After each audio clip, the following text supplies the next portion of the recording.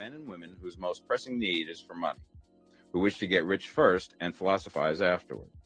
It is for those who have, so far, found neither the time, the means, nor the opportunity to go deeply into the study of metaphysics, but who want results and who are willing to take the conclusions of science as a basis for action, without going into all the processes by which those conclusions were reached. It is expected that the reader will take the fundamental statements upon faith, just as he would take statements concerning a law of electrical action if they were promulgated by a Marconi or an Edison, and taking the statements upon faith, that he will prove their truth by acting upon them without fear or hesitation. Every man or woman who does this will certainly get rich, for the science herein applied is an exact science, and failure is impossible. For the benefit, however, of those who wish to investigate philosophical theories and so secure a logical basis for faith, I will here cite certain authorities. The monistic theory of the universe, the theory that one is all and that all is one, that one substance manifests itself as the seeming many elements of the material world, is of Hindu origin and has been gradually winning its way into the thought of the Western world for 200 years. It is the foundation of all the Oriental philosophies and of those of Descartes, Spinoza, Leibniz, Schopenhauer, Hegel, and Emerson. The reader who would dig to the philosophical foundations of this is advised to read Hegel and Emerson for himself. In writing this book, I have sacrificed all other considerations to plainness and simplicity of style, so that all might understand. The plan of action laid down herein was deduced from the conclusions of philosophy. It has been thoroughly tested and bears the supreme test of practical experiment. It works. If you wish to know how the conclusions were arrived at, read the writings of the authors mentioned above. And if you wish to reap the fruits of their philosophies in actual practice, read this book and do exactly as it tells you to do. The author. Chapter 1. The Right to be Rich. Whatever may be said in praise of poverty, the fact remains that it is not possible to live a really complete or successful life unless one is rich. No man can rise to his greatest possible height in talent or soul development unless he has plenty of money. For to unfold the soul and to develop talent, he must have many things to use, and he cannot have these things unless he has money to buy them with. A man develops in mind, soul, and body by making use of these things, and society is so organized that man must have money in order to become the possessor of things. Therefore, the basis of all advancement for man must be the science of getting rich. The object of all life is development, and everything that lives has an inalienable right to all the development it is capable of attaining. Man's right to life means his right to have the free and unrestricted use of all things which may be necessary to his fullest mental, spiritual, and physical unfoldment, or, in other words, his right to be rich. I shall not speak of riches in a figurative way. To be really rich does not mean to be satisfied or contented with a little. No man ought to be satisfied with little if he is capable of using and enjoying more. The purpose of nature is the advancement and unfoldment of life, and every man should have all that can contribute to the power, elegance, beauty, and richness of life. To be content with less is sinful. The man who owns all he wants for the living of all the life he is capable of living is rich, and no man who has not plenty of money can have all he wants. Life has advanced so far and become so complex that even the most ordinary man or woman requires a great amount of wealth in order to live in a manner that even approaches completeness. Every person naturally wants to become all that they are capable of becoming. This desire to realize innate possibilities is inherent in human nature. We cannot help wanting to be all that we can be. Success in life is becoming what you want to be. You can become what you want to be only by making use of things, and you can have the free use of things only as you become rich enough to buy them. To understand the science of getting rich is therefore the most essential of all knowledge. There is nothing wrong in wanting to get rich. The desire for riches is really the desire for a richer, fuller, and more abundant life, and that desire is praiseworthy. The man who does not desire to live more abundantly is abnormal, and so the man who does not desire to have money enough to buy all he wants is abnormal. There are three motives for which we live: We live for the body, we live for the mind, we live for the soul. No one of these is better or holier than the other. All are alike desirable, and no one of the three, body, mind, or soul, can live fully if either of the others is cut short of full life and expression. It is not right or noble to live only for the soul and deny mind or body, and it is wrong to live for the intellect and deny body or soul. We are all acquainted with the loathsome consequences of living for the body and denying both mind and soul, and we see that real life means the complete expression of all that man can give forth through body, mind, and soul. Whatever he can say, no man can be really happy or satisfied unless his body is living fully in every function, and unless the same is true of his mind and his soul. Wherever there is unexpressed possibility or function not performed, there is unsatisfied desire. Desire is possibility seeking expression or function seeking performance. Man cannot live fully in body without good food, comfortable clothing, and warm shelter, and without freedom from excessive toil. Rest and recreation are also necessary to his physical life. He cannot live fully in mind without books and time to study them, without opportunity for travel and observation, or without intellectual companionship. To live fully in mind, he must have intellectual recreations and must surround himself with all the objects of art and beauty he is capable of using and appreciating. To live fully in soul, man must have love, and love is denied expression by poverty. A man's highest happiness is found in the bestowal of benefits on those he loves. Love finds its most natural and spontaneous expression in giving. The man who has nothing to give cannot fill his place as a husband or father, as a citizen or as a man. It is in the use of material things that a man finds full life for his body, develops his mind, and unfolds his soul. It is therefore of supreme importance to him that he should be rich.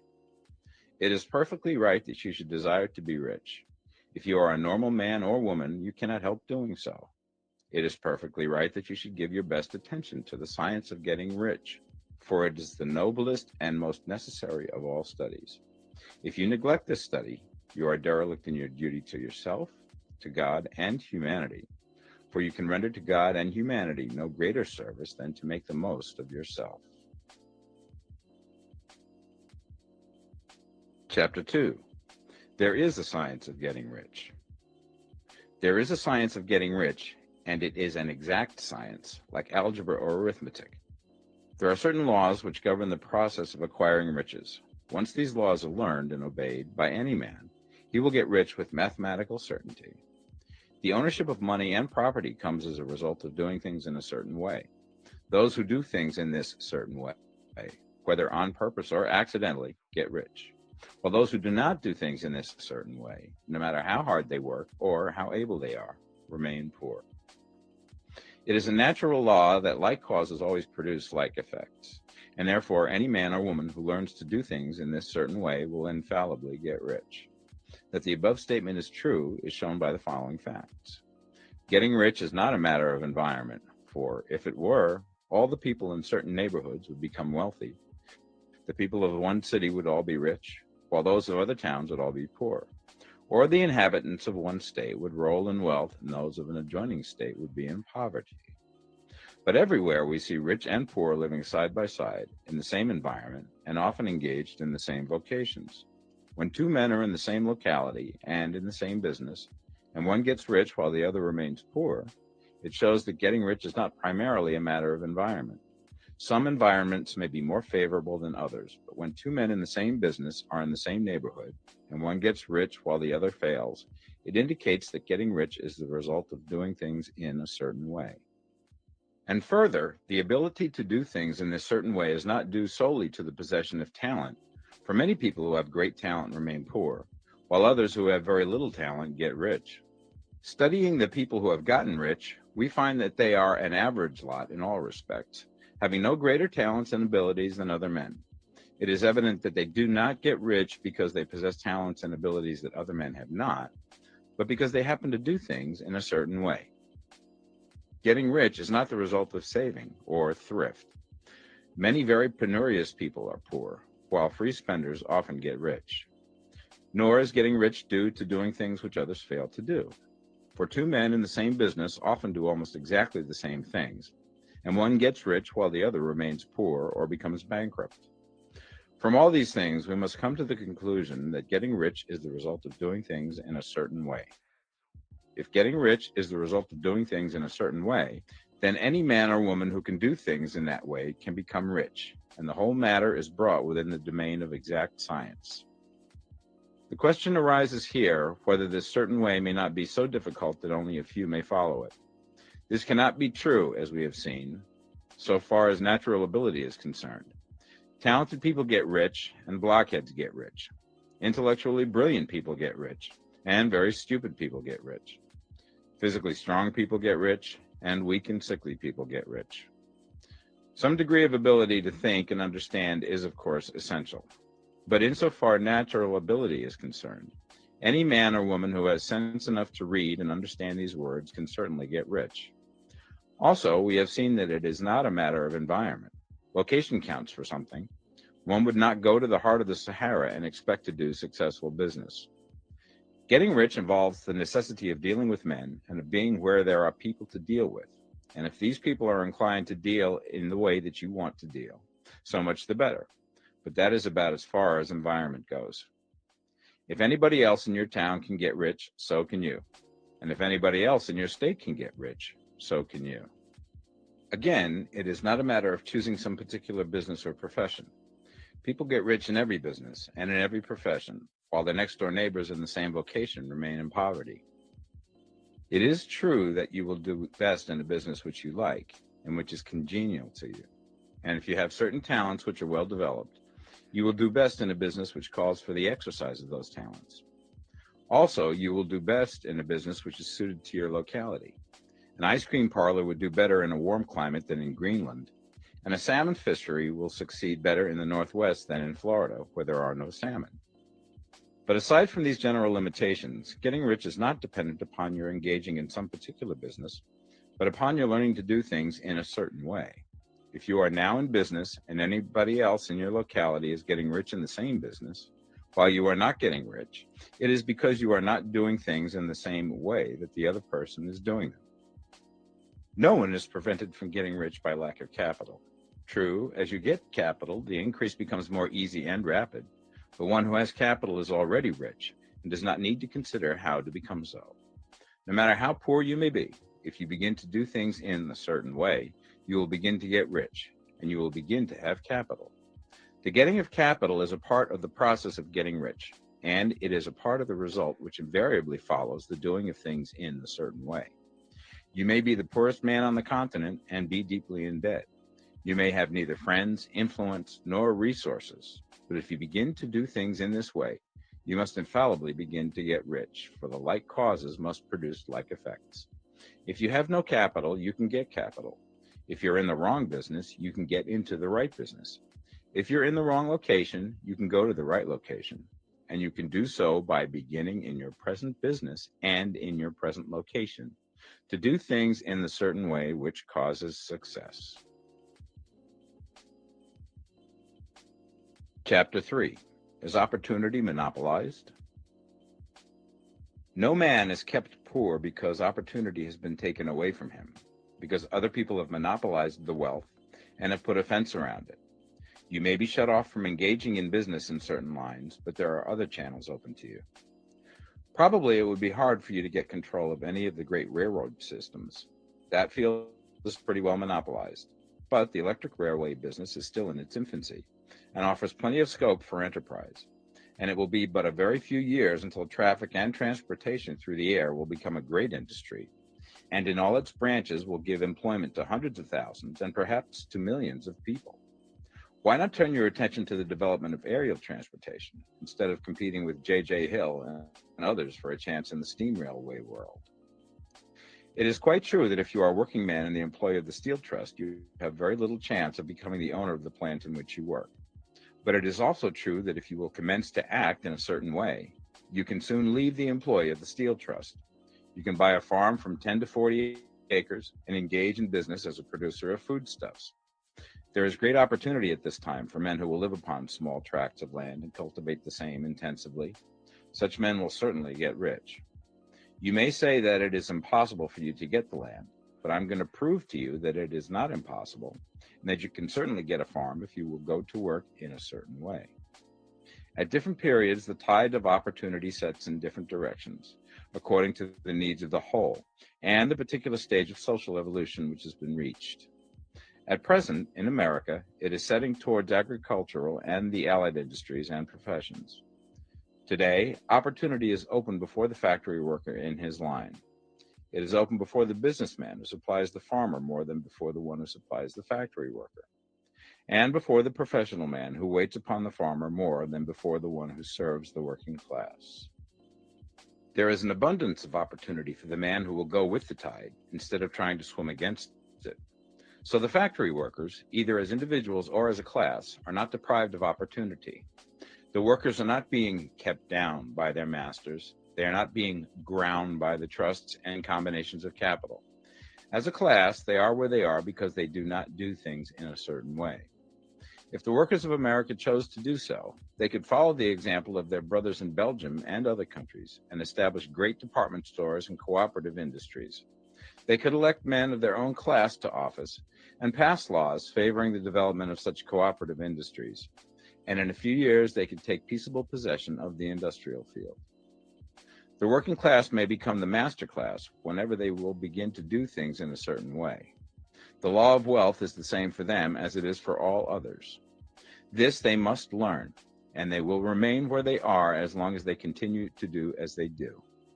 The individual worker, however, is not held down by the ignorance or the mental slothfulness of his class. He can follow the tide of opportunity to riches, and this book will tell him how. No one is kept in poverty by a shortness in the supply of riches. There is more than enough for all. A palace as large as the Capitol in Washington might be built for every family on earth from the building material in the United States alone. And under intensive cultivation, this country would produce wool, cotton, linen, and silk enough to clothe each person in the world finer than Solomon was arrayed in all his glory, together with food enough to feed them all luxuriously. The visible supply is practically inexhaustible, and the invisible supply really is inexhaustible. Everything you see on earth is made from one original substance, out of which all things proceed. New forms are constantly being made, and older ones are dissolving, but all are shapes assumed by one thing. There is no limit to the supply of formless stuff or original substance. The universe is made out of it, but it was not all used in making the universe. The spaces in, through, and between the forms of the visible universe are permeated and filled with the original substance, with the formless stuff, with the raw material of all things. 10,000 times as much has been made might still be made, and even then we should not have exhausted the supply of universal raw material. No man, therefore, is poor because nature is poor, or because there is not enough to go around. Nature is an inexhaustible storehouse of riches. The supply will never run short.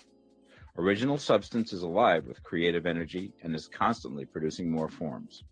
When the supply of building material is exhausted, more will be produced. When the soil is exhausted so that foodstuffs and materials for clothing will no longer grow upon it, it will be renewed or more soil will be made. When all the gold and silver has been dug from the earth, if man is still in such a stage of social development that he needs gold and silver, more will be produced from the formless. The formless stuff responds to the needs of man. It will not let him be without any good thing. This is true of man collectively. The race as a whole is always abundantly rich, and if individuals are poor, it is because they do not follow the certain way of doing things which makes the individual man rich. The formless stuff is intelligent. It is stuff which thinks. It is alive and is always impelled towards more life. It is the natural and inherent impulse of life to seek to live more. It is the nature of intelligence to enlarge itself, and of consciousness to seek to extend its boundaries and find fuller expression. The universe of forms has been made by formless living substance, throwing itself into form in order to express itself more fully. The universe is a great living presence, always moving inherently towards more life and fuller functioning. Nature is formed for the advancement of life. Its impelling motive is the increase of life. For this cause, everything which can possibly minister to life is bountifully provided. There can be no lack unless God is to contradict himself and nullify his own works. You are not kept poor by lack in the supply of riches. It is a fact which I shall demonstrate a little further on, that even the resources of the formless supply are at the command of the man or woman who will act and think in a certain way. Chapter 4. The first principle in the science of getting rich. Thought is the only power which can produce tangible riches from the formless substance. The stuff from which all things are made is a substance which thinks, and a thought of form in this substance produces the form. Original substance moves according to its thoughts. Every form and process you see in nature is the visible expression of a thought in original substance. As the formless stuff thinks of a form, it takes that form. As it thinks of a motion, it makes that motion. That is the way all things were created. We live in a thought world, which is part of a thought universe. The thought of a moving universe extended through formless substance, and the thinking stuff moving according to that thought, took the form of systems of planets and maintains that form. Thinking substance takes the form of its thought and moves according to that thought.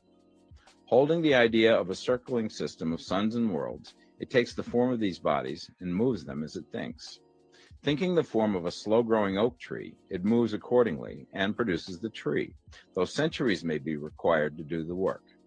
In creating, the formless seems to move according to the lines of motion it has established. The thought of an oak tree does not cause the instant formation of a full-grown tree, but it does start in motion the forces which will produce the tree along established lines of growth. Every thought of form held in thinking substance causes the creation of the form, but always, or at least generally, along lines of growth and action already established.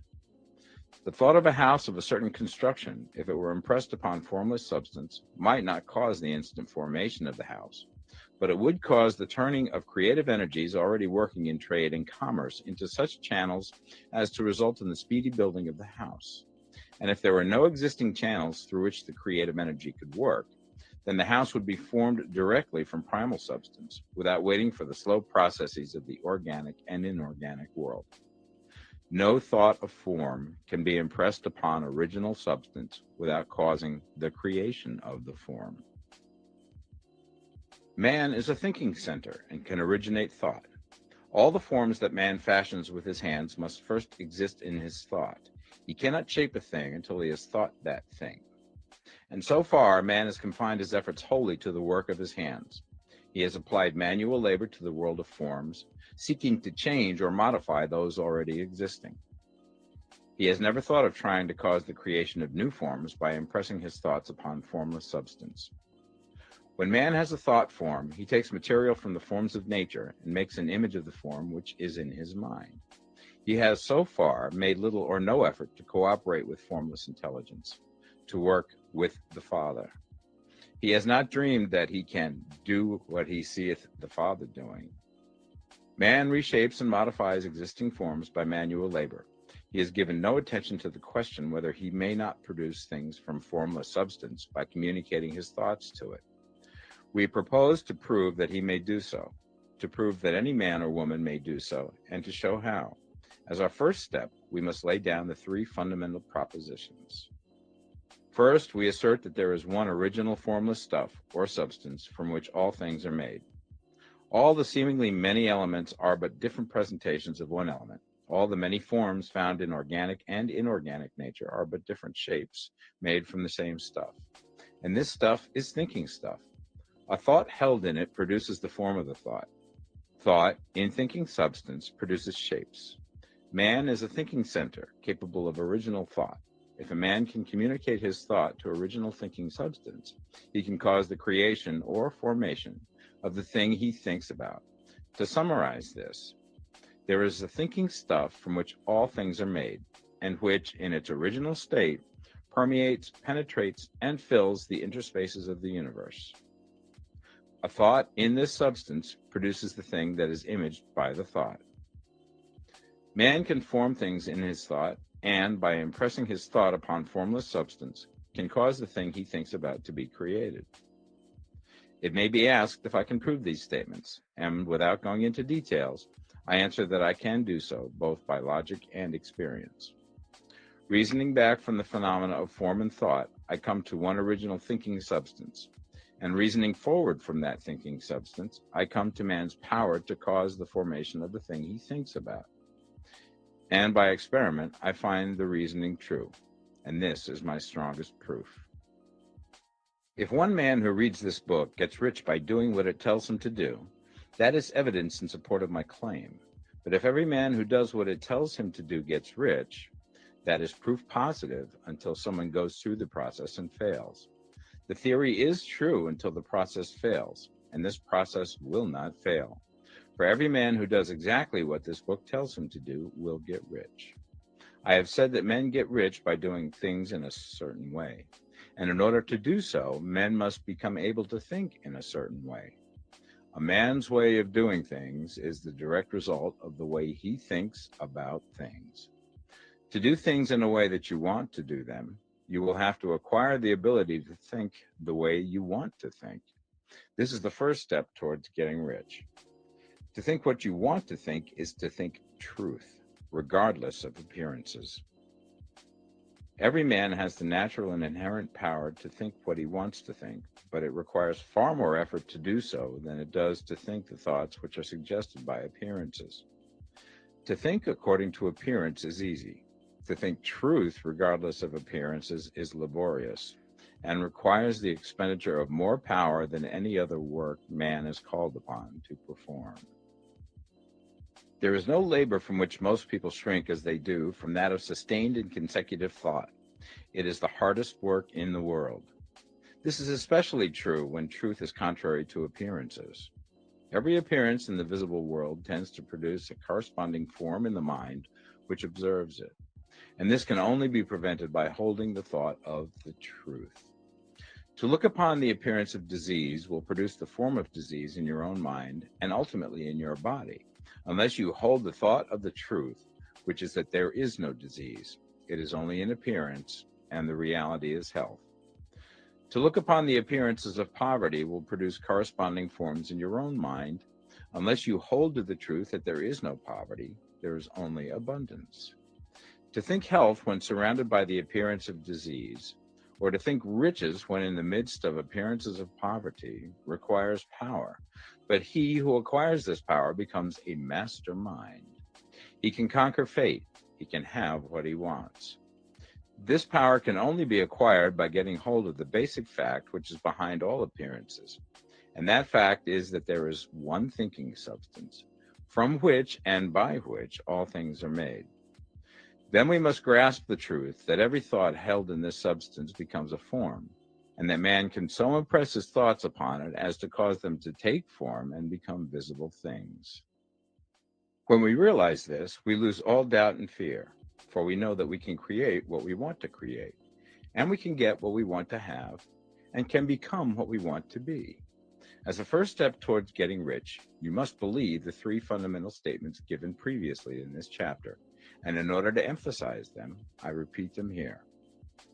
There is a thinking stuff from which all things are made, and which, in its original state, permeates, penetrates, and fills the interspaces of the universe. A thought in this substance produces the thing that is imaged by the thought. Man can form things in his thought, and by impressing his thought upon formless substance, can cause the thing he thinks about to be created. You must lay aside all other concepts of the universe than this monistic one, and you must dwell upon this until it is fixed in your mind and has become your habitual thought. Read these creed statements over and over again. Fix every word upon your memory and meditate upon them until you firmly believe what they say. If a doubt comes to you, cast it aside as a sin. Do not listen to arguments against this idea. Do not go to churches or lectures where a contrary concept of things is taught or preached. Do not read magazines or books which teach a different idea. If you get mixed up in your faith, all your efforts will be in vain. Do not ask why these things are true, nor speculate as to how they can be true. Simply take them on trust. The science of getting rich begins with the absolute acceptance of this faith. Chapter 5, Increasing Life. You must get rid of the last vestige of the old idea that there is a deity whose will it is that you should be poor, or whose purposes may be served by keeping you in poverty.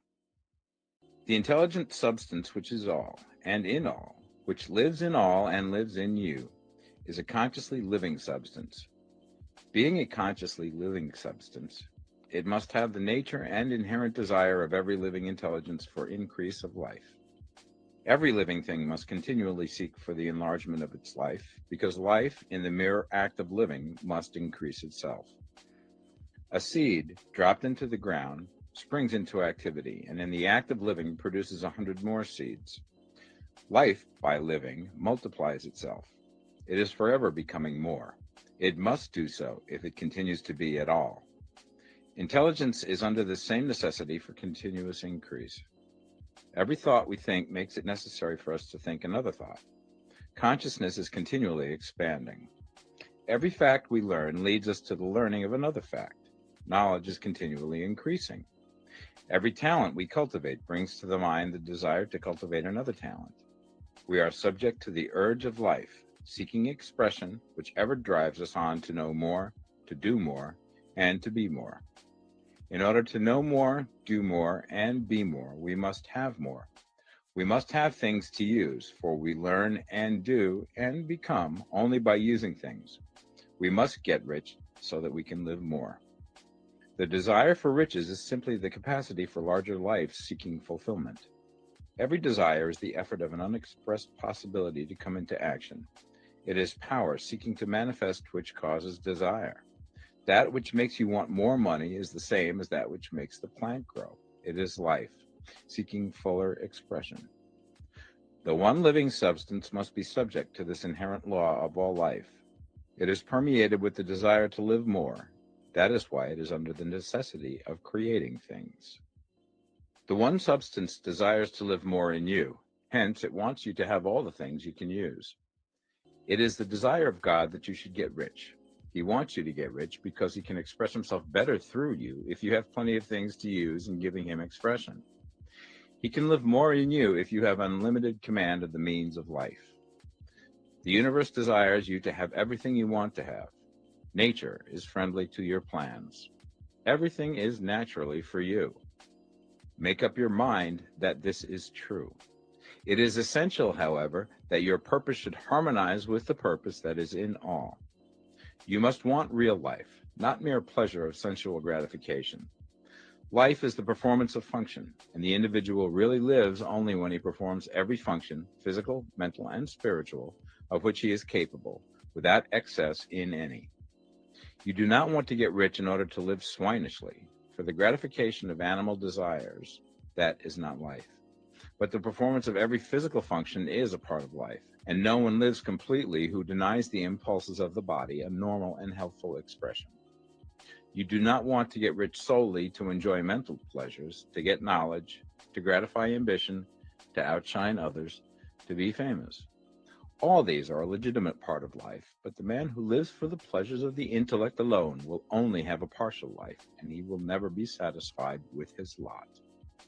You do not want to get rich solely for the good of others, to lose yourself for the salvation of mankind, to experience the joys of philanthropy and sacrifice. The joys of the soul are only a part of life, and they are no better or nobler than any other part.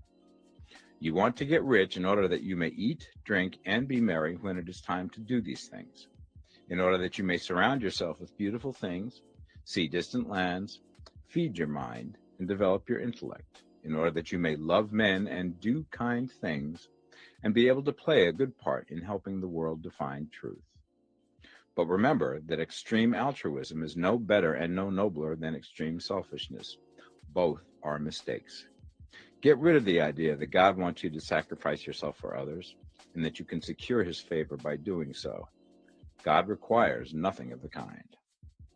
What he wants is that you should make the most of yourself, for yourself and for others, and you can help others more by making the most of yourself than in any other way. You can make the most of yourself only by getting rich, so it is right and praiseworthy that you should give your first and best thought to the work of acquiring wealth. Remember, however, that the desire of substance is for all, and its movements must be for more life to all. It cannot be made to work for less life to any, because it is equally in all, seeking riches and life. Intelligent substance will make things for you, but it will not take things away from someone else and give them to you. You must get rid of the thought of competition. You are to create, not to compete for what is already created. You do not have to take anything away from anyone. You do not have to drive sharp bargains. You do not have to cheat or to take advantage. You do not need to let any man work for you for less than he earns. You do not have to covet the property of others or to look at it with wishful eyes. No man has anything of which you cannot have the like, and that without taking what he has away from him. You are to become a creator, not a competitor. You are going to get what you want, but in such a way that when you get it, every other man will have more than he has now. I am aware that there are men who get a vast amount of money by proceeding in direct opposition to the statements in the paragraph above, and may add a word of explanation here. Men of the plutocratic type who become very rich do so sometimes purely by their extraordinary ability on the plane of competition, and sometimes they unconsciously relate themselves to substance and its great purposes and movements for the general racial upbuilding through industrial evolution. Rockefeller, Carnegie, Morgan, et al. Have been the unconscious agents of the supreme in the necessary work of systematizing and organizing productive industry, and in the end, their work will contribute immensely towards increased life for all. Their day is nearly over. They have organized production and will soon be succeeded by the agents of the multitude, who will organize the machinery of distribution. The multimillionaires are like the monster reptiles of the prehistoric eras. They play a necessary part in the evolutionary process, but the same power which produced them will dispose of them. And it is well to bear in mind that they have never been really rich. A record of the private lives of most of this class will show that they have really been the most abject and wretched of the poor. Riches secured on the competitive plane are never satisfactory and permanent. They are yours today and another's tomorrow.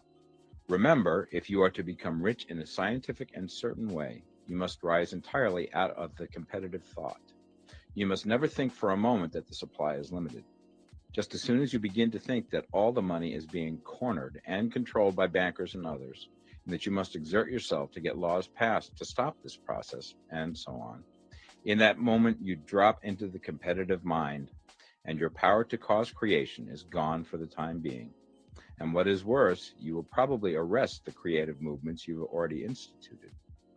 Know that there are countless millions of dollars worth of gold in the mountains of the earth, not yet brought to light, and know that if there were not, more would be created from thinking substance to supply your needs. Know that the money you need will come, even if it is necessary for 1,000 men to be led to the discovery of new gold mines tomorrow. Never look at the visible supply. Look always at the limitless riches in formless substance, and know that they are coming to you as fast as you can receive and use them. Nobody, by cornering the visible supply, can prevent you from getting what is yours. So never allow yourself to think for an instant that all the best building spots will be taken before you get ready to build your house, unless you hurry. Never worry about the trusts and combines, and get anxious for fear that they will soon come to own the whole earth. Never get afraid that you will lose what you want because some other person beat you to it. That cannot possibly happen. You are not seeking anything that is possessed by anybody else. You are causing what you want to be created from formless substance, and the supply is without limits. Stick to the formulated statement. There is a thinking stuff from which all things are made, and which, in its original state, permeates, penetrates, and fills the interspaces of the universe. A thought in this substance produces the thing that is imaged by the thought. Man can form things in his thought, and by impressing his thought upon formless substance, can cause the thing he thinks about to be created. Chapter 6. How Riches Come to You. When I say that you do not have to drive sharp bargains, I do not mean that you do not have to drive any bargains at all, or that you are above the necessity for having any dealings with your fellow men. I mean that you will not need to deal with them unfairly. You do not have to get something for nothing, but can give to every man more than you take from him. You cannot give every man more in cash market value than you take from him, but you can give him more in use value than the cash value of the thing you take from him. The paper, ink, and other material in this book may not be worth the money you pay for it, but if the ideas suggested by it bring you thousands of dollars, you have not been wronged by those who sold it to you. They have given you a great use value for a small cash value. Let us suppose that I own a picture by one of the great artists, which in any civilized community is worth thousands of dollars. I take it to Baffin Ray, and by salesmanship induce an Eskimo to give a bundle of furs worth $500 for it. I have really wronged him, for he has no use for the picture. It has no value to him. It will not add to his life. But suppose I give him a gun worth $50 for his furs. Then he has made a good bargain. He has use for the gun. It will get him many more furs and much food. It will add to his life in every way. It will make him rich. When you rise from the competitive to the creative plane, you can scan your business transactions very strictly. And if you are selling any man anything which does not add more to his life than the thing he gives you in exchange, you can afford to stop it. You do not have to beat anybody in business. And if you are in a business which does beat people, get out of it at once. Give every man more in use value than you take from him in cash value. Then you are adding to the life of the world by every business transaction. If you have people working for you, you must take from them more in cash value than you pay them in wages. But you can so organize your business that it will be filled with the principle of advancement, and so that each employee who wishes to do so may advance a little every day. You can make your business do for your employees what this book is doing for you. You can so conduct your business that it will be a sort of ladder by which every employee who will take the trouble may climb to riches himself, and, given the opportunity, if he will not do so, it is not your fault. And finally, because you are to cause the creation of your riches from formless substance which permeates all your environment, it does not follow that they are to take shape from the atmosphere and come into being before your eyes. If you want a sewing machine, for instance, I do not mean to tell you that you are to impress the thought of a sewing machine on thinking substance until the machine is formed without hands in the room where you sit or elsewhere. But if you want a sewing machine, hold the mental image of it with the most positive certainty that it is being made or is on its way to you. After once forming the thought, have the most absolute and unquestioning faith that the sewing machine is coming. Never think of it or speak of it in any other way than as being sure to arrive. Claim it as already yours. It will be brought to you by the power of the Supreme Intelligence, acting upon the minds of men. If you live in Maine, it may be that a man will be brought from Texas or Japan to engage in some transaction which will result in your getting what you want. If so, the whole matter will be as much to that man's advantage as it is to yours. Do not forget for a moment that the thinking substance is through all, in all, communicating with all, and can influence all. The desire of thinking substance for a fuller life and better living has caused the creation of all the sewing machines already made, and it can cause the creation of millions more, and will, whenever men set it in motion by desire and faith, and by acting in a certain way. You can certainly have a sewing machine in your house, and it is just as certain that you can have any other thing or things which you want, and which you will use for the advancement of your own life and the lives of others. You need not hesitate about asking largely. It is your Father's pleasure to give you the kingdom, said Jesus. Original substance wants to live all that is possible in you, and wants you to have all that you can or will use for the living of the most abundant life. If you fix upon your consciousness the fact that the desire you feel for the possession of riches is one with a desire of omnipotence for more complete expression, your faith becomes invincible. Once I saw a little boy sitting at a piano and vainly tried to bring harmony out of the keys, and I saw that he was grieved and provoked by his inability to play real music. I asked him the cause of his vexation, and he answered, "I can feel the music in me, but I can't make my hands go right." The music in him was the urge of original substance, containing all the possibilities of all life. All that there is of music was seeking expression through the child. God, the one substance, is trying to live and do and enjoy things through humanity. He is saying, I want hands to build wonderful structures, to play divine harmonies, to paint glorious pictures. I want feet to run my errands, eyes to see my beauties, tongues to tell mighty truths and to sing marvelous songs, and so on. All that there is of possibility is seeking expression through men. God wants those who can play music to have pianos and every other instrument, and to have the means to cultivate their talents to the fullest extent. He wants those who can appreciate beauty to be able to surround themselves with beautiful things. He wants those who can discern truth to have every opportunity to travel and observe.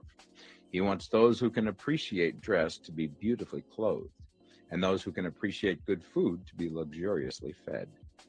He wants all these things because it is himself that enjoys and appreciates them. It is God who wants to play and sing and enjoy beauty and proclaim truth and wear fine clothes and eat good food. It is God that worketh in you to will and to do, said Paul. The desire you feel for riches is the infinite, seeking to express himself in you as he sought to find expression in the little boy at the piano. So you need not hesitate to ask largely. Your part is to focalize and express the desire to God. This is a difficult point with most people. They retain some of the old idea that poverty and self-sacrifice are pleasing to God. They look upon poverty as a part of the plan, a necessity of nature. They have the idea that God has finished his work and made all that he can make, and that the majority of men must stay poor because there is not enough to go around. They hold to so much of this erroneous thought that they feel ashamed to ask for wealth. They try not to want more than a very modest competence, just enough to make them fairly comfortable. I recall now the case of one student who was told that he must get in mind a clear picture of the things he desired, so that the creative thought of them might be impressed upon formless substance. He was a very poor man, living in a rented house, and having only what he earned from day to day, and he could not grasp the fact that all wealth was his. So, after thinking the matter over, he decided that he might reasonably ask for a new rug for the floor of his best room, and an anthracite coal stove to heat the house during the cold weather. Following the instructions given in this book, he obtained these things in a few months, and then it dawned upon him that he had not asked enough. He went through the house in which he lived and planned all the improvements he would like to make in it. He mentally added a bay window here and a room there until it was complete in his mind as an ideal home, and then he planned its furnishings. Holding the whole picture in his mind, he began living in the certain way and moving towards what he wanted. And he now owns the house and is rebuilding it after the form of his mental image. And now, with still larger faith, he is going to get greater things. It has been unto him according to his faith, and it is so with you and with all of us. Chapter 7, Gratitude. The illustrations given in the last chapter will have conveyed the fact that the first step towards getting rich is to convey the idea of your wants to the formless substance. This is true, and you will see that in order to do so, it becomes necessary to relate yourself to the formless intelligence in a harmonious way. To secure this harmonious relation is a matter of such primary and vital importance that I shall give some space to its discussion here, and give you instructions which, if you will follow them, will be certain to bring you into perfect unity of mind with God. The whole process of mental adjustment and atonement can be summed up in one word: gratitude. First, you believe that there is one intelligent substance from which all things proceed. Second, you believe that this substance gives you everything you desire. And third, you relate yourself to it by a feeling of deep and profound gratitude. Many people who order their lives rightly in all other ways are kept in poverty by their lack of gratitude. Having received one gift from God, they cut the wires which connect them with him by failing to make acknowledgement. It is easy to understand that the nearer we live to the source of wealth, the more wealth we shall receive. And it is easy also to understand that the soul that is always grateful lives in closer touch with God than the one which never looks to him in thankful acknowledgement. The more gratefully we fix our minds on the Supreme when good things come to us, the more good things we will receive, and the more rapidly they will come. And the reason simply is that the mental attitude of gratitude draws the mind into closer touch with the source from which the blessings come. If it is a new thought to you that gratitude brings your whole mind into closer harmony with the creative energies of the universe, consider it well, and you will see that it is true. The good things you already have come to you along the line of obedience to certain laws. Gratitude will lead your mind out along the ways by which things come, and it will keep you in close harmony with creative thought and prevent you from falling into competitive thought. Gratitude alone can keep you looking towards the all and prevent you from falling into the error of thinking of the supply as limited, and to do that would be fatal to your hopes. There is a law of gratitude, and it is absolutely necessary that you should observe the law if you are to get the results you seek. The law of gratitude is the natural principle that action and reaction are always equal and in opposite directions. The grateful outreaching of your mind in thankful praise to the Supreme is a liberation or expenditure of force. It cannot fail to reach that to which it is addressed, and the reaction is an instantaneous movement towards you. Draw nigh unto God, and he will draw nigh unto you. That is a statement of psychological truth. And if your gratitude is strong and constant, the reaction in formless substance will be strong and continuous. The movement of the things you want will always be towards you. Notice the grateful attitude that Jesus took, how he always seemed to be saying, I thank thee, Father, that thou hearest me. You cannot exercise much power without gratitude, for it is gratitude that keeps you connected with power. But the value of gratitude does not consist solely in getting you more blessings in the future. Without gratitude, you cannot long keep from dissatisfied thought regarding things as they are. The moment you permit your mind to dwell with dissatisfaction upon things as they are, you begin to lose ground. You fix attention upon the common, the ordinary, the poor, and the squalid and mean, and your mind takes the form of these things. Then you will transmit these forms or mental images to the formless, and the common, the poor, the squalid, and mean will come to you. To permit your mind to dwell upon the inferior is to become inferior and to surround yourself with inferior things. On the other hand, to fix your attention on the best is to surround yourself with the best and to become the best. The creative power within us makes us into the image of that to which we give our attention. We are thinking substance, and thinking substance always takes the form of that which it thinks about. The grateful mind is constantly fixed upon the best. Therefore, it tends to become the best. It takes the form or character of the best and will receive the best.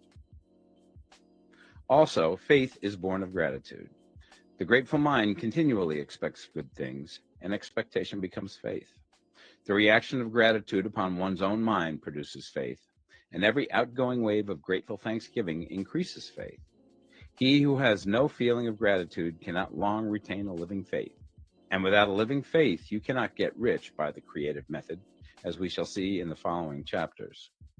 It is necessary, then, to cultivate the habit of being grateful for every good thing that comes to you, and to give thanks continuously. And because all things have contributed to your advancement, you should include all things in your gratitude.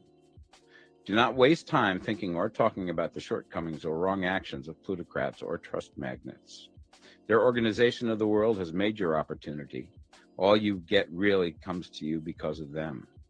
Do not rage against corrupt politicians. If it were not for politicians, we should fall into anarchy, and your opportunity would be greatly lessened. God has worked a long time and very patiently to bring us up to where we are in industry and government, and he is going right on with his work. There is not the least doubt that he will do away with plutocrats, trust magnates, captains of industry, and politicians as soon as they can be spared. But in the meantime, behold, they are all very good.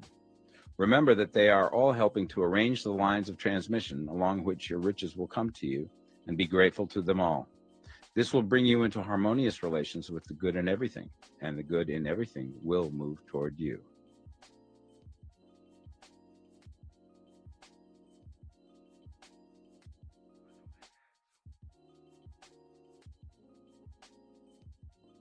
The Science of Getting Rich, Part 2.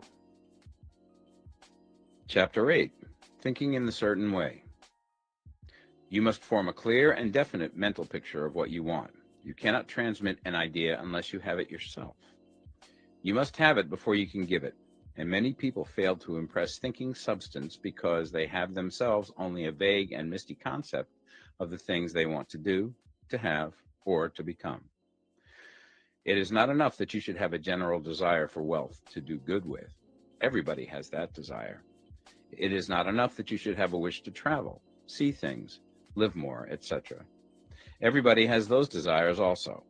If you were going to send a wireless message to a friend, you would not send the letters of the alphabet in their order and let him construct the message for himself, nor would you take words at random from the dictionary.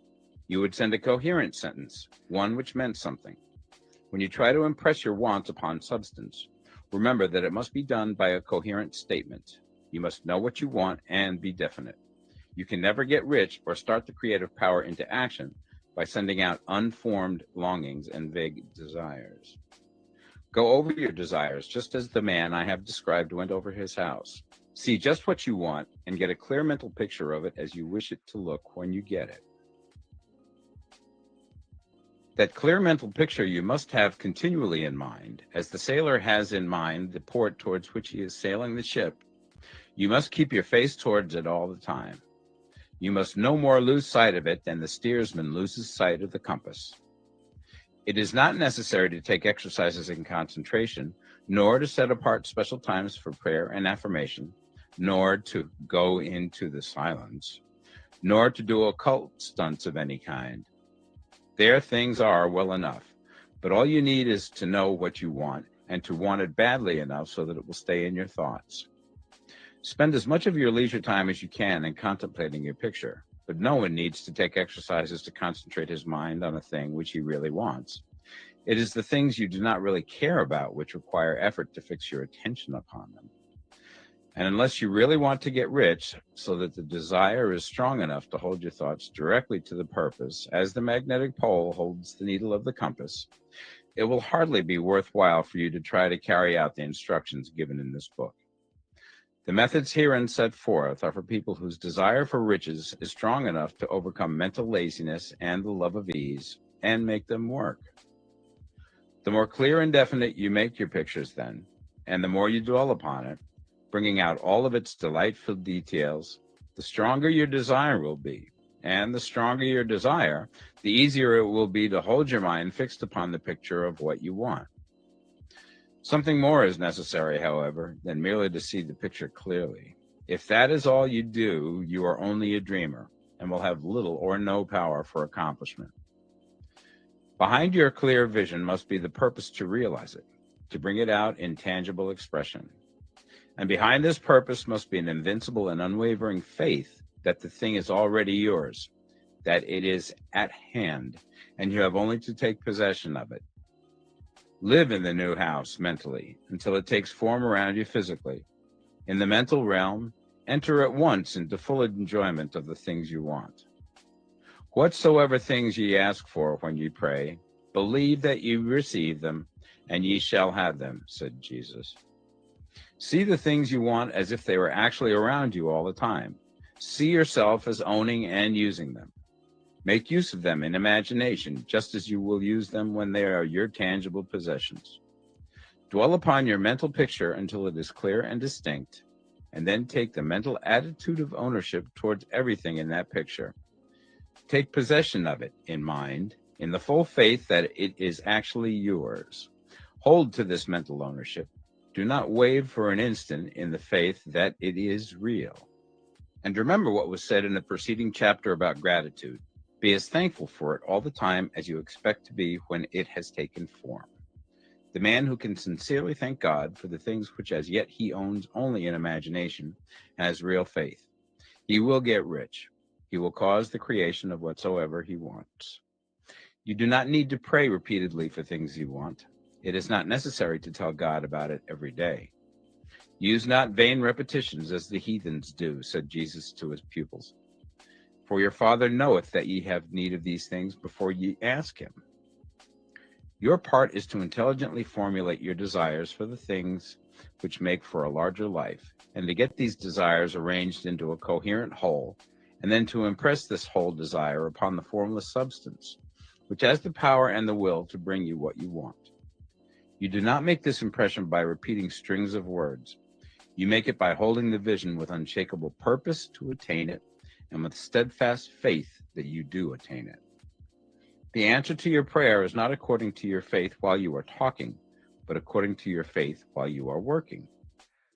You cannot impress the mind of God by having a special Sabbath day set apart to tell him what you want, and then forgetting him during the rest of the week. You cannot impress him by having special hours to go into your closet and pray, if you then dismiss the matter from your mind until the hour of prayer comes again. Oral prayer is well enough and has its effect, especially upon yourself, in clarifying your vision and strengthening your faith. But it is not your oral petitions which get you what you want. In order to get rich, you do not need a sweet hour of prayer. You need to pray without ceasing. And by prayer, I mean holding steadily to your vision, with the purpose to cause its creation into solid form, and the faith that you are doing so. Believe that ye receive them. The whole matter turns on receiving, once you have clearly formed your vision. When you have formed it, it is well to make an oral statement, addressing the Supreme in reverent prayer. And from that moment you must, in mind, receive what you ask for. Live in the new house, wear the fine clothes, ride in the automobile, go on the journey, and confidently plan for greater journeys. Think and speak of all things you have asked for in terms of actual present ownership. Imagine an environment and a financial condition exactly as you want them, and live all the time in that imaginary environment and financial condition. Mind, however, that you do not do this as a mere dreamer and castle builder. Hold to the faith that the imaginary is being realized, and to the purpose to realize it. Remember that it is faith and purpose in the use of imagination which makes the difference between the scientist and the dreamer. And having learned this fact, it is here that you must learn the proper use of the will. Chapter 9. How to use the will. To set about getting rich in a scientific way, you do not try to apply your willpower to anything outside of yourself. You have no right to do so anyway.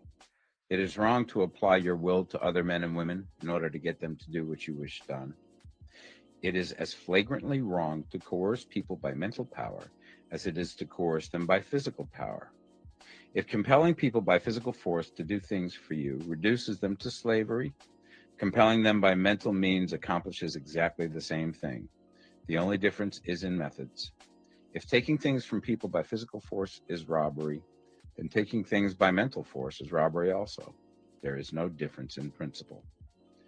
You have no right to use your willpower upon another person, even for his own good, for you do not know what is for his good. The science of getting rich does not require you to apply power or force to any other person in any way whatsoever. There is not the slightest necessity for doing so. Indeed, any attempt to use your will upon others will only tend to defeat your purpose. You do not need to apply your will to things in order to compel them to come to you. That would simply be trying to coerce God and would be foolish and useless, as well as irreverent. You do not have to compel God to give you good things, any more than you have to use your willpower to make the sun rise. You do not have to use your willpower to conquer an unfriendly deity, or to make stubborn and rebellious forces do your bidding. Substance is friendly to you, and is more anxious to give you what you want than you are to get it. To get rich, you need only to use your willpower upon yourself. When you know what to think and do, then you must use your will to compel yourself to think and do the right things. That is the legitimate use of the will in getting what you want, to use it in holding yourself to the right course. Use your will to keep yourself thinking and acting in the certain way. Do not try to project your will or thoughts or your mind out into space to act on things or people. Keep your mind at home. It can accomplish more there than elsewhere. Use your mind to form a mental image of what you want and to hold that vision with faith and purpose, and use your will to keep your mind working in the right way. The more steady and continuous your faith and purpose, the more rapidly you will get rich, because you will make only positive impressions upon substance, and you will not neutralize or offset them by negative impressions. The picture of your desires, held with faith and purpose, is taken up by the formless, and permeates it to great distances throughout the universe, for all I know. As this impression spreads, all things are set moving towards its realizations. Every living thing, every inanimate thing, and the things yet uncreated are stirred towards bringing into being that which you want. All forces begin to be exerted in that direction. All things begin to move towards you. The minds of people everywhere are influenced towards doing the things necessary to the fulfilling of your desires, and they work for you unconsciously. But you can check all this by starting a negative impression in the formless substance. Doubt or unbelief is as certain to start a movement away from you as faith and purpose are to start one towards you. It is by not understanding this that most people who try to make use of mental science in getting rich make their failure. Every hour and moment you spend in giving heeds to doubts and fears. Every hour you spend in worry, every hour in which your soul is possessed by unbelief, sets a current away from you in the whole domain of intelligent substance. All the promises are unto them that believe, and unto them only. Notice how insistent Jesus was upon this point of belief. Now you know the reason why. Since belief is all important, it behooves you to guard your thoughts, and as your beliefs will be shaped to a very great extent by the things you observe and think about, it is important that you should command your attention. And here the will comes into use, for it is by your will that you determine upon what things your attention shall be fixed. If you want to become rich, you must not make a study of poverty. Things are not brought into being by thinking about their opposites. Health is never to be attained by studying disease and thinking about disease. Righteousness is not to be promoted by studying sin and thinking about sin. And no one ever got rich by studying poverty and thinking about poverty. Medicine as a science of disease has increased disease. Religion as a science of sin has promoted sin. And economics as a study of poverty will fill the world with wretchedness and want. Do not talk about poverty. Do not investigate it or concern yourself with it. Never mind what its causes are. You have nothing to do with them. What concerns you is the cure. Do not spend your time in charitable work or charity movements. All charity only tends to perpetuate the wretchedness it aims to eradicate.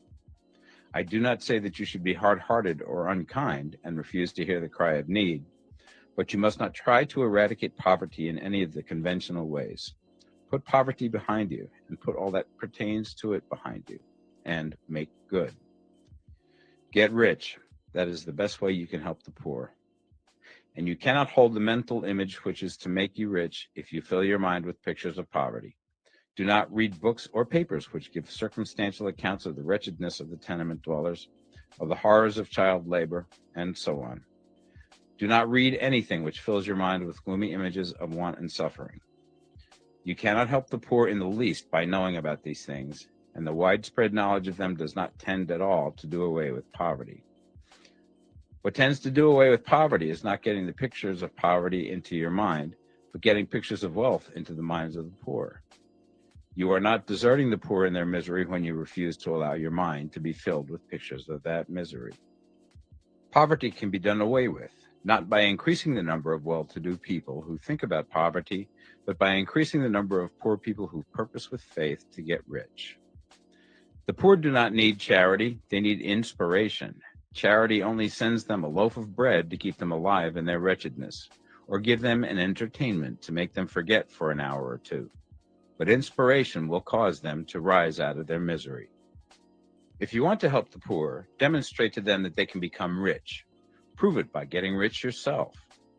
The only way in which poverty will ever be banished from this world is by getting a large and constantly increasing number of people to practice the teachings of this book. People must be taught to become rich by creation, not by competition. Every man who becomes rich by competition throws down behind him the ladder by which he rises and keeps others down. But every man who gets rich by creation opens a way for thousands to follow him and inspires them to do so. You are not showing hardness of heart or an unfeeling disposition when you refuse to pity poverty, see poverty, read about poverty, or think or talk about it, or to listen to those who do talk about it. Use your willpower to keep your mind off the subject of poverty and to keep it fixed with faith and purpose on the vision of what you want. Chapter 10. Further Use of the Will.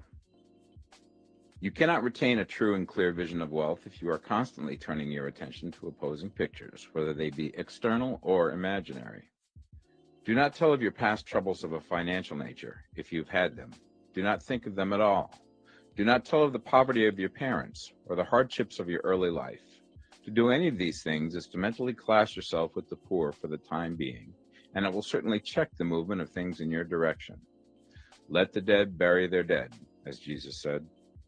Put poverty and all things that pertain to poverty completely behind you.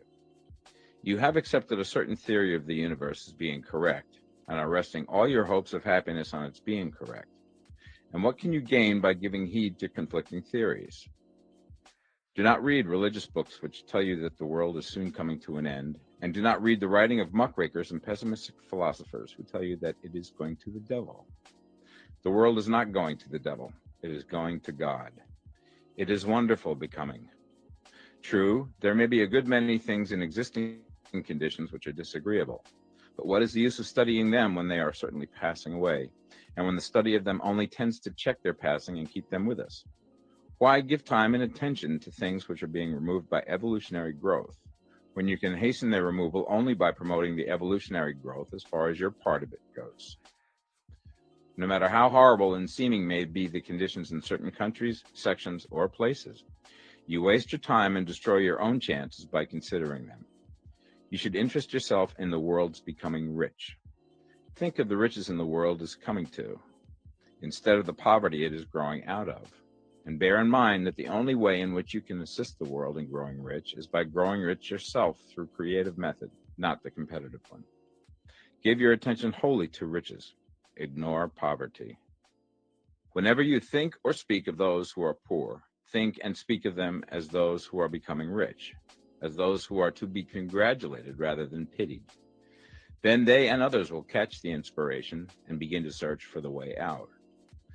Because I say that you are to give your whole time and mind and thought to riches, it does not follow that you are to be sordid or mean. To become really rich is the noblest aim you can have in life, for it includes everything else. On the competitive plane, the struggle to get rich is a godless scramble for power over other men. But when we come into the creative mind, all this is changed. All that is possible in the way of greatness and soul unfoldment, of service and lofty endeavor, comes by way of getting rich. All is made possible by the use of things. If you lack for physical health, you will find that the attainment of it is conditional on you getting rich. Only those who are emancipated from financial worry and who have the means to live a carefree existence and follow hygienic practices can have and retain health. Moral and spiritual greatness is possible only to those who are above the competitive battle for existence. And only those who are becoming rich on the plane of creative thought are free from the degrading influences of competition. If your heart is set on domestic happiness, remember that love flourishes best when there is refinement, a high level of thought, and freedom from corrupting influences. And these are to be found only where riches are attained by the exercise of creative thought, without strife or rivalry. You can aim at nothing so great or noble, I repeat, as to become rich, and you must fix your attention upon your mental picture of riches, to the exclusion of all that may tend to dim or obscure the vision. You must learn to see the underlying truth in all things. You must see beneath all seemingly wrong conditions the great one life, ever moving forward towards fuller expression and more complete happiness. It is the truth that there is no such thing as poverty, that there is only wealth. Some people remain in poverty because they are ignorant of the fact that there is wealth for them, and these can best be taught by showing them the way to affluence in your own person and practice. Others are poor because, while they feel that there is a way out, they are too intellectually indolent to put forth the mental effort necessary to find that way and by travel it. Others still are poor because, while they have some notion of science, they have become so swamped and lost in the maze of metaphysical and occult theories that they do not know which road to take. They try a mixture of many systems and fail in all. For these, again, the very best thing to do is to show the right way in your own person and practice. An ounce of doing things is worth a pound of theorizing. The very best thing you can do for the whole world is to make the most of yourself. You can serve God and man in no more effective way than by getting rich. That is, if you get rich by the creative method and not by the competitive one. Another thing, We assert that this book gives in detail the principles of the science of getting rich. And if that is true, you do not need to read any other book upon the subject. This may sound narrow and egotistical, but consider. There is no more scientific method of computation in mathematics than by addition, subtraction, multiplication, and division. No other method is possible. There can be but one shortest distance between 2 points. There is only one way to think scientifically, and that is to think in the way that leads by the most direct and simple route to the goal. No man has yet formulated a briefer or less complex system than the one set forth herein. It has been stripped of all non-essentials. When you commence on this, lay all others aside. Put them out of your mind altogether. Read this book every day. Keep it with you. Commit it to memory, and do not think about other systems and theories. If you do, you will begin to have doubts and to be uncertain and wavering in your thought, and then you will begin to make failures. After you have made good and become rich, you may study other systems as much as you please. But until you are quite sure that you have gained what you want, do not read anything on this line but this book, unless it be the authors mentioned in the preface. And read only the most optimistic comments on the world's news, those in harmony with your picture. Also, postpone your investigations into the occult. Do not dabble in theosophy, spiritualism, or kindred studies. It is very likely that the dead still live and are near, but if they are, let them alone. Mind your own business. Wherever the spirits of the dead may be, they have their own work to do and their own problems to solve, and we have no right to interfere with them. We cannot help them, and it is very doubtful whether they can help us, or whether we have any right to trespass upon their time if they can. Let the dead and the hereafter alone, and solve your own problem. Get rich. If you begin to mix with the occult, you will start mental cross-currents which will surely bring your hopes to shipwreck. Now, this and the preceding chapters have brought us to the following statement of basic facts. There is a thinking stuff from which all things are made, and which, in its original state, permeates, penetrates, and fills the interspaces of the universe. A thought in this substance produces the thing that is imaged by the thought. Man can form things in his thought, and, by impressing his thought upon formless substance, can cause the thing he thinks about to be created. In order to do this, man must pass from the competitive to the creative mind. He must form a clear mental picture of the things he wants, and hold this picture in his thoughts with the fixed purpose to get what he wants, and the unwavering faith that he does get what he wants, closing his mind against all that may tend to shake his purpose, dim his vision, or quench his faith. And in addition to all this, we shall now see that he must live and act in a certain way. Chapter 11. Acting in the certain way. Thought is the creative power, or the impelling force which causes the creative power to act. Thinking in a certain way will bring riches to you, but you must not rely upon thought alone, paying no attention to personal action. That is the rock upon which many otherwise scientific metaphysical thinkers meet shipwreck, the failure to connect thought with personal action. We have not yet reached the stage of development, even supposing such a stage to be possible, in which man can create directly from formless substance without nature's processes or the work of human hands. Man must not only think, but his personal action must supplement his thought. By thought, you can cause the gold in the hearts of the mountains to be impelled towards you, but it will not mine itself, refine itself, coin itself into double eagles, and come rolling along the roads seeking its way into your pocket. Under the impelling power of the Supreme Spirit, men's affairs will be so ordered that someone will be led to mine the gold for you. Other men's business transactions will be so directed that the gold will be brought toward you, and you must so arrange your own business affairs that you may be able to receive it when it comes to you. Your thought makes all things, animate and inanimate, work to bring you what you want, but your personal activity must be such that you can rightly receive what you want when it reaches you. You are not to take it as charity, nor to steal it. You must give every man more in use value than he gives you in cash value.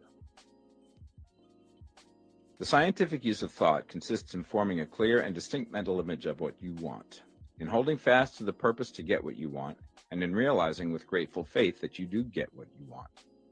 Do not try to project your thought in any mysterious or occult way with the idea of having it go out and do things for you. That is a wasted effort and will weaken your power to think with sanity. The action of thought in getting rich is fully explained in the preceding chapters. Your faith and purpose positively impress your vision upon formless substance, which has the same desire for more life that you have. And this vision, received from you, sets all the creative forces at work in and through their regular channels of action, but directed towards you. It is not your part to guide or supervise the creative process. All you have to do with that is to retain your vision, stick to your purpose, and maintain your faith and gratitude. But you must act in a certain way, so that you can appropriate what is yours when it comes to you, so that you can meet the things you have in your picture and put them in their proper places as they arrive. You can really see the truth of this. When things reach you, they will be in the hands of other men who will ask an equivalent for them. And you can only get what is yours by giving the other man what is his. Your pocketbook is not going to be transformed into a Fortunato's purse, which shall be always full of money without effort on your part. This is the crucial point in the science of getting rich, right here, where thought and personal action must be combined. There are very many people who, consciously or unconsciously, set the creative forces in action by the strength and persistence of their desires, but who remain poor because they do not provide for the reception of the thing they want when it comes. By thought, the thing you want is brought to you. By action, you receive it. Whatever your action is to be, it is evident that you must act now. You cannot act in the past, and it is essential to the clearness of your mental vision that you dismiss the past from your mind. You cannot act in the future, for the future is not here yet, and you cannot tell how you will want to act in any future contingency until that contingency has arrived. Because you are not in the right business or the right environment now, do not think that you must postpone action until you get into the right business or environment. And do not spend time in the present taking thought as to the best course in possible future emergencies. Have faith in your ability to meet any emergency when it arrives. If you act in the present with your mind on the future, your present action will be with a divided mind and will not be effective. Put your whole mind into present action. Do not give your creative impulse to original substance, and then sit down and wait for results. If you do, you will never get them. Act now. There is never any time but now, and there never will be any time but now. If you are ever to begin to make ready for the reception of what you want, you must begin now. And your action, whatever it is, must most likely be in your present business or employment, and must be upon the persons and things in your present environment. You cannot act where you are not, you cannot act where you have been, and you cannot act where you are going to be. You can act only where you are. Do not bother as to whether yesterday's work was well done or ill done. Do today's work well. Do not try to do tomorrow's work now. There will be plenty of time to do that when you get to it. Do not try, by occult or mystical means, to act on people or things that are out of your reach. Do not wait for a change of environment. Before you act, get a change of environment by action. You can so act upon the environment in which you are now as to cause yourself to be transferred to a better environment.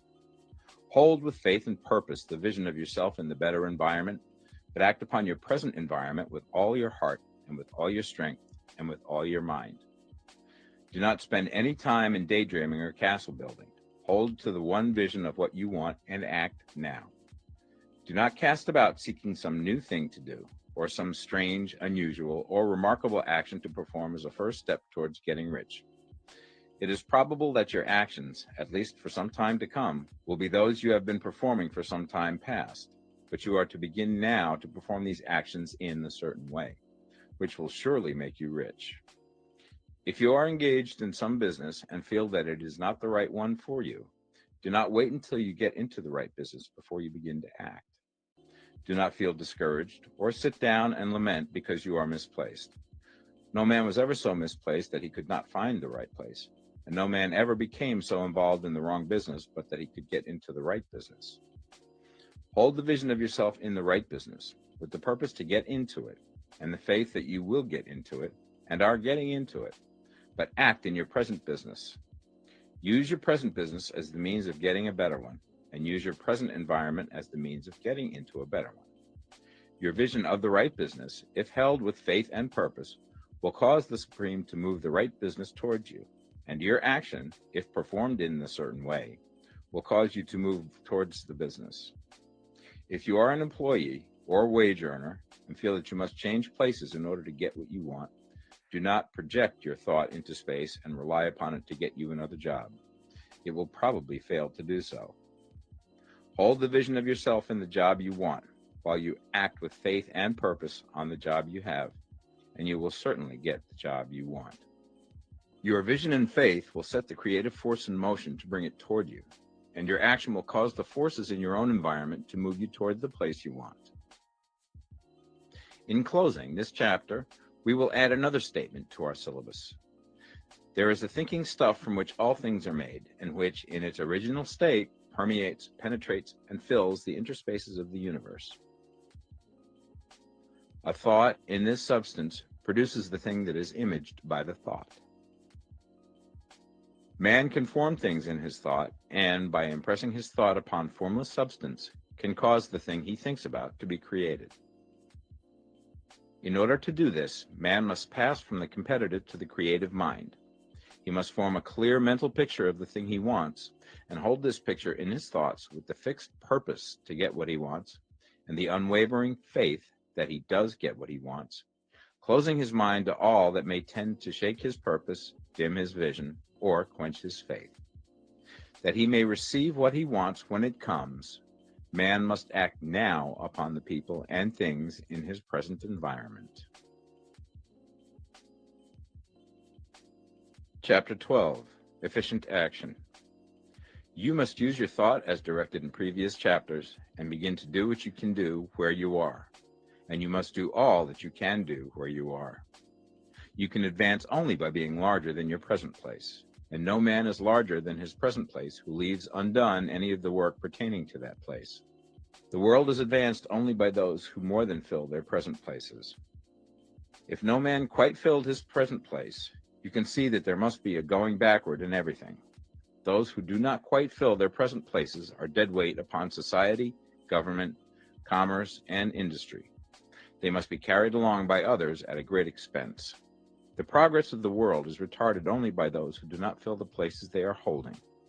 They belong to a former age and a lower stage or plane of life, and their tendency is towards degeneration. No society could advance if every man was smaller than his place. Social evolution is guided by the law of physical and mental evolution. In the animal world, evolution is caused by excess of life. When an organism has more life than can be expressed in the function of its own plane, it develops the organs of a higher plane, and a new species is originated. There never would have been new species had there not been organisms which more than filled their places. The law is exactly the same for you. Your getting rich depends upon your applying this principle to your own affairs. Every day is either a successful day or a day of failure, and it is the successful days which get you what you want. If every day is a failure, you can never get rich, while if every day is a success, you cannot fail to get rich. If there is something that may be done today, and you do not do it, you have failed in so far as that thing is concerned, and the consequences may be more disastrous than you imagine. You cannot foresee the results of even the most trivial act. You do not know the workings of all the forces that have been set moving in your behalf. Much may be depending on your doing some simple act. It may be the very thing which is to open the door of opportunity to very great possibilities. You can never know all the combinations which supreme intelligence is making for you in the world of things and of human affairs. Your neglect or failure to do some small thing may cause a long delay in getting what you want. Do, every day, all that can be done that day. There is, however, a limitation or qualification of the above that you must take into account. You are not to overwork, not to rush blindly into your business in the effort to do the greatest possible number of things in the shortest possible time. You are not to try to do tomorrow's work today, nor to do a week's work in a day. It is really not the number of things you do, but the efficiency of each separate action that counts. Every act is, in itself, either a success or a failure. Every act is, in itself, either effective or inefficient. Every inefficient act is a failure, and if you spend your life in doing inefficient acts, your whole life will be a failure. The more things you do, the worse for you if all your acts are inefficient ones. On the other hand, every efficient act is a success in itself, and if every act of your life is an efficient one, your whole life must be a success. The cause of failure is doing too many things in an inefficient manner and not doing enough things in an efficient manner. You will see that it is a self-evident proposition that if you do not do any inefficient acts, and if you do a sufficient number of efficient acts, you will become rich. If, now, it is possible for you to make each act an efficient one, you see again that the getting of riches is reduced to an exact science, like mathematics. The matter turns, then, on the questions whether you can make each separate act a success in itself, and this you certainly can do. You can make each act a success because all power is working with you, and all power cannot fail. Power is at your service, and to make each act efficient, you have only to put power into it. Every action is either strong or weak, and when everyone is strong, you are acting in a certain way, which will make you rich. Every act can be made strong and efficient by holding your vision while you are doing it, and putting the whole power of your faith and purpose into it. It is at this point that the people fail who separate mental power from personal action. They use the power of the mind in one place and at one time, and they act in another place at another time. So their acts are not successful in themselves. Too many of them are inefficient. But if all power goes into every act, no matter how commonplace, every act will be a success in itself. And as in the nature of things, every success opens the way to other successes. Your progress towards what you want and the progress of what you want toward you will become increasingly rapid.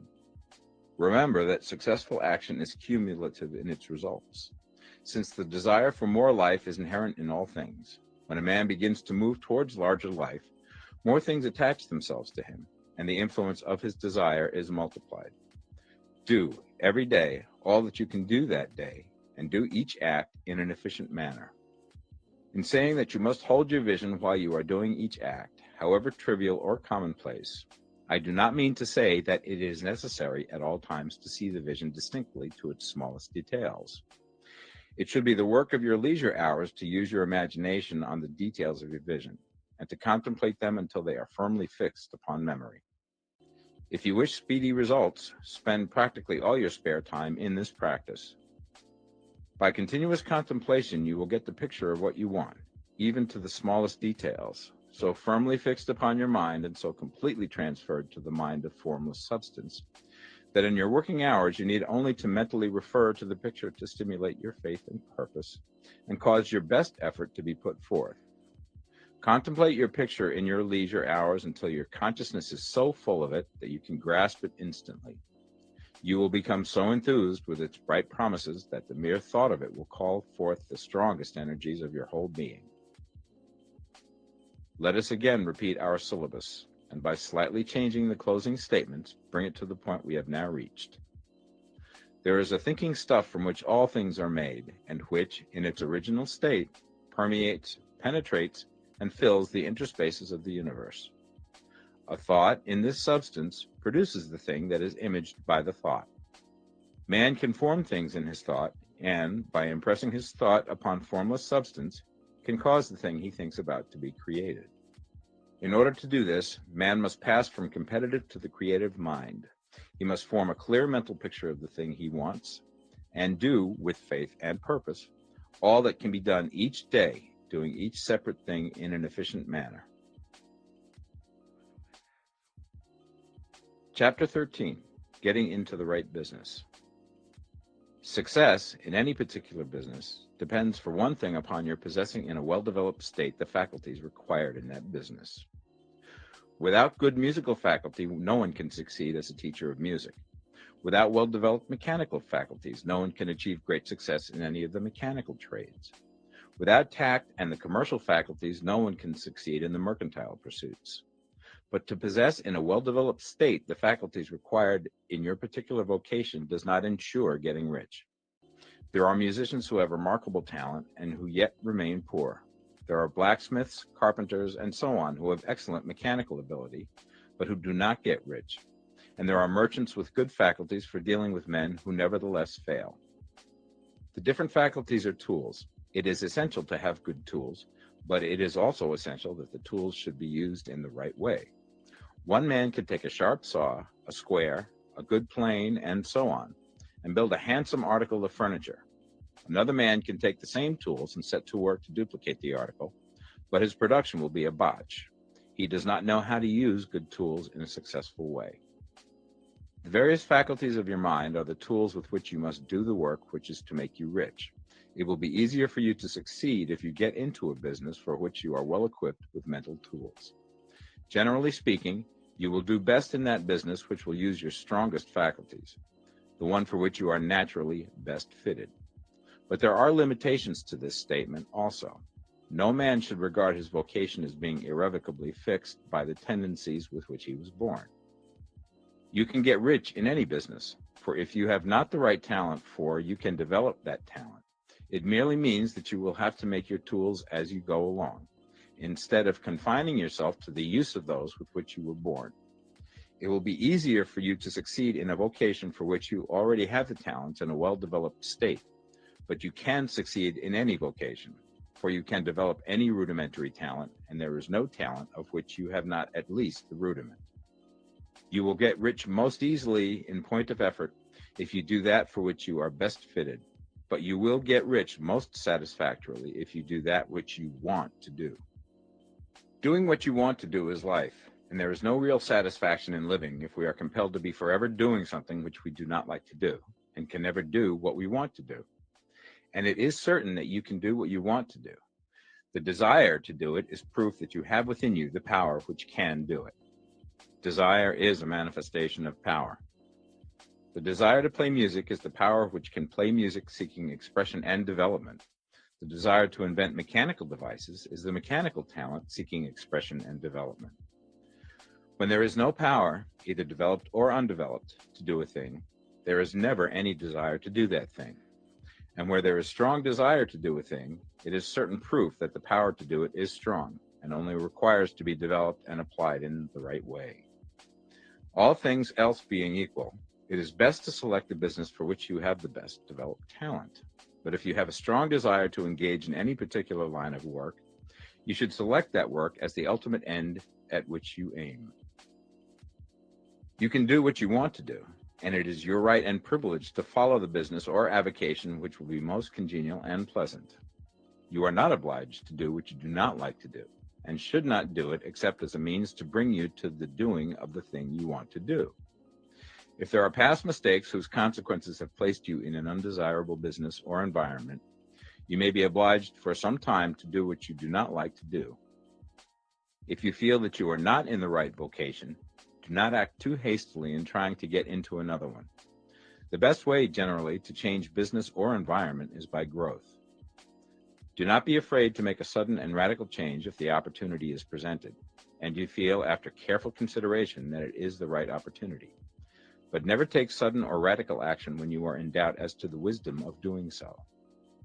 There is never any hurry on the creative plane, and there is no lack of opportunity. When you get out of the competitive mind, you will understand that you never need to act hastily. No one else is going to beat you to the thing you want to do. There is enough for all. If one space is taken, another and a better one will be opened for you a little further on. There is plenty of time. When you are in doubt, wait. Fall back on the contemplation of your vision and increase your faith and purpose.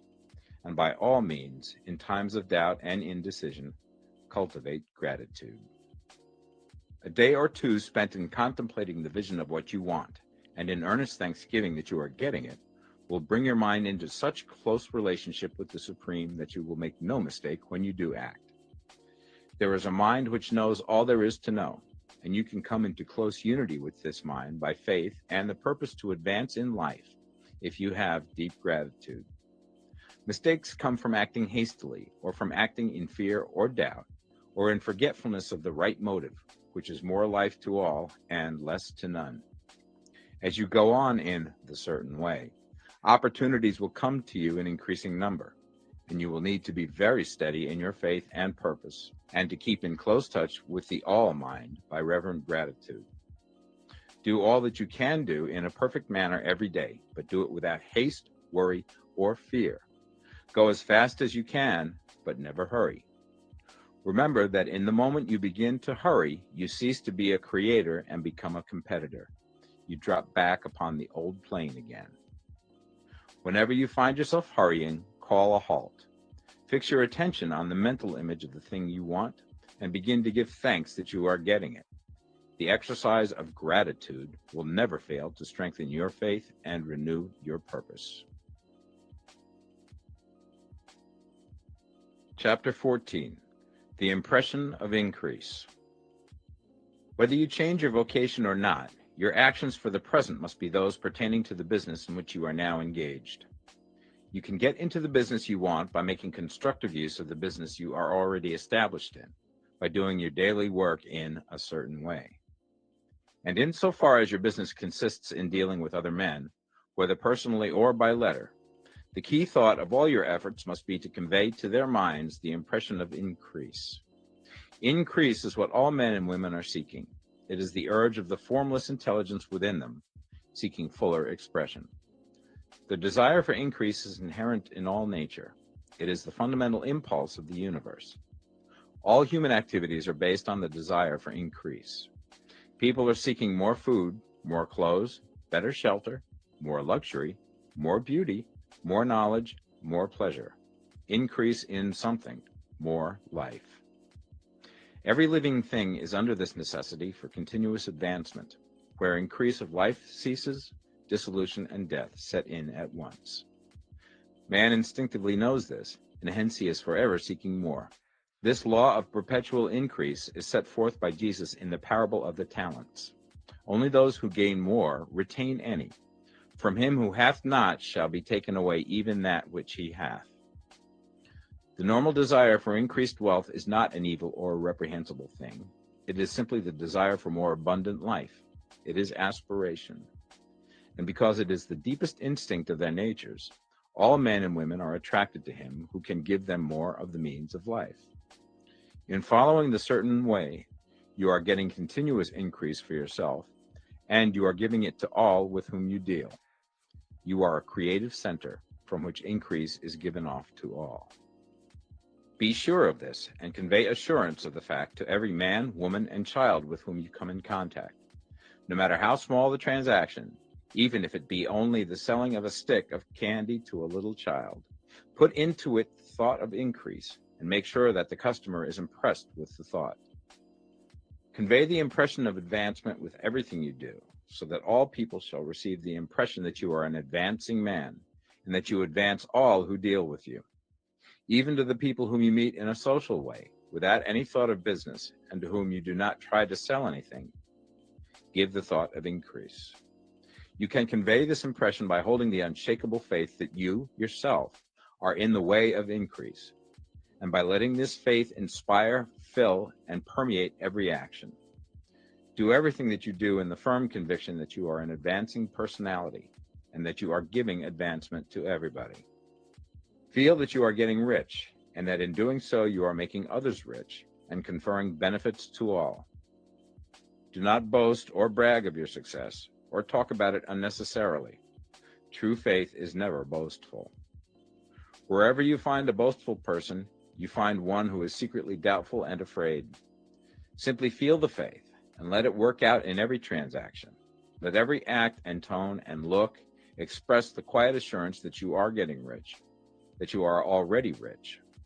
Words will not be necessary to communicate this feeling to others.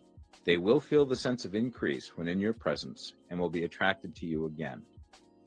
You must so impress others that they will feel that in associating with you, they will get increase for themselves.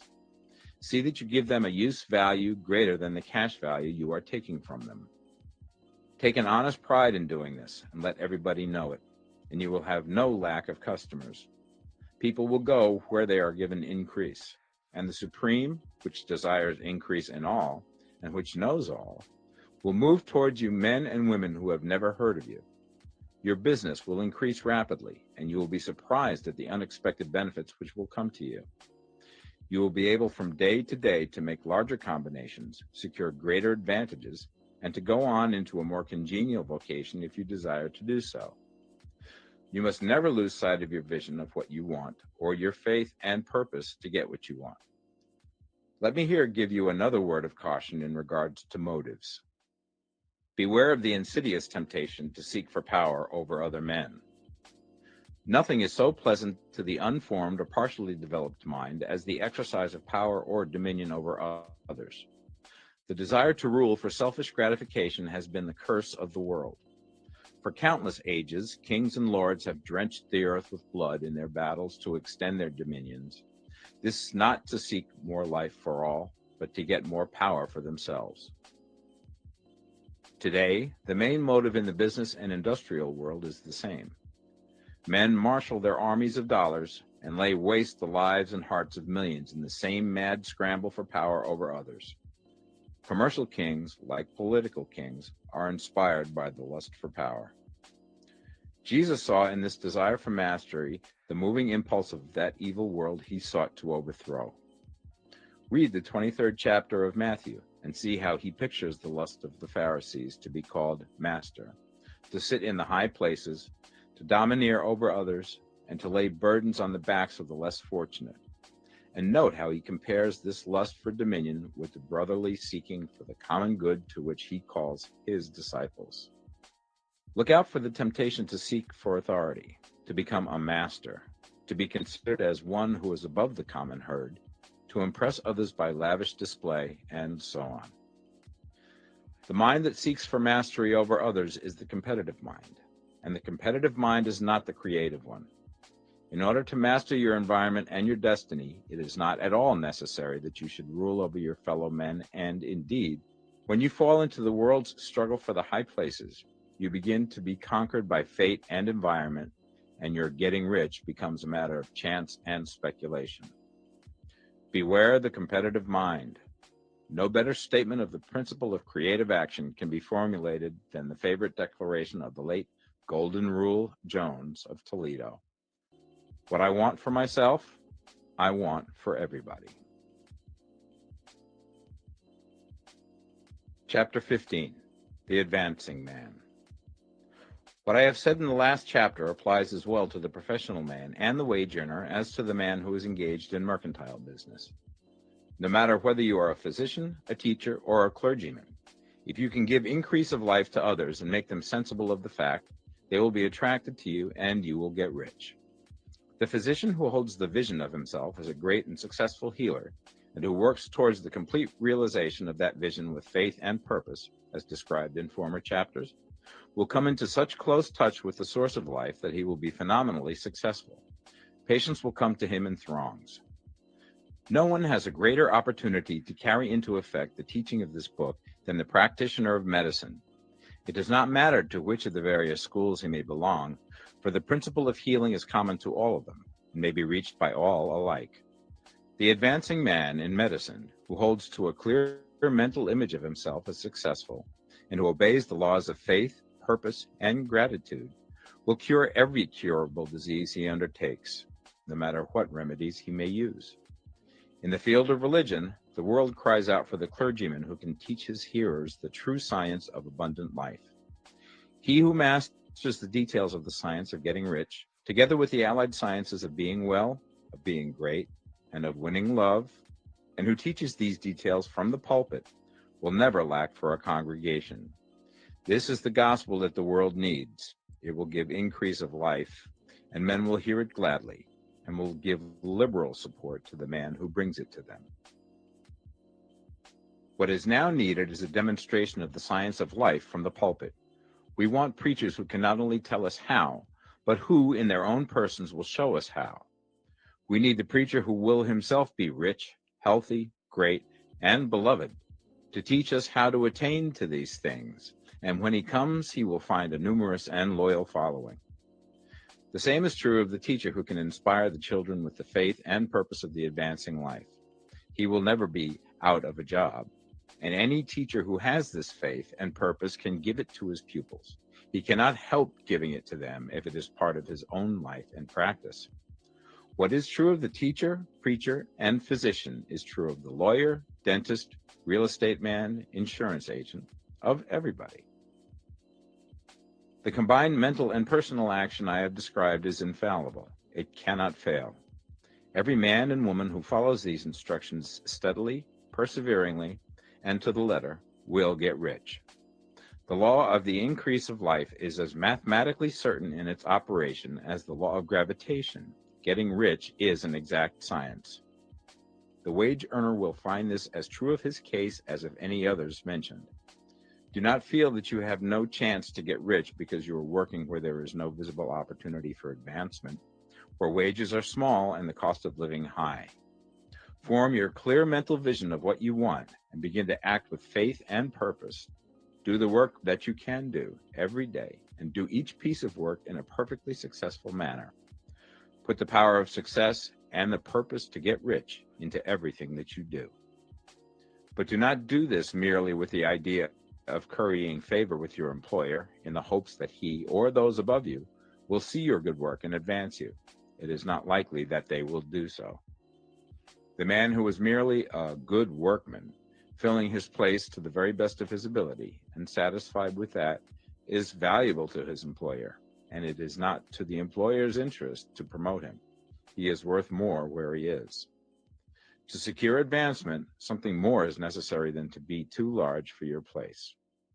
The man who is certain to advance is the one who is too big for his place, and who has a clear concept of what he wants to be, who knows that he can become what he wants to be, and who is determined to be what he wants to be.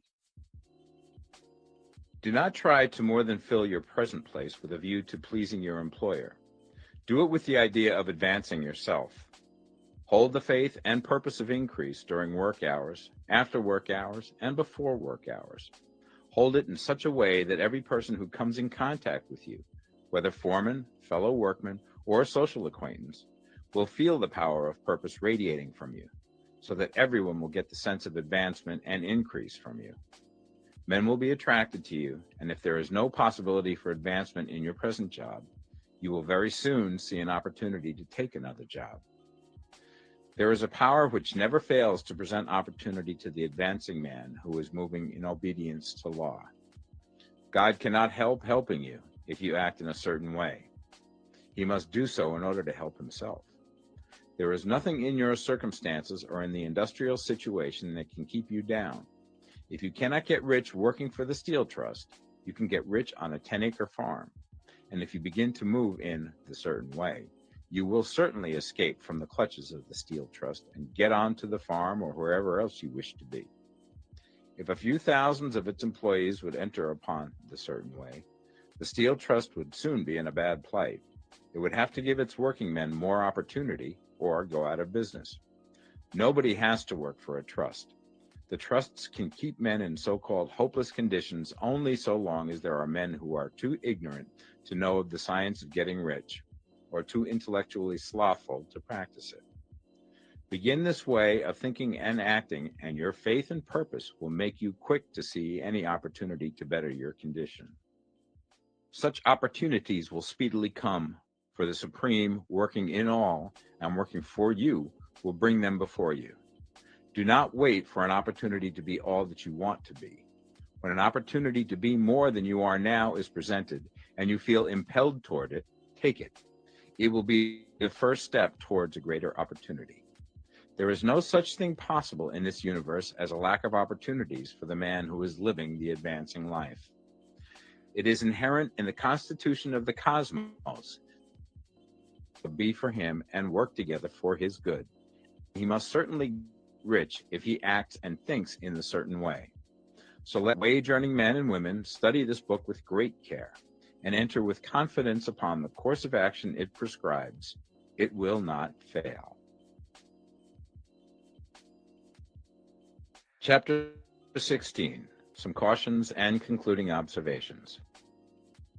Many people will scoff at the idea that there is an exact science of getting rich, holding the impression that the supply of wealth is limited will insist that social and governmental institutions must be changed before even any considerable number of people can acquire a competence.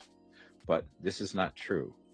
It is true that existing governments keep the masses in poverty, but this is because the masses do not think and act in the certain way. If the masses begin to move forward as suggested in this book, neither governments nor industrial systems can check them. All systems must be modified to accommodate the forward movement. If the people have the advancing mind, have the faith that they can become rich, and move forward with the fixed purpose to become rich, nothing can possibly keep them in poverty. Individuals may enter upon the certain way at any time and under any government and may make themselves rich. And when any considerable number of individuals do so under any government, they will cause the system to be so modified as to open the way for others. The more men who get rich on the competitive plane, the worse for others. The more who get rich on the creative plane, the better for others. The economic salvation of the masses can only be accomplished by getting a large number of people to practice the scientific method set down in this book and become rich.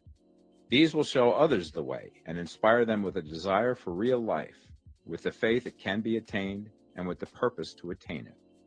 For the present, however, it is enough to know that neither the government under which you live nor the capitalistic or competitive system of industry can keep you from getting rich.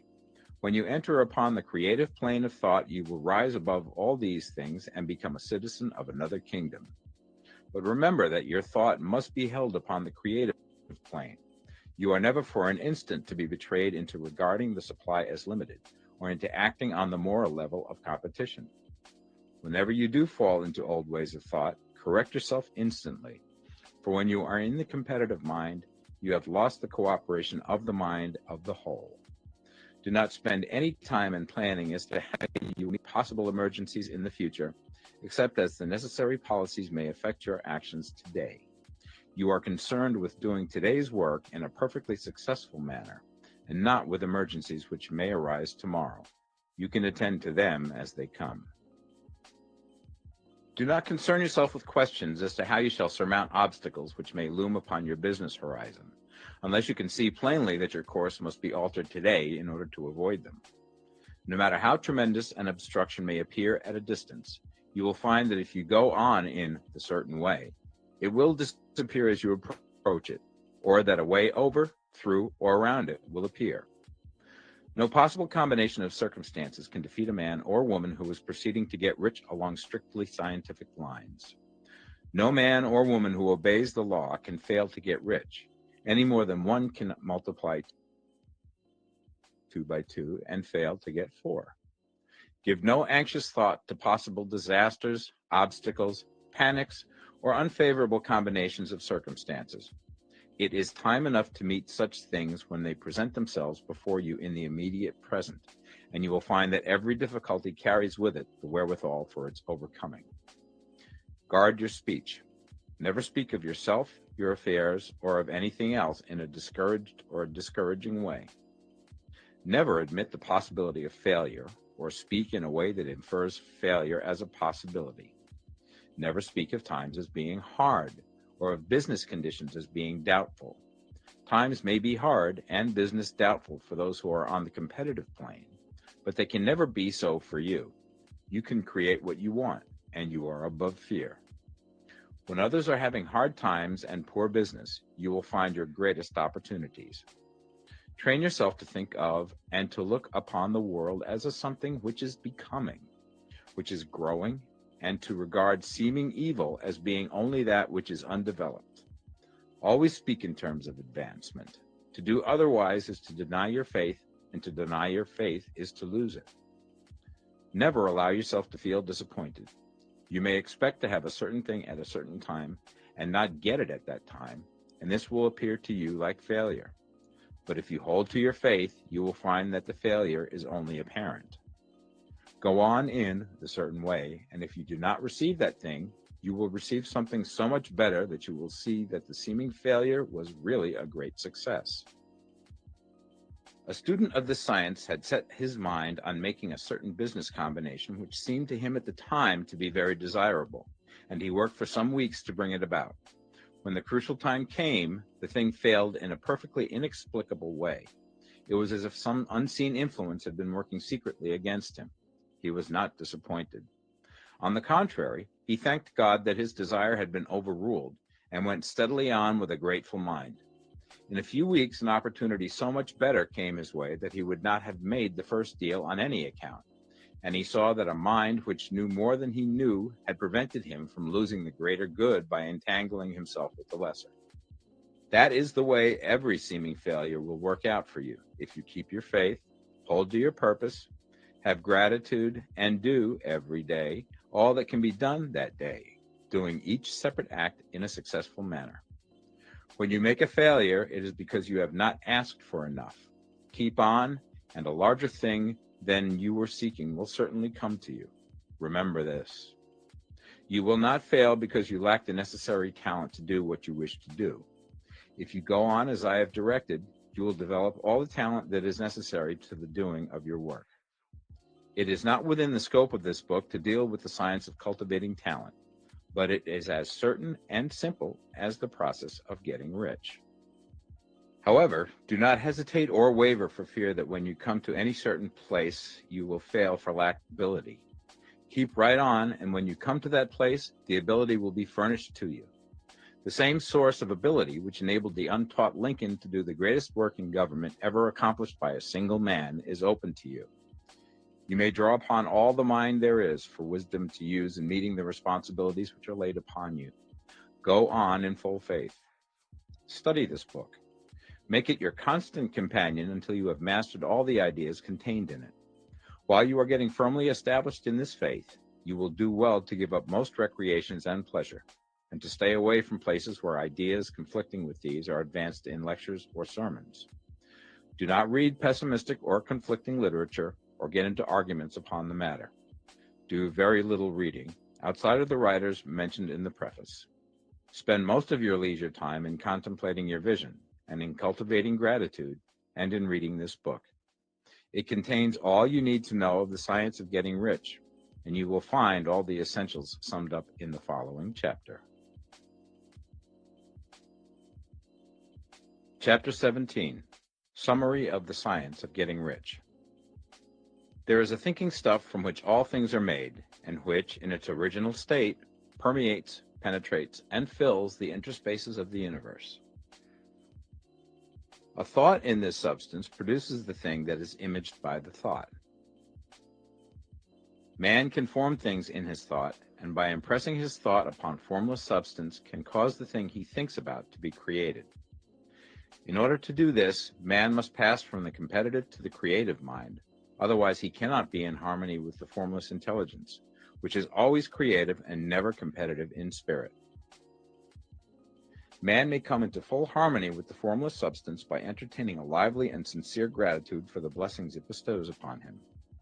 Gratitude unifies the mind of man with the intelligence of substance, so that man's thoughts are received by the formless.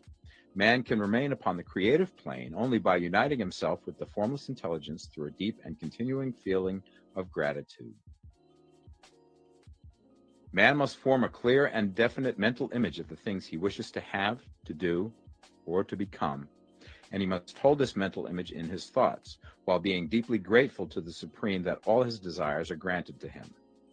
The man who wishes to get rich must spend his leisure hours in contemplating his vision, and in earnest thanksgiving that the reality is being given to him.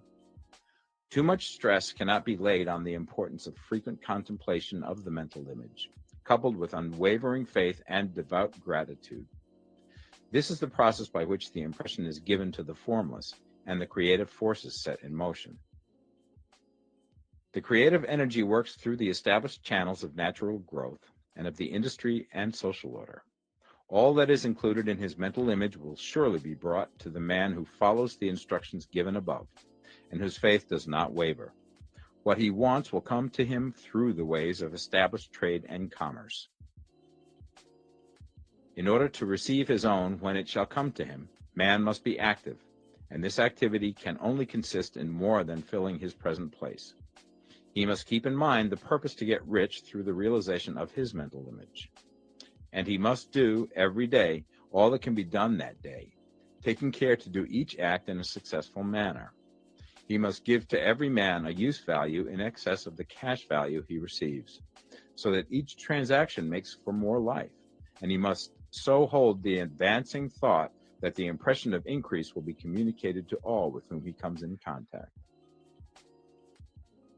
The men and women who practice the foregoing instructions will certainly get rich, and the riches they receive will be in exact proportion to the definiteness of their vision, the fixity of their purpose, the steadiness of their faith, and the depth of their gratitude. It's everything you wish for. Your site traffic is skyrocketing until this happens. Be careful what you wish for. Build your site on a platform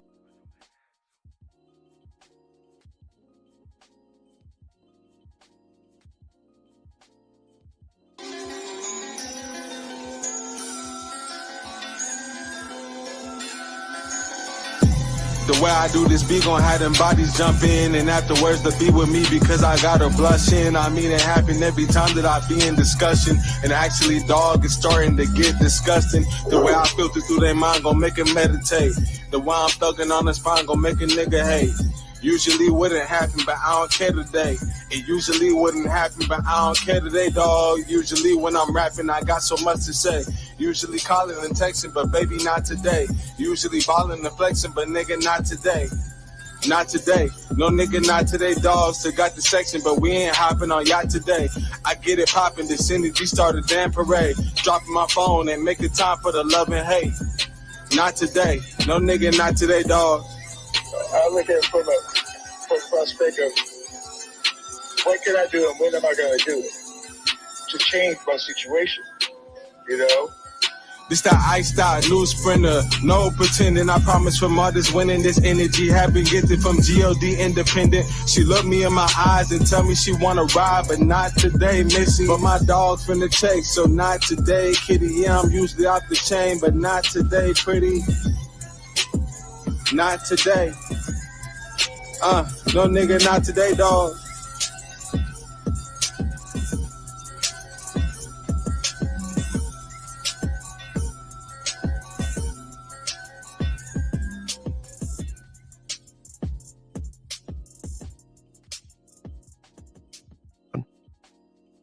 Eight. Do you try to raise your standards and avoid doing things that are common, cheapening and coarsening to your personality? 9. Do you select your clothing with taste and an eye to quality and style? 10. Do you spend at least half an hour a day in meditation and contemplation of the mystery of life, searching for beauty, goodness, truth, happiness, and love? Chapter 8. 10 keys that unlock the metaphysical forces of your mind. Your mind possesses vast reserves of power and knowledge within its domain. When we speak of mind in this study, we mean the totality of consciousness, which scientists call the conscious, the subconscious, and superconscious minds. In metaphysics, we add another dimension to mind. This is the divine mind, which is often called cosmic mind or universal intelligence. It has been found that in psychological experiments where people were hypnotized, they possessed amazing knowledge that they did not have in their conscious states. Some people could speak foreign languages fluently, although they had never been abroad or studied such languages. Others knew how to play the piano or some other instrument. Still others knew about countries and strange places where they had never been. Where were these reserves of knowledge stored? If they were not in the conscious mind, then they must have resided in some other part of consciousness where the person was not even aware of them. One man who had a very poor mind for mathematics could add, subtract, and multiply long lists of figures while in a state of hypnosis. Miracle super forces of geniuses. Certain men and women throughout history have known how to release these miracle super forces of the divine mind and perform feats that astounded people. Joan of Arc was such an example.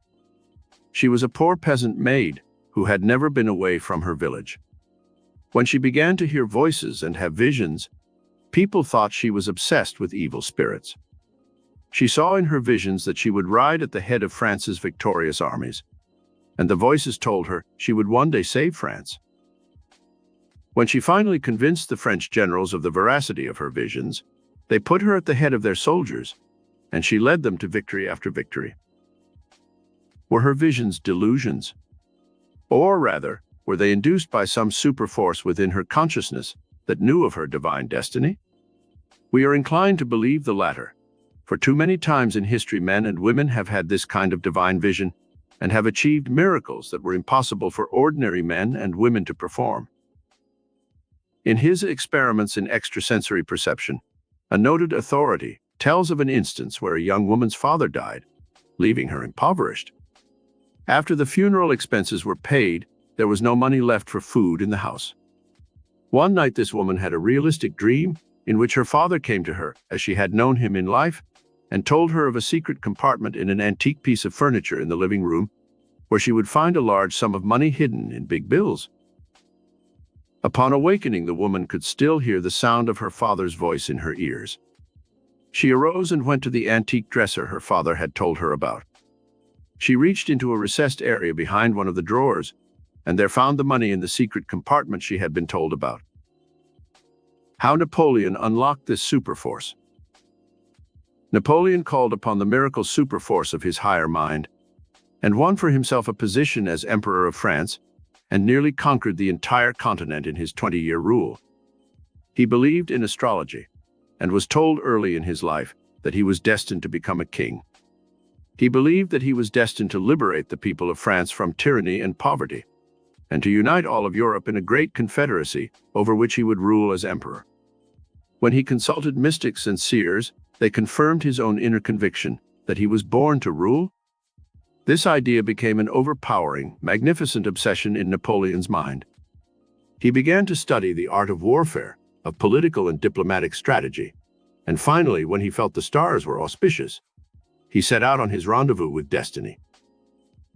There is no doubt that Napoleon tapped some higher power, another dimension of mind than his own conscious mind, to rise to the heights he ultimately attained. What were the miracle keys that he used to unlock the superforce of his mind? The 10 miracle keys to all greatness. In a study of metaphysics, we find that there are 10 keys that unlock the miracle superforce of the mind. We shall study each of these keys in turn and see how to apply them to your own life. With these keys, you can unlock doors of consciousness where the miracle superforce resides.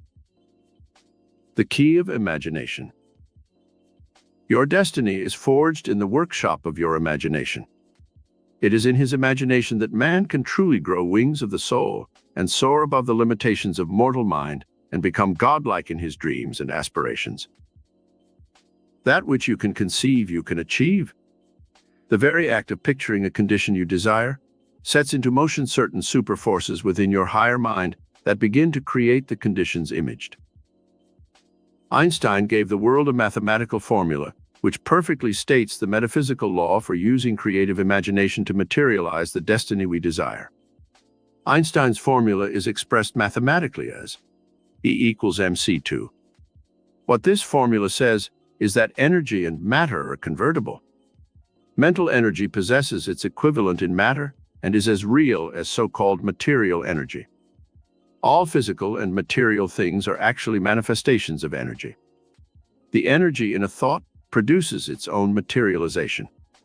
An idea is as real and solid as a bridge or a skyscraper. The concept of love is as real and permanent as the sun or the earth. The fact that mental energy cannot be seen or felt does not argue that it has no existence. Let us examine this metaphysical concept further below. I have reduced it to a practical formula which utilizes the imagination as the energy-producing miracle force. It is dream, dare, and do. What is your big dream in life? It is through your imagination that you must picture what I call your big dream of life. There can be no actual achievement of your dream, the daring and the doing of our metaphysical formula, until you first have the picture in your imagination of the things you want to attract in life. The dream stirs into action the miracle superforces of your higher mind and the mental and spiritual energy that it sets into motion. externalizes in creative patterns. Do you dream of achieving some high goal in life?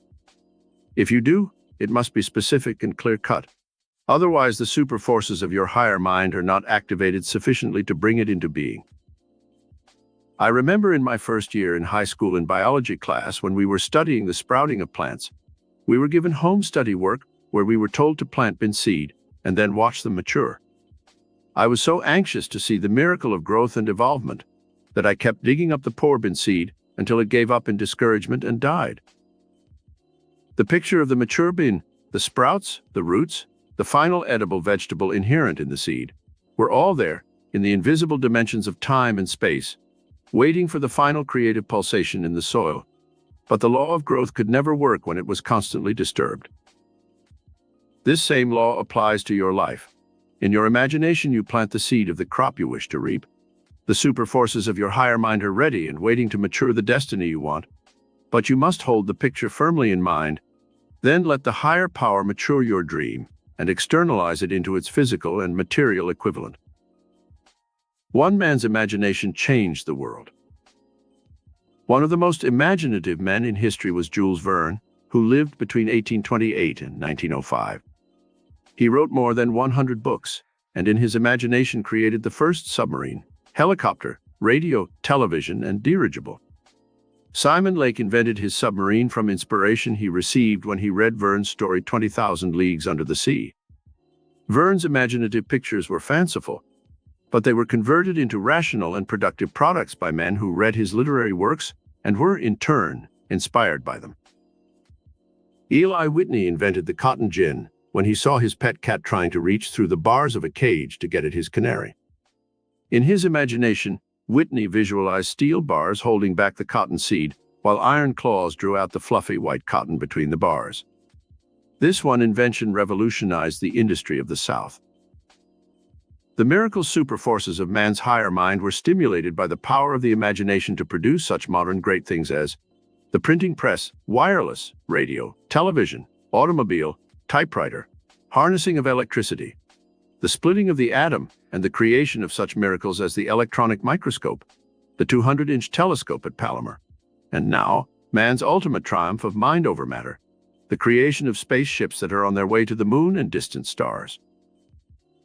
How to stimulate your imagination. 1. Read a scene in a book or magazine, and then in your imagination try to project that scene in all its details. Add to it what you wish and make the scene come to life vividly, trying to see the characters, the environment, the action, and any other details that are described in the story. 2. Think back to your childhood and recall some scene that you enjoyed, such as a Christmas, Thanksgiving, or birthday. In your mind's eye, try to recall the people who were there, the things they said and did, the food you ate, and any other details that you can remember. 3. Picture your perfect dream home. Cut pictures out of home decorating magazines and let them serve as a stimulus to your imagination. Visualize a party in the dream home.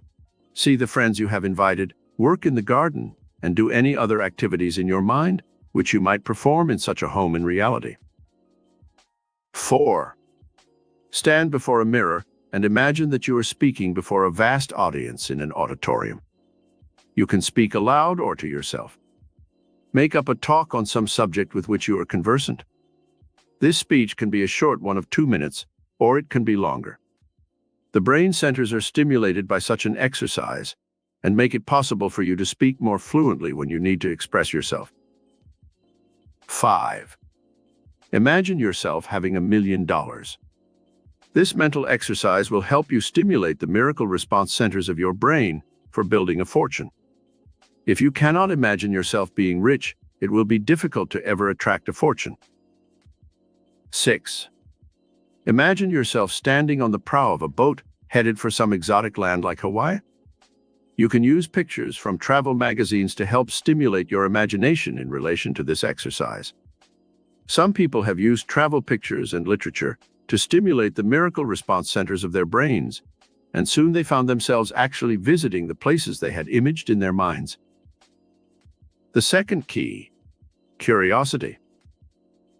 It was curiosity that caused Columbus to sail the seas in search of new lands.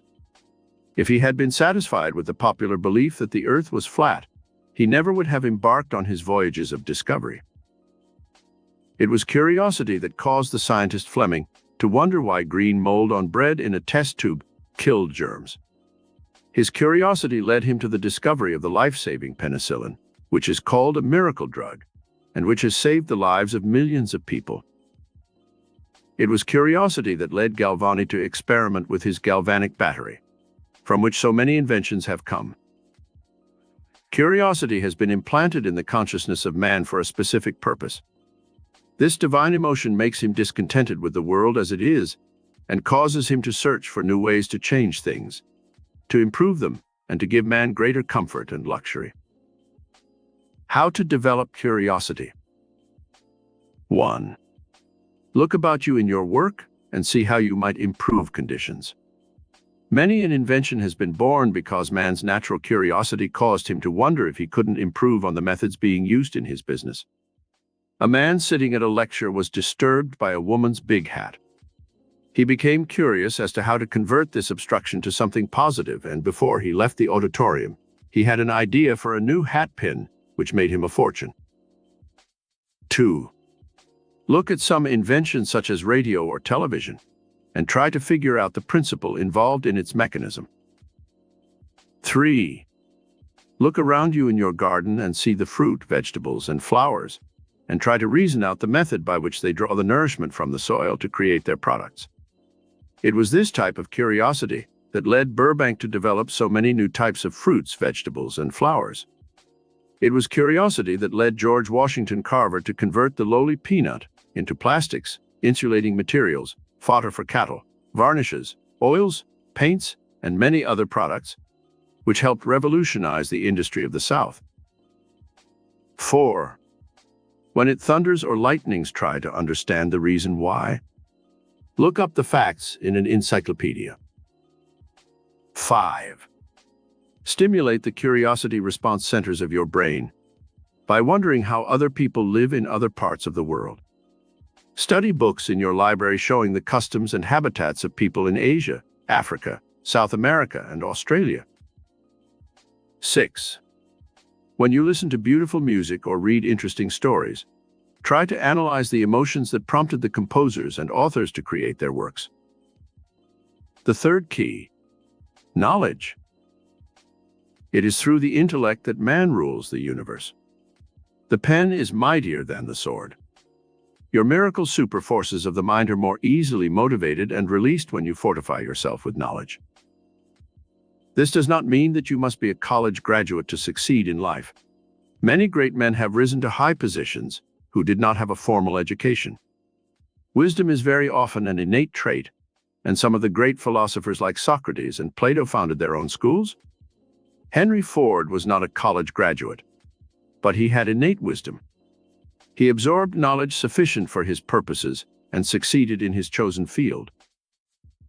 Bacon said, "For knowledge too is itself power." All knowledge begins with this precept by Socrates: know thyself. The regime for building knowledge. 1. Observe the universe about you and stimulate all 5 senses by absorbing the sights, sounds, and experiences that surround you every day. 2. Reason out why things happen in the physical and material universe under the law of cause and effect. 3. Study specialized knowledge that fits your business or profession, and keep up to date on latest developments in your field by subscribing to magazines dealing in such matters. 4. Expand the horizons of your mind by absorbing as much knowledge as you can about as many things as possible. Take an interest in civic events in your community. Join clubs and organizations that have a wide diversity of interests. 5. Learn by example through emulating the lives and thoughts of great men of history. Read their biographies and autobiographies. Find out what they thought, how they worked, what books they read. Learn everything you can about their lives, and then use them as models by which you shape your own life. 6. Study books on psychology and find out how the human mind works. You will not only be better able to cope with your own life problems by knowing psychology, but such a study will help you understand other people better and improve your relationship with them in your social life and business world. 7. Every day learn some new word or fact that will add to the sum total of your knowledge as you grow older. Most people make the mistake of closing their minds to new ideas when they close their high school or college books. The human brain is illimitable in its ability to absorb more and more knowledge as we grow older. Scientists now find that an older person who has kept his brain agile and active can learn and retain new facts as readily as a young person. 8. Keep your brain agile and exercise by studying a foreign language course, or working out mathematical problems, or studying public speaking, singing, dancing, music, writing. Any activity that is new to you and which will keep your brain and body cells active and youthful will not only add to your sum total of knowledge, but will actually give you better health and more vitality. Scientists now find that the brain centers are tied in some mysterious fashion to various organs and centers of the body. When any of these brain centers are left undeveloped, they atrophy, and the parts of the body which are tied in with these brain centers begin to deteriorate and weaken. This is why scientists now urge old people to take an active interest in all kinds of hobbies and avocations when they retire. A man once asked J.P. Morgan why he didn't retire. He said to the great financier, "You're worth over $100 million. You surely don't need more money. Why don't you retire?" Morgan asked the man, "When did your father retire?" The man answered, "In 1908. "Why?" "When did your father die?" Morgan asked. "In 1911, the man answered. "That's the reason I don't retire," Morgan replied. 9. Have a planned reading regime for your future. Try to read a book a week, not just fiction, but books that will help you improve your mind and add to the sum total of your knowledge. It is good to vary the subject matter of these books so that you expand your horizons of thinking to encompass many fields. You might get a simple book on astronomy and discover the fascinating cosmic world of outer space. You might study a book on science and invention to learn of the miracles being produced by men's minds in our atomic age. Biology is another fascinating subject, which will teach you secrets about the vibrant and expanding world in which you live. You might also study the various philosophies of the ages, beginning with the Greek philosophers and then going into the teachings of the Far East and the comparative religions of the world. History is another all-engrossing subject for you to study, for through learning about the past, you can know what mistakes to avoid in the future. The fourth key, affirmative will. The miracle superforces of your mind are unlocked by this fourth key, affirmative will. Most people are buffeted by the forces of life. They vacillate back and forth between two possible courses of action, not knowing which to do until it is too late. They are very much like the mule which hesitated between two piles of hay, not knowing which to go to, and starved as a consequence of his vacillation. Affirmative will summons all the super forces of your conscious and subconscious minds into a positive, dynamic focal point which drives you towards your objective without hesitation or hindrance. There are two opposing forces in life, and man is constantly forced to make a choice between these two. There is the will to succeed and the will to fail. The will to be healthy and the will to be sick. The will to live and the will to die. The will to be rich and the will to remain poor. The will to happiness and the will to misery. The will to love and the will to hate. The will to good and the will to evil. The will to peace and the will to war. Man must choose his destiny. Man can choose his destiny. He is different from all other living creatures in that he has this power of choice. By exercising your affirmative will, you can select the events that make up your destiny, just as the artist chooses the scenes he will paint and the colors with which to paint those scenes. If he does not like what he painted, he cannot blame it on the scene he is copying, but on himself for his own inability to accurately reproduce the scene from nature. There are two types of will in life also. there. 1. Passive will. 2. Affirmative will. The passive will can create mental images of success and riches, but lacks the capacity to execute these images into reality. Many would-be millionaires daydream about having $1 million, but they lack the affirmative will to put their daydreams into motion. How to use affirmative will. 1. The will is fashioned from the mental habit patterns that you build.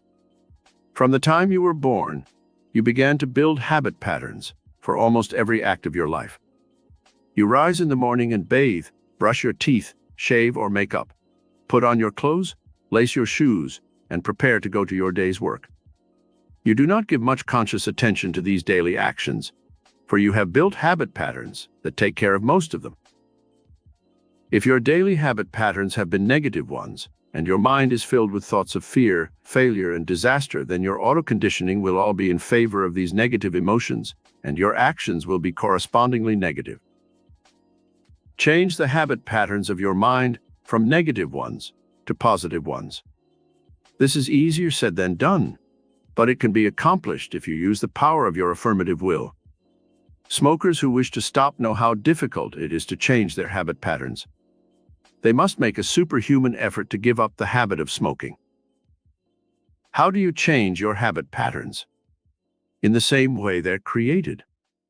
By performing the mental or physical act over and over again, until it is so deeply ingrained in your consciousness that it becomes automatic. Then we call the action a habit. 2. Use creative commands to your higher consciousness, which we studied in Chapter 2. The higher centers of your brain are stirred into action by creative commands.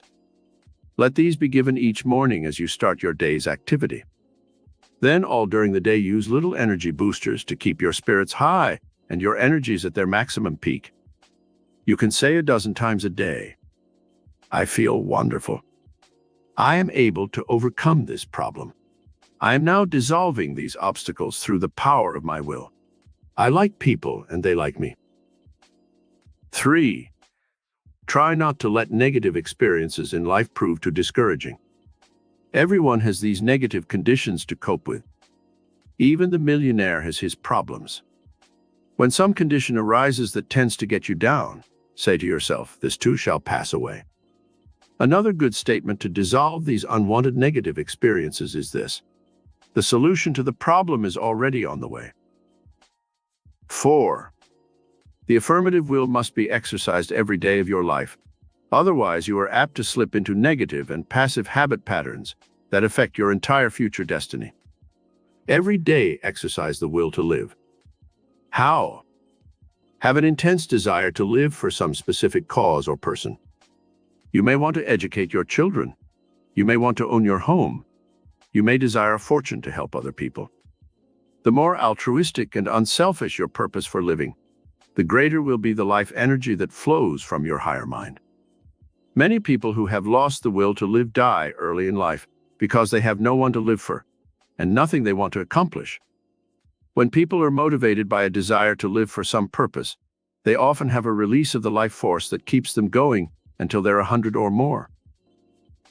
Grandma Moses was an example of how this super force of the mind can enormously extend the normal lifespan and give one many years of creative, useful activity. At 76 years of age, she began to paint, and soon was selling her paintings at enormous sums. She lived to be over 100, and there is no doubt that her renewed interest in creating helped stimulate the miracle super forces of her brain, infusing her body cells with life-giving energy and purposefulness. 5. Every day exercise the affirmative will to succeed. Do this by planning each day's activity with one thought in mind, to make it as successful as possible. It is good to write down a day-by-day plan, so as to focalize your mind's energies on the things you want to accomplish. Just as a housewife makes out a shopping list for the market, so you should make out a list each day of what you wish to accomplish on that day. List your appointments, your day's work, the sales you wish to make, the money you are going to spend, the purchases you plan, the social engagements you will have. A neat and orderly mind ensures a neat and orderly life and destiny. 6. Exercise daily the affirmative will to attract more money. Money is an idea more than it is an actual material thing. In ancient times, such strange things as tea, fur, stones, pieces of iron, tobacco, and other objects served as money. You can only attract more money when it becomes a habit pattern in your thinking every day. The reason 60% of all college graduates achieve their goal in life is because they were trained in college to think in terms of being successful in their chosen professions. They formed the mental habit patterns of success. Every time you spend $1, think of its value. It is said that John D. Rockefeller Sr. never tipped more than a dime. One day someone asked him why a man as rich as he was didn't tip more. Rockefeller replied, "Why a dime is 10% interest on $1 for a full year." Money works under the law of the harvest. When you plant a seed in the ground, it usually produces 10 to 20 times the yield of the original seed. When you give money out, make it a point to bless it and know that it will yield you abundance. The 5th key, divine ego. Most people who fail in life do so because they are using the wrong type of ego power. They are so obsessed with excessive self-interest that they lose their perspective and ignore the rights and interests of others. Such people are called egotists. This type of egotism is destructive and causes people to dislike one. Do not misunderstand me. We need some ego, a great deal of self-interest for purposes of self-preservation. But in our metaphysical studies, we convert this power of the psyche which consciously controls the impulses of the id, as it is called in psychology, into the divine ego. The changes in your personality and ego drive will be miraculous when you once institute this method of unlocking the miracle superforces of your mind. How to build the divine ego. 1. Realize that you were created in the image and likeness of God, as the Bible tells us. This is a spiritual idea, not a physical one. When you once accept the premise that you are divine and immortal, then you will begin to be godlike in your thoughts and actions. Voltaire said, "To be a hero, think heroic thoughts." To be divine, you should pattern your thoughts and actions after the divine image. What are the godlike thoughts and actions which you should emulate? God is described in the Bible in 2 ways. God is good and God is love. If you pattern your thinking after goodness and love, with all their ramifications, you cannot help but reflect goodness and love in all your relationships with others. 2. Cultivate the habit of unselfish actions in relation to others. Share your good with other people. Share your happiness. Instead of talking about yourself and your problems when you meet other people, make it a point to show interest in them and their activities. 3. Work in community projects such as the Boy Scouts or Girl Scouts. Enter into charity drives for such worthwhile organizations as the Heart Fund, the Polio Fund, the Lighthouse for the Blind, American Legion, and veteran organizations. Volunteer to work a few hours a week in foundling homes for orphans, in veteran hospitals for soldiers, in prisons and other public welfare groups. Such expanded interests do more than merely help the unfortunate. They help you in building the divine ego, which can enrich your life and give you blessings of health, happiness, and prosperity by releasing the miracle superforces of your higher mind. 4. Have a high master motive in life. Desire success and money not only for yourself and your family, but also so you can help better the world through your creative efforts. There are many master motives which propel man towards his destiny.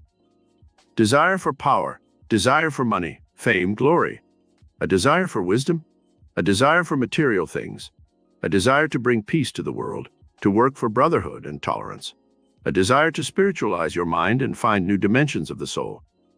The higher your master motive, the greater the drive for success and fulfillment. 5.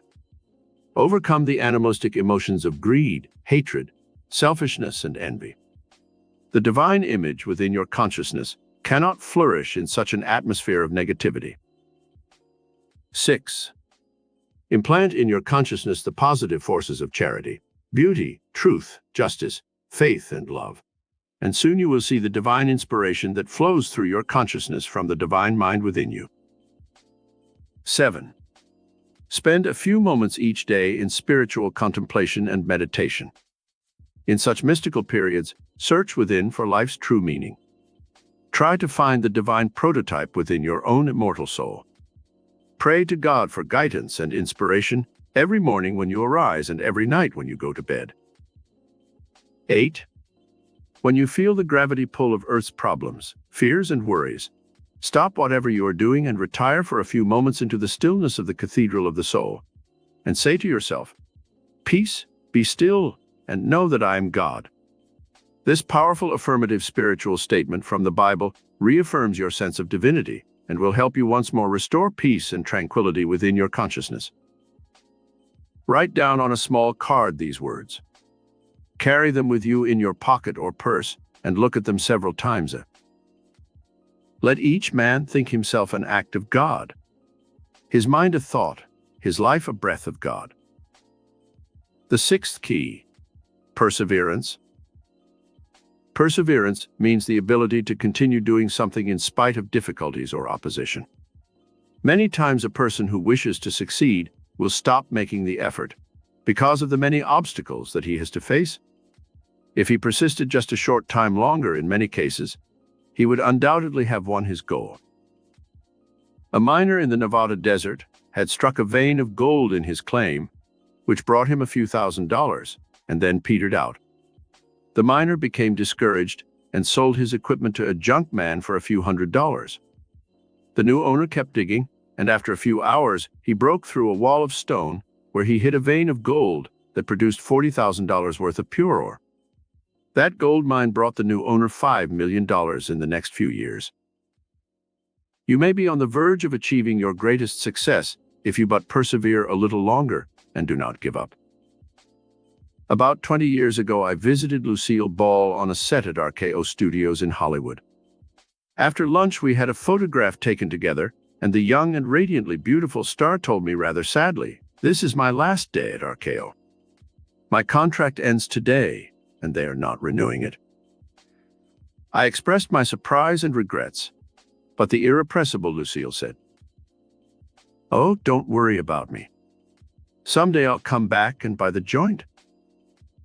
A few years ago, Lucille Ball returned to the studio that had fired her and paid about $15 million for the entire studio. Talk about miracles.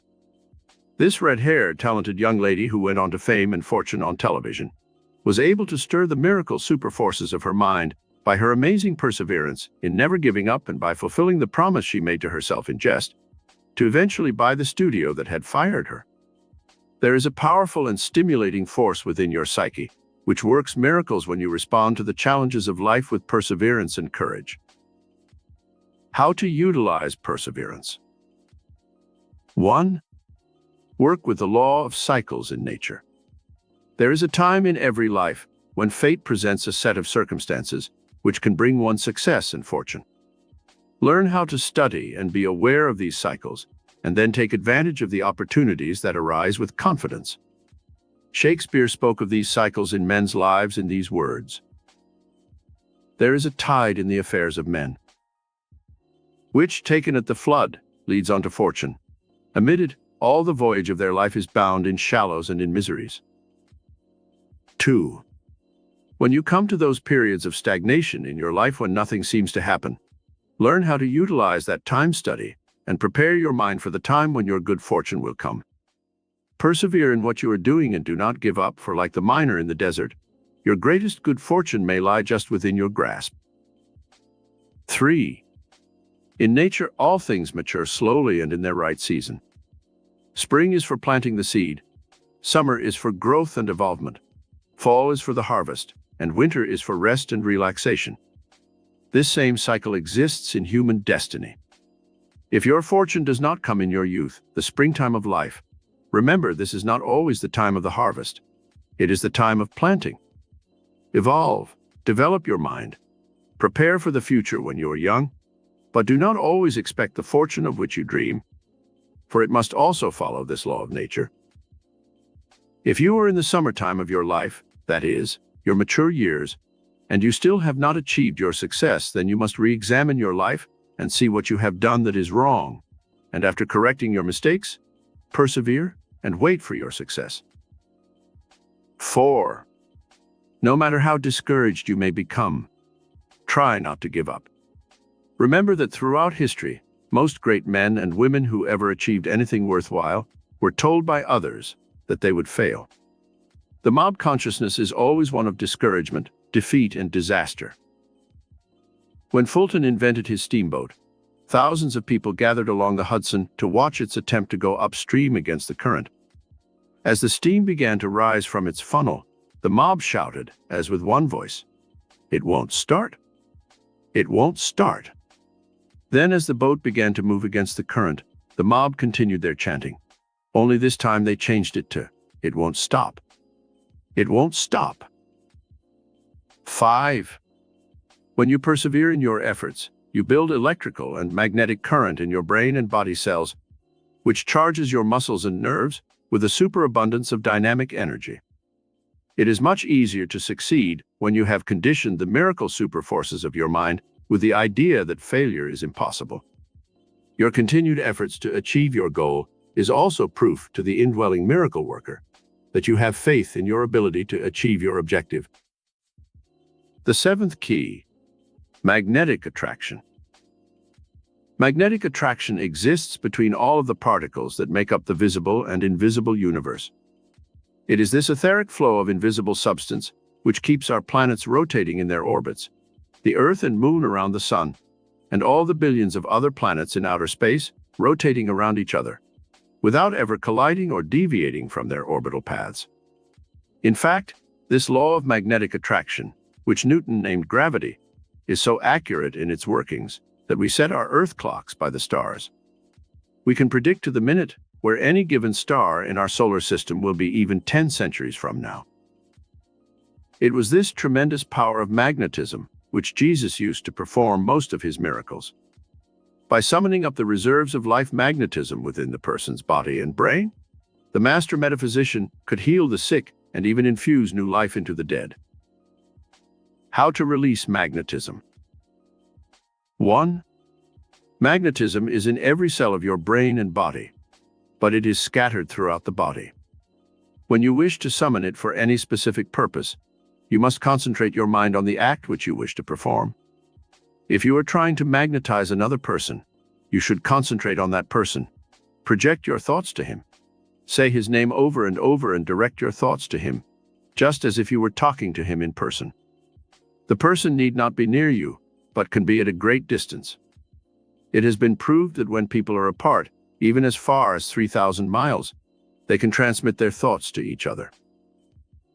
An instance of how the ether waves act as magnetic currents, which the human brain may tap, is that of a young lady who went to visit relatives in San Francisco in the days before planes were making the transcontinental trip.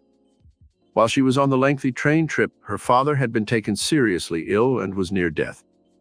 The girl's mother frantically concentrated her thoughts on her daughter, sending her this message: "When you get off the train, call home. It is urgent."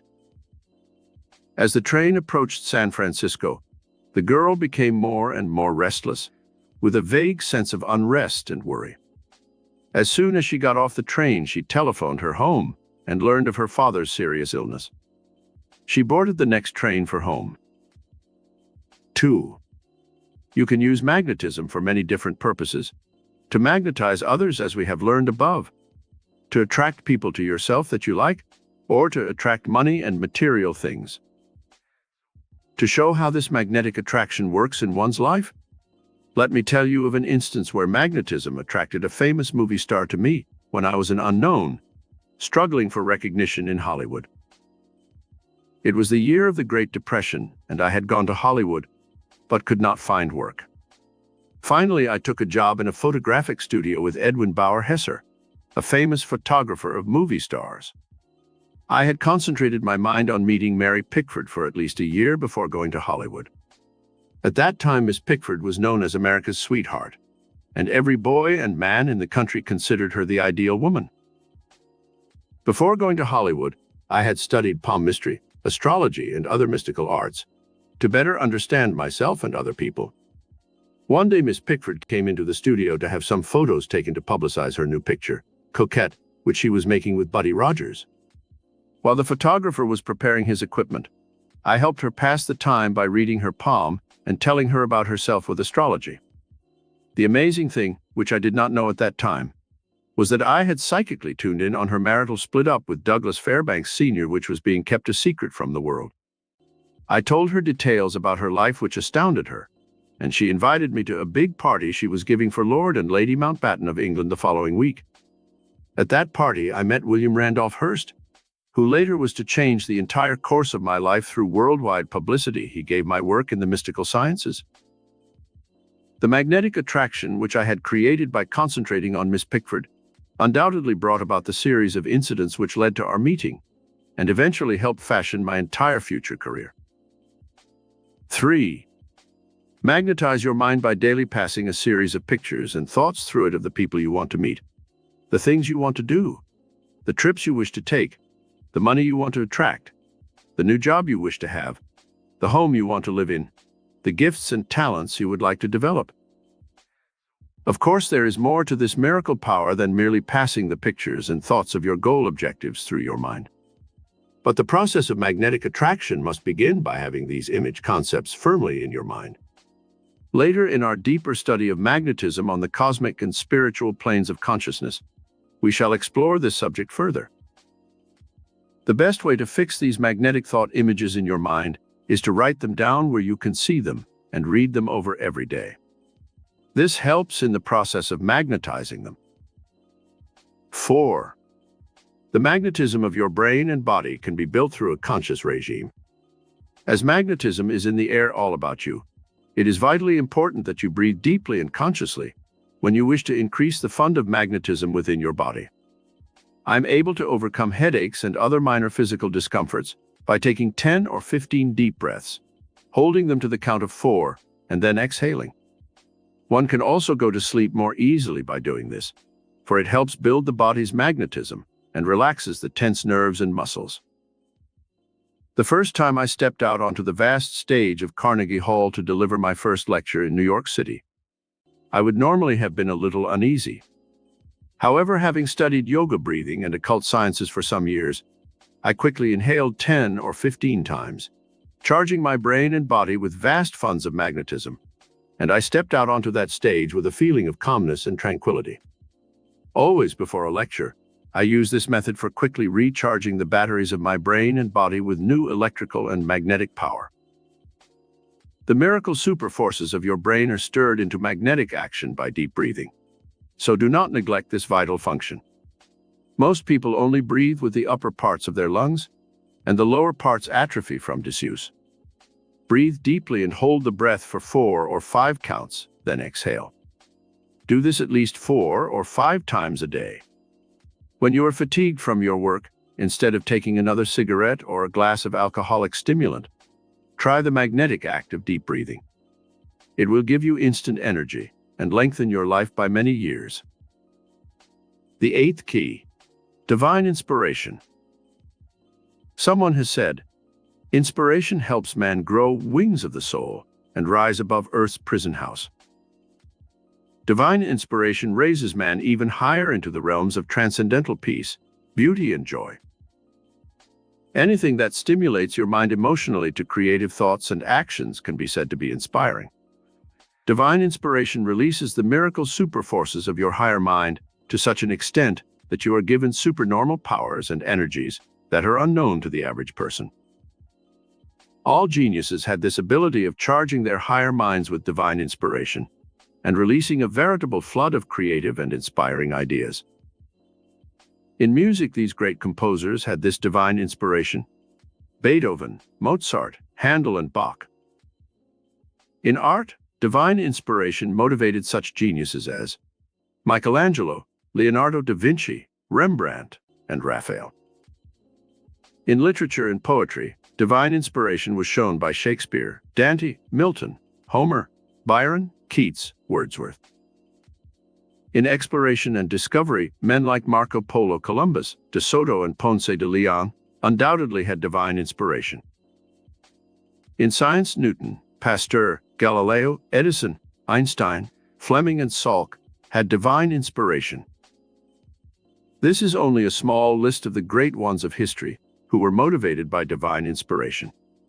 In every field of human endeavor, there have been literally thousands of men and women who possess this form of inspiration in their creative works. The regime for releasing divine inspiration. 1. When you want to stimulate the miracle response centers of your higher mind, use the transcendental power of beautiful and inspiring music to aid you. This means classical and semi-classical music, not the discordant forms of new and modern jazz, which tend to overexcite the brain centers.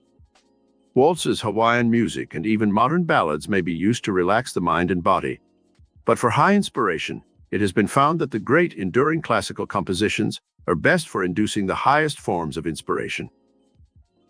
It has been found that in industry, when people work with music playing in the background, their output increases, their energy level is higher, and there is a decrease in fatigue and in accidents. This proves the efficacy of music as an inspirational force to stimulate the higher response centers of the human psyche. 2. When you wish divine inspiration, align yourself with the natural grandeur and beauty of the universe. Stand at the ocean's edge and observe a sunrise or sunset. Look up at the lofty mountaintops and visualize the peace and serenity to be found there. Observe the sun, the moon, and stars, and project your mind to lofty pinnacles of achievement, using these natural wonders as ideals and inspiration. Be aware of spring with its rich verdure and multicolored blooms. See the power and majesty of flowing rivers and placid lakes, reflecting the blue of the heavens and fluffy white clouds. Stop your work occasionally and walk in a park if you live in the city. Go to a botanical garden, a zoo, or some nearby field, and let your mind be inspired by the richness and variety to be found in nature. This will help recharge your mind and body with energy and bring you a sense of serenity and peace. 3. Divine inspiration can be released within your mind by a study of the great religious books of the world. You should make it a point to learn what all the great teachers and prophets have taught. Study the Christian Bible, the Talmud, the Quran, the Buddhist Bible, and any other spiritual revelations that interest you. 4. Memorize quotations from the Bible, which you can repeat daily when you feel the need of divine inspiration. I have found the 23rd Psalm and the 91st Psalm helpful. You may also use the Lord's Prayer as given in the Bible. 5. Study the transcendental philosophies of some of our great minds. The golden age of Greece was shaped by such men as Socrates, Plato, and Aristotle. Let their inspired thinking help elevate your consciousness to new and lofty pinnacles of nobility and grandeur. Our own American philosophers, Emerson and Thoreau, are also worthy of study and emulation. 6. You can receive divine inspiration through doing charitable acts for others. Helping to inspire those who are less fortunate than yourself is a wonderful way to recharge your brain and body with new inspiration. You can also help inspire others with your smiles, words of encouragement, and kindness. 7. Prayer lifts man's soul into lofty dimensions of spirit that transcend Earth's gravity pull. Pray often during the day. Little short prayers help inspire you and energize your mind and body. 100 times a day I say little prayers like this. Thank you, God, for this beautiful day. I am grateful to you, God, for sending me such good friends. Thank you, God, for this lovely sunshine. Help me, God, to overcome this problem. God, give me guidance and inspiration to carry out this task. These are little soul boosters which keep one in constant attunement with the divine source of all life and all good. 8. The 9th key, dynamic action. The first law of the universe is the law of action. To stir the miracle response centers of your mind into creative patterns of thought, there must be dynamic action in your thinking first. Everyone has some form of action in his life, but the miracle-working kind of action is known as dynamic action. Synonyms for dynamic are energetic, vigorous, forceful. The type of thought that reaches out into time and space and stirs creative forces into motion is dynamic thought. A dynamic thought is one that you hold persistently, and that infuses your brain and body with the necessity for dynamic action. When Edison tried 10,000 times to find a substance for his electric light filament, an assistant said, "It's no use, Mr. Edison. You've tried 10,000 times and failed. You might as well give up." The great inventor, driven by some inner compulsion into a vortex of dynamic mental and physical action, replied, "Give up. Never. Now we know 10,000 things that won't work." His next experiment the following day proved successful. Regime for releasing dynamic action. 1.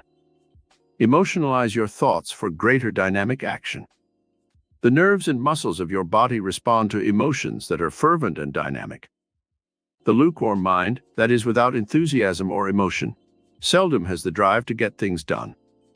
Toynbee, the noted historian, says that the Southern peoples, who lived in an atmosphere of indolence and inactivity, where the weather was extremely hot and the people became lazy, have always been conquered by the Northern races, who lived in a stimulating climate that engendered dynamic action.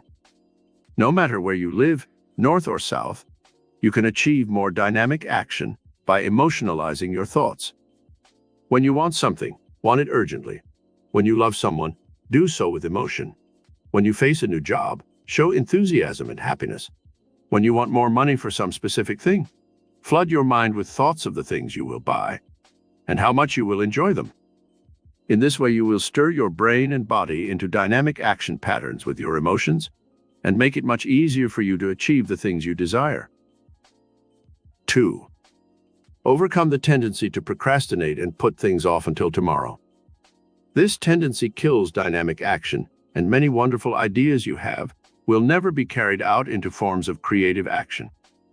Adopt a "do it now," and even put a sign over your desk or work table with the words "do it now" written on it. I did this for years until I acquired the habit of doing things that I wanted to put off. One of the most important letters I ever wrote, which brought me good business results, came as a result of this habit to do it now. If I had waited a week longer, it would have been too late. 3. Work with the laws of nature, not against them.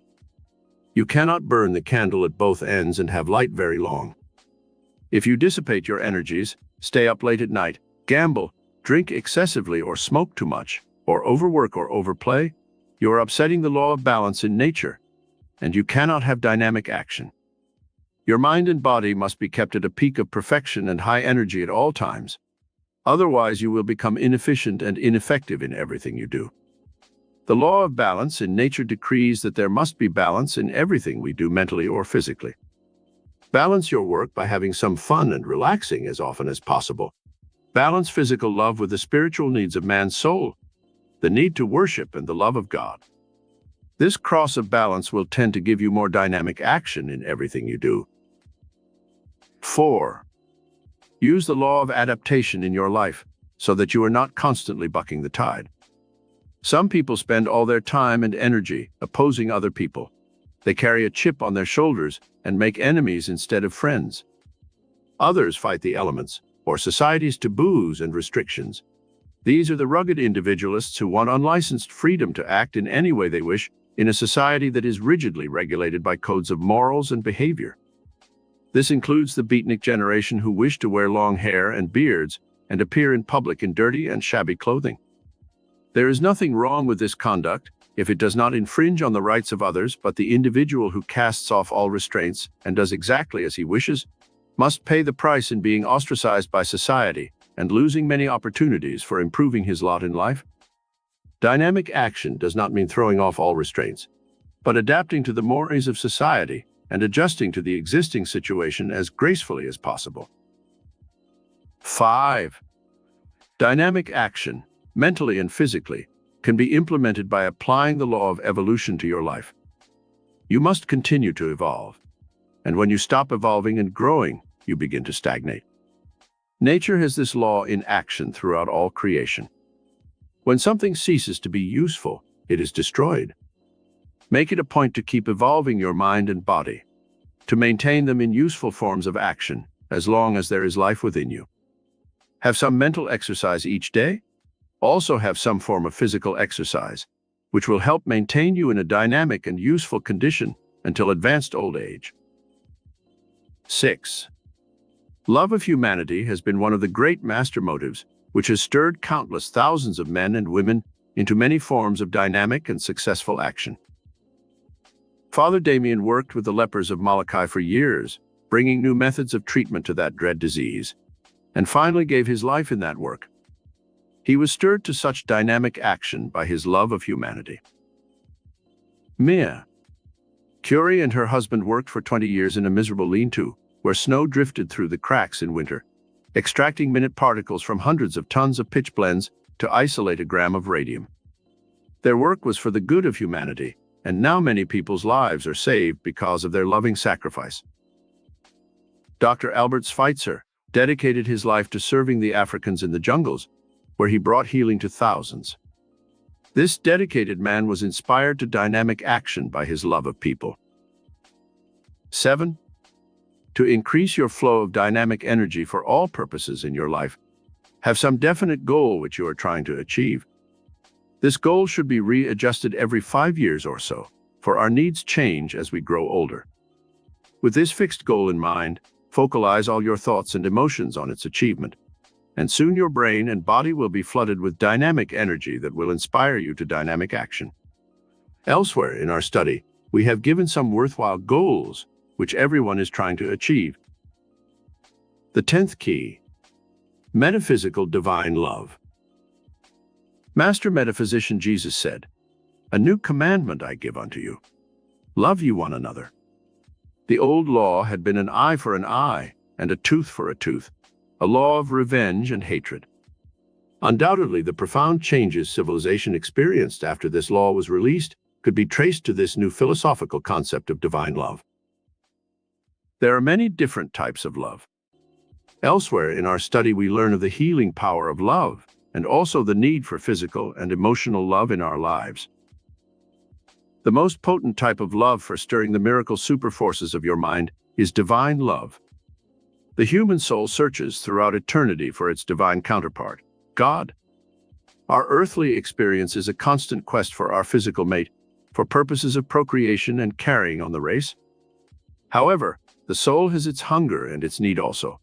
It is for divine love, the divine romance in which man, in the generic sense, searches for his lost half, the God consciousness in a cosmic love that extends throughout eternity. When man once discovers this divine love, he becomes complete and fulfilled. The love of God transforms and transfigures all humanity into the radiant divine image of God himself.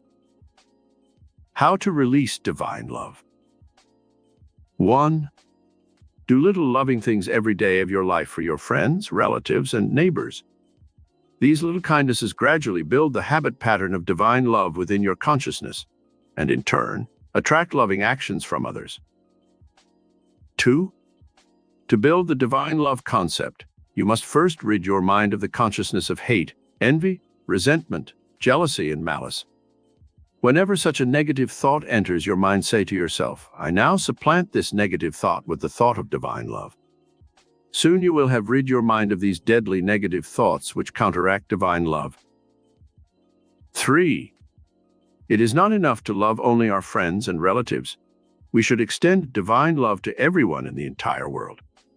I know it is difficult to hold this cosmic concept of love, for there have been so many enmities throughout the centuries in countries that have long been oppressed by their enemies. Many people hate the Germans, the Japanese, the Russians. The Greeks hate the Turks because they occupied their country for 400 years. Rationally, we can understand such reactions, but spiritually, we cannot condone hate of any kind. We must try to rationalize our reasons for hating and then work out a pattern of forgiveness and divine love, so we do not come under the negative emotional effects which hatred engenders. A girl who came to my lectures in Carnegie Hall for some time had the most radiant and beautiful expression on her face. I became curious as to why she was so magnetic and attractive. Her features were not too beautiful, but there was a spiritual quality within her that transcended the physical. One day I asked her for her secret of loveliness. She smiled brightly, opened a gold locket hanging on a chain about her neck, and showed me the inscription inside. Whom, not having seen, I love. Then I understood the reason for her spiritual beauty and serenity. She loved the entire world and its inhabitants with divine love. 4. Every time you meet someone that you want to hold and interest, practice projecting an invisible golden line between your mind and theirs. Send out the thoughts on this golden cord. I love the divine in you, and you will love the divine in me. People sense our thoughts, and they will instantly respond to thoughts of love and kindness. Another young lady who came to my lectures told me in an interview with her that she could not attract the right type of boyfriend. She wanted to marry and have children desperately, but all the men she attracted seemed so physical and animalistic that she had withdrawn into a shell of solitude and no longer went out on dates with boys. I gave her this golden cord concept and told her to radiate divine love rather than physical or emotional love. She left my office a changed person. Within 1 month, she had 3 proposals of marriage from fine men. Later, she made her choice and married. She now has 3 beautiful children, and her entire life has changed. 5. Your mental states show on your face and in the contours of your body. In order to show to the world the image of divine love, begin at once to change your facial expressions from anxiety, fear, worry, and hate to expressions of love, confidence, peace, and poise. To do this, stand before your mirror and study the various expressions that come onto your face with various emotions. Think of something you hate. Notice how the face assumes an ugly mask. Fear and worry do the same thing. Now change your thought. Think of someone or something that you love. See the uplifted expression of the cheeks and mouth. When you meet people you want to attract or impress, carry the expression on your face that you have when you say, I love you. 6. Another important way for stirring the consciousness of divine love from within is to memorize beautiful and romantic poetry. The electrical pulsations from your mind to your face tend to set the mold of your expression in the form of the thoughts you habitually think. Emerson said, "What you speak so loudly that I cannot hear what you say."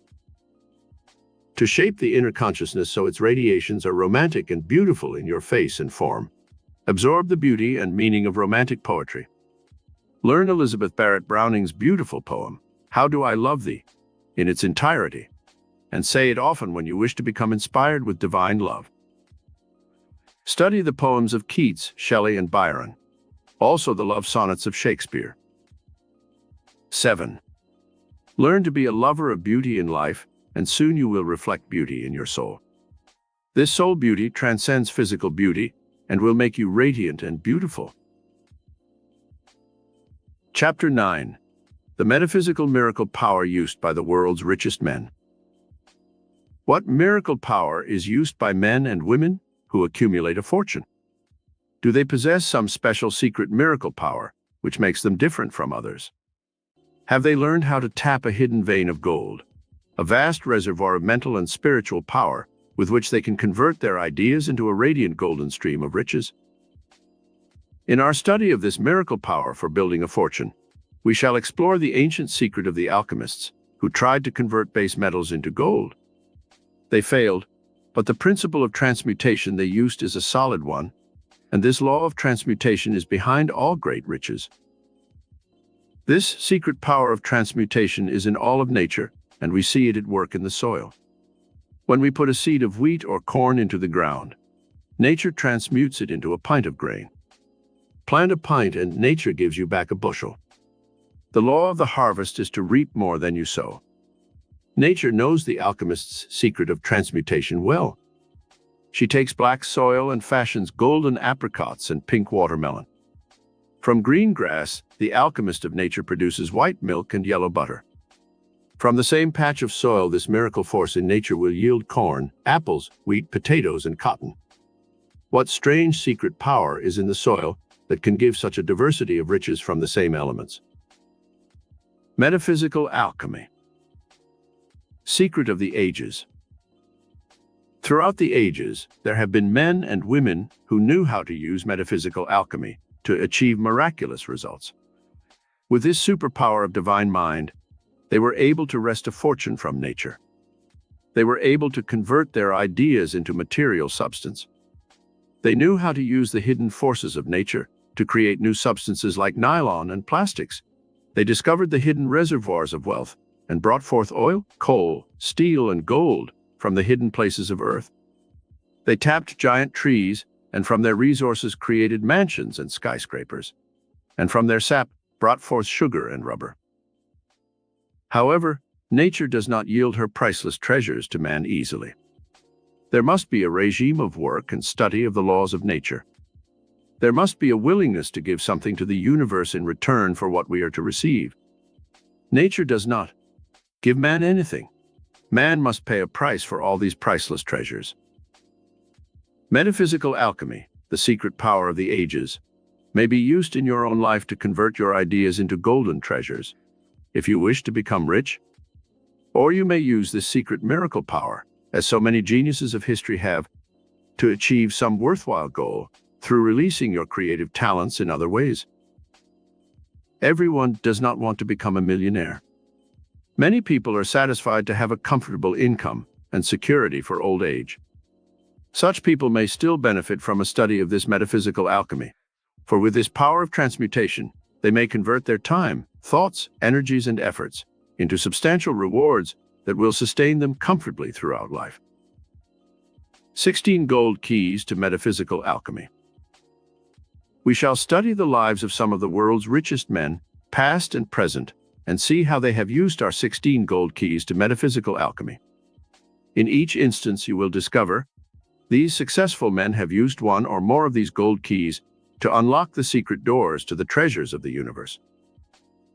Vision, courage, organizational ability, willingness to take chances, an expansive mind, enthusiasm, sharing their wealth, thrift, integrity, loyalty, intensity of desire, good judgment, ability to make right decisions, determination, patience, persistence. Everyone has had an idea at some time in his life, which, if followed through, might have produced a fortune.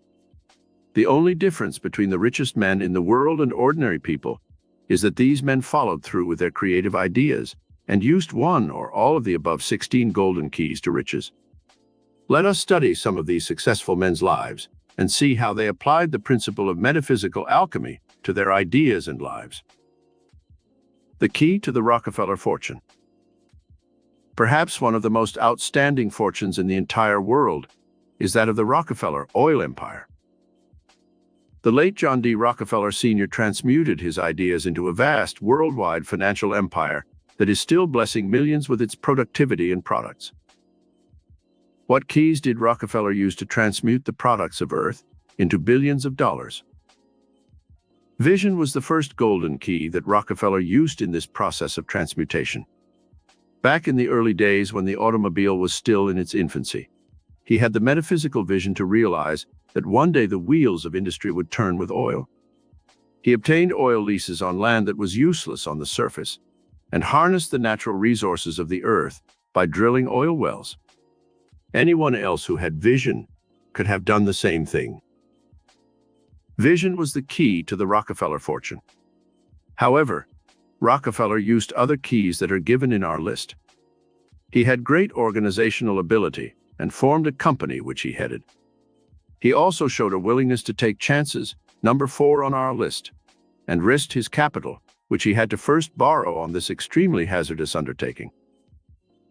He showed enthusiasm, an expansive mind, numbers 5 and 6 on our list. He had thrift and integrity. He also exhibited good judgment and the ability to make the right decisions. He shared his wealth. Millions of people have been helped by the scientific and medical discoveries of that altruistic organization, the Rockefeller Foundation. He also used the last 3 keys on our list: determination, patience, and persistence. Rockefeller loved his work. He was at his desk early and remained until late at night. personally taking care of the thousands of details that came up daily. He continued this habit of work until he was in his 90s. His enthusiasm gave him amazing glandular stimulus that carried him successfully through periods of illness, worries, and problems that might have floored a weaker-willed person. Andrew Carnegie and his golden touch. It is said of Andrew Carnegie that he possessed the golden touch. Everything he undertook turned out successfully. This was no accident. It was the result of painstaking care and effort, coupled with an intuitive sense that was almost psychic. In his youth in Scotland, Carnegie was extremely poor. He had one great determination early in his life. It was to be a great success and make a vast fortune, so he could help the world in some way. His desire to become rich was not motivated by greed and selfishness. He had a great desire to give his poor family the comforts of life, as well as to share his wealth with the world. Carnegie exhibited vision as an early trait. When he came to America, he saw the great possibilities of an expanding economy in a new country, where the industrial and motor age were booming. Carnegie fastened his mind on steel as the foundation of his future fortune. He used golden key number 5, an expansive mind, and first accumulated all the knowledge he could regarding the production and refinement of steel products. He worked hard and observed everything carefully. He worked in a steel mill where he got first-hand experience, and gradually worked his way to the top of his own company. He showed qualities of organizational ability and good judgment in hiring good men to head his organization. He founded his own steel company and obtained financial backing from banks because of his integrity and ability. Gave away hundreds of millions. After building his vast fortune, Carnegie gave away hundreds of millions of dollars. One of his greatest gifts was 1,200 public libraries throughout America. This golden key number 7, a desire to share his wealth, was the key to Carnegie's character and one of the reasons why he succeeded. He also founded Carnegie Hall, a cultural institution that has brought priceless treasures to New York City for many years. He had numerous other philanthropies and charities which he supported. He believed that wealth should be distributed for the good of all mankind, and that it should be used to help humanity. His own life was a living example of this creed of generosity.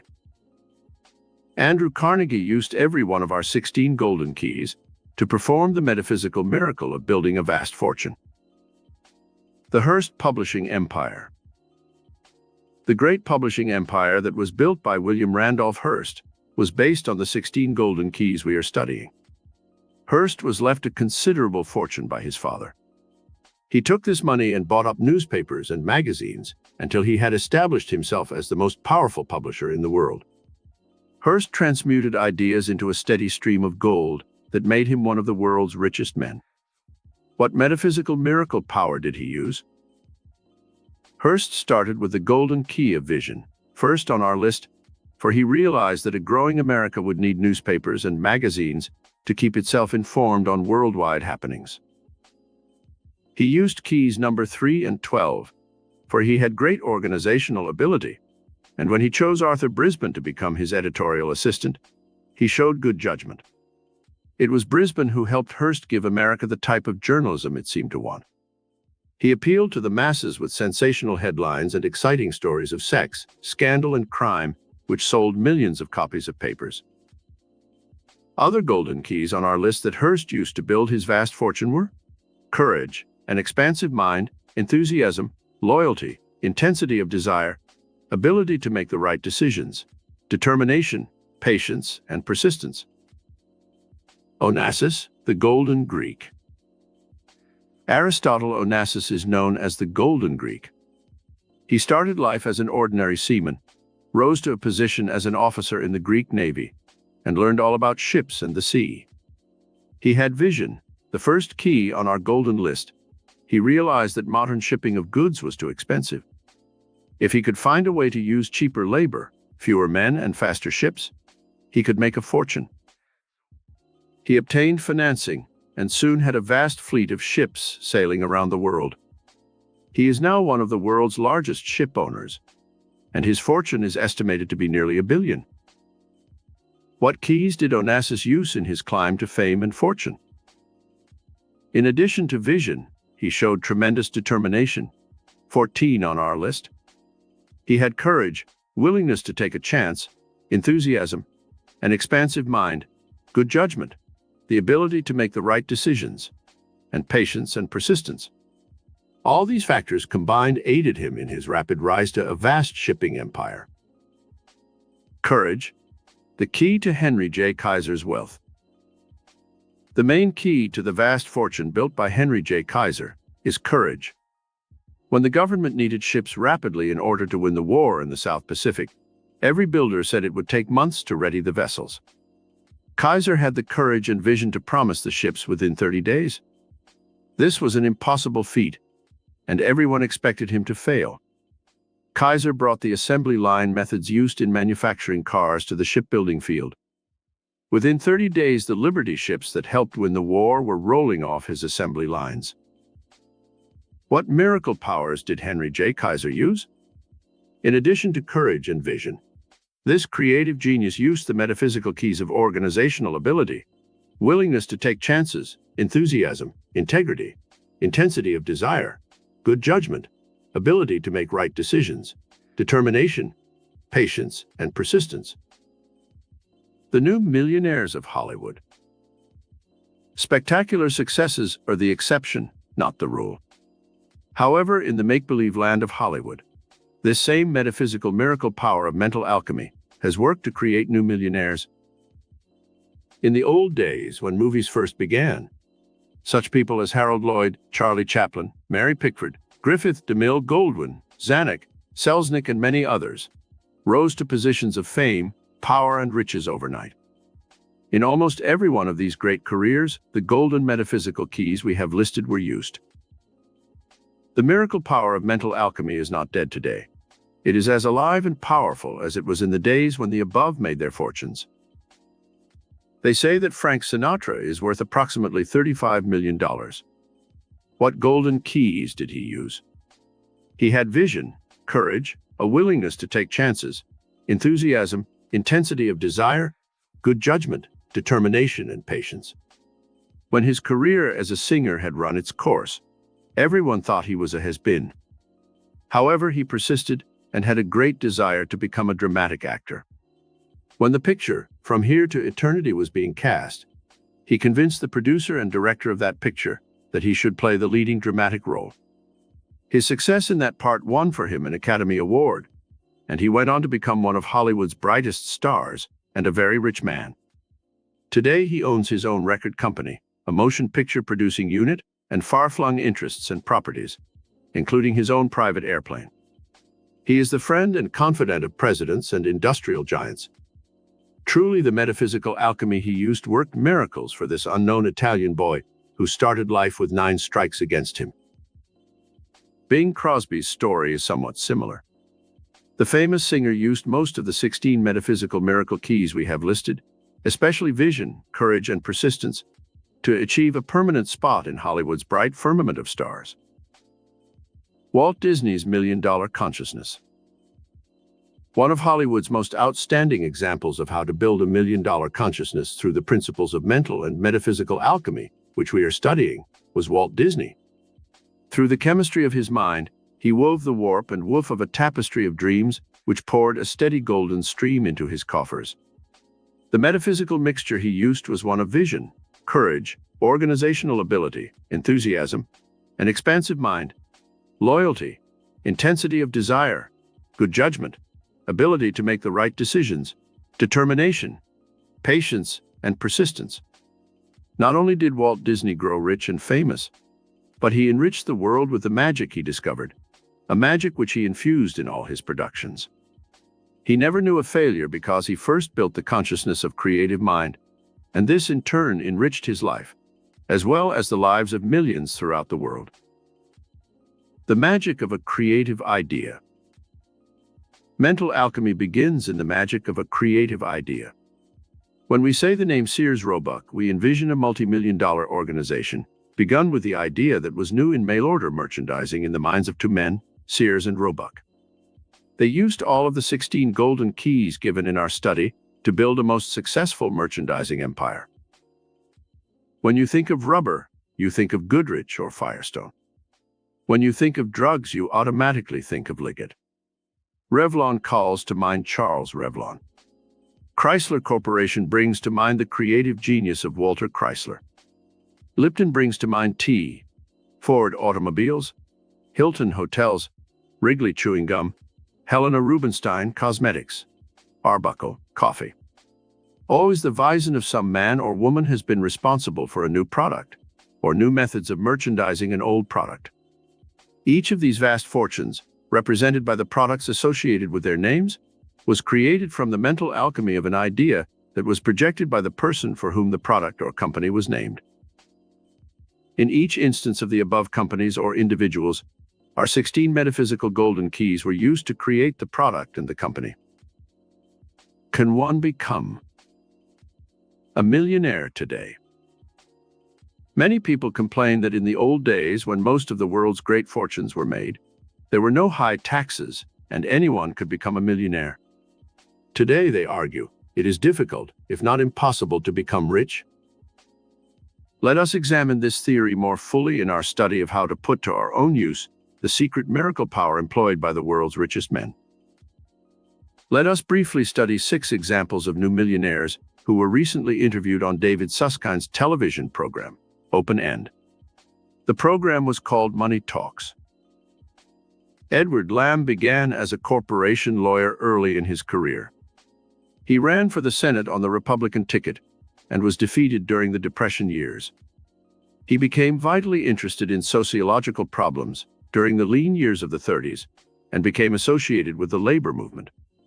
He has represented all 77 of the national and international labor unions. He believed that the road to riches lay in the direction of serving mankind. Later, Mr. Lamb went into the newspaper publishing business and gradually built a $50 million empire of many and diverse interests. When he was asked, "How does it feel to be rich?" he replied that one does not actually ever feel rich, for one's wealth is always measured by the size of one's debts. His incentive in life is the fun of accomplishment, the desire to serve humanity, and a natural instinct to want to be on the winning side. Mr. Lamb has used all of our metaphysical golden keys in his rise to fame and fortune. Tremendous responsibility of riches. Mr. Marvin Crater is president and chairman of an enormous brewery. He recently bought Ebbets Field and built the new Rupert's Brewery on the valuable property. Mr. Crater stated, 1, that wealth was a tremendous responsibility to the person who had it. What was Mr. Crater's incentive to wealth? He started life under humble circumstances, but he had a tremendous desire to advance his interests so he could afford the comforts of life. Wealth, he declared, is comforting, but you cannot stop easily when you have made the first million. Something in the human spirit, a desire for more power or an involvement in the destinies of others, continually impels one forward, no matter how many millions he has. Mr. Crater stated that a person who has made a fortune has a moral responsibility to his employees, his stockholders, and those who share in his products and profits. This responsibility extends to the public, the source of all wealth ultimately. Wealth, he believes, imposes restrictions and obligations which cannot be taken lightly. $60 million in assets. Louis Lesser is another new millionaire. He has control of assets which total $60 million. He rose from a door-to-door salesman of magazines to become the owner of numerous oil wells and chairman of the board of Lesser Corporation. His incentive to wealth came when he was a young man. He wanted to make $1 million so that he could quit and travel around the world and enjoy life. He explained that when he'd reached that goal and had made his first million, he became involved in so many ventures that he could not stop. He warns against greed as a motivating force to fortune, stating that this negative emotion often destroys those who exercise it. After he'd made his vast fortune, Mr. Lesser began to give his money to many charitable organizations, including the City of Hope and other groups. Mr. Lesser certainly used most of the golden metaphysical keys given on our list, especially those of vision, courage, determination, sharing his wealth, and persistence. From $250 to millions, Mr. Wallace Johnson, who runs 50 corporations, including the fabulous Holiday Inns, borrowed $250 when he was a young man. With this money, he went into his first business venture. Through hard work, shrewd investments, and knowing what the public wants, Mr. Johnson snowballed that original small capital into a multi-million-dollar fortune and businesses that span 50 different corporations. His secret of wealth: give the public value for their money. Be aware of the public's needs, and then fill those needs with products that are as good as you can possibly produce. He said, "Success? I am still looking for it and working very hard." Perhaps in those words is the true incentive which has made Mr. Johnson a multi-millionaire. He drifted into a fortune of $120 million. Perhaps the most startling success story of all these 6 new millionaires is that of David Murdoch. When he was a very young man, he drifted from job to job, not sure of where he was going. One desire he did have, however: to become rich. In 1946, something impelled him to go to Phoenix, Arizona, and there he laid the foundation of his future fortune. His investments in real estate and other business ventures, his faith in the great destiny of the West, and his overwhelming desire for achievement were the keystones to the building of his vast fortune. He surely showed vision, determination, courage, good judgment, ability to make the right decisions, an expansive mind, and determination, patience, and persistence in his climb up the ladder of success. The challenges of life spurred him on. Thomas J. Bullock started out to seek fame and fortune at the age of 26. Something told him that his destiny would be fulfilled in New Mexico. The country teemed with hidden possibilities, which could make one rich if one had the vision and foresight to see it. In the barren desert land of that arid state, Mr. Bullock discovered oil, and he was on his way to achieving his boyhood dream of success. Mr. Bullock wanted to serve the people of the state that had made him rich. He successfully ran for governor and added new laurels to his crown of success. All life is a challenge, Mr. Bullock believes, and one must be prepared to meet that challenge by facing life's obstacles and overcoming them. He also believes that one must utilize all one's gifts and skills in converting nature's free resources into usable products that will enrich and benefit humanity. He thinks of himself as only a trustee for wealth, and that he must use money to do as much good as possible for the people he serves. Only then, he said, is one worthy of such a high and sacred trust. How to motivate the miracle power to acquire riches. 1. First, unlimited your consciousness by having vision. Know that it is possible for you to become as wealthy as you wish to be. There is no limit except that you place on yourself. The Bible says, "Without vision, the people perish." Have the vision to see yourself successful and rich. If you do not want $1 million or more, then ask the divine mind within for security for yourself and your family. 2. Go to your public library and obtain books dealing with the lives of such rich men as Morgan, Vanderbilt, Astor, Baruch, Ford, Carnegie, Hearst, Chrysler, Getty, and any other men who have built vast fortunes. Study their lives carefully, take copious notes, find out what mistakes they made, so you can avoid the same mistakes. Emulate their patterns of thinking and action. Become conversant with their methods and then try to apply them to your own life. 3. Turn your thoughts inward and ask the divine mind within you for ideas, formulas, inventions, stories, creative thoughts that you can use to become rich. One idea can bring millions. The law of transmutation can work for you to turn your thoughts into gold. Build your faith in your own powers of creative mind and search within until you find the key that will help you unlock doors to the treasures of the universe. 4. Sit for 15 minutes every day for 1 month and concentrate your thoughts on nothing but money. Mentally visualize yourself receiving a large sum of money. See yourself banking it or spending it for something you want. Go through the pleasurable emotion that such good news would bring you. Plan on all the things you would do with money if you had it. Walk on the streets and look in store windows and mentally put your mark on the things you will buy with your fortune when your dream ship comes in. 5. Use the money and the possessions you now have wisely and take good care of them. This will prove to your higher mind that you are capable of taking care of a big fortune and of spending it wisely. Many people waste their money, their food, and their time. Such wasteful habits prove they are not yet ready to assume the full responsibility of having a fortune or better homes or possessions. 6. Treat your present home as if it were a palace, to prove to your higher mind that you are worthy of a finer home. Decorate it as tastefully as possible. If it is even a small room, keep it clean and neat. Enjoy its comfort and be grateful for it until you are able to build your consciousness and can move into a new apartment or house that will fit your expanded consciousness. 7.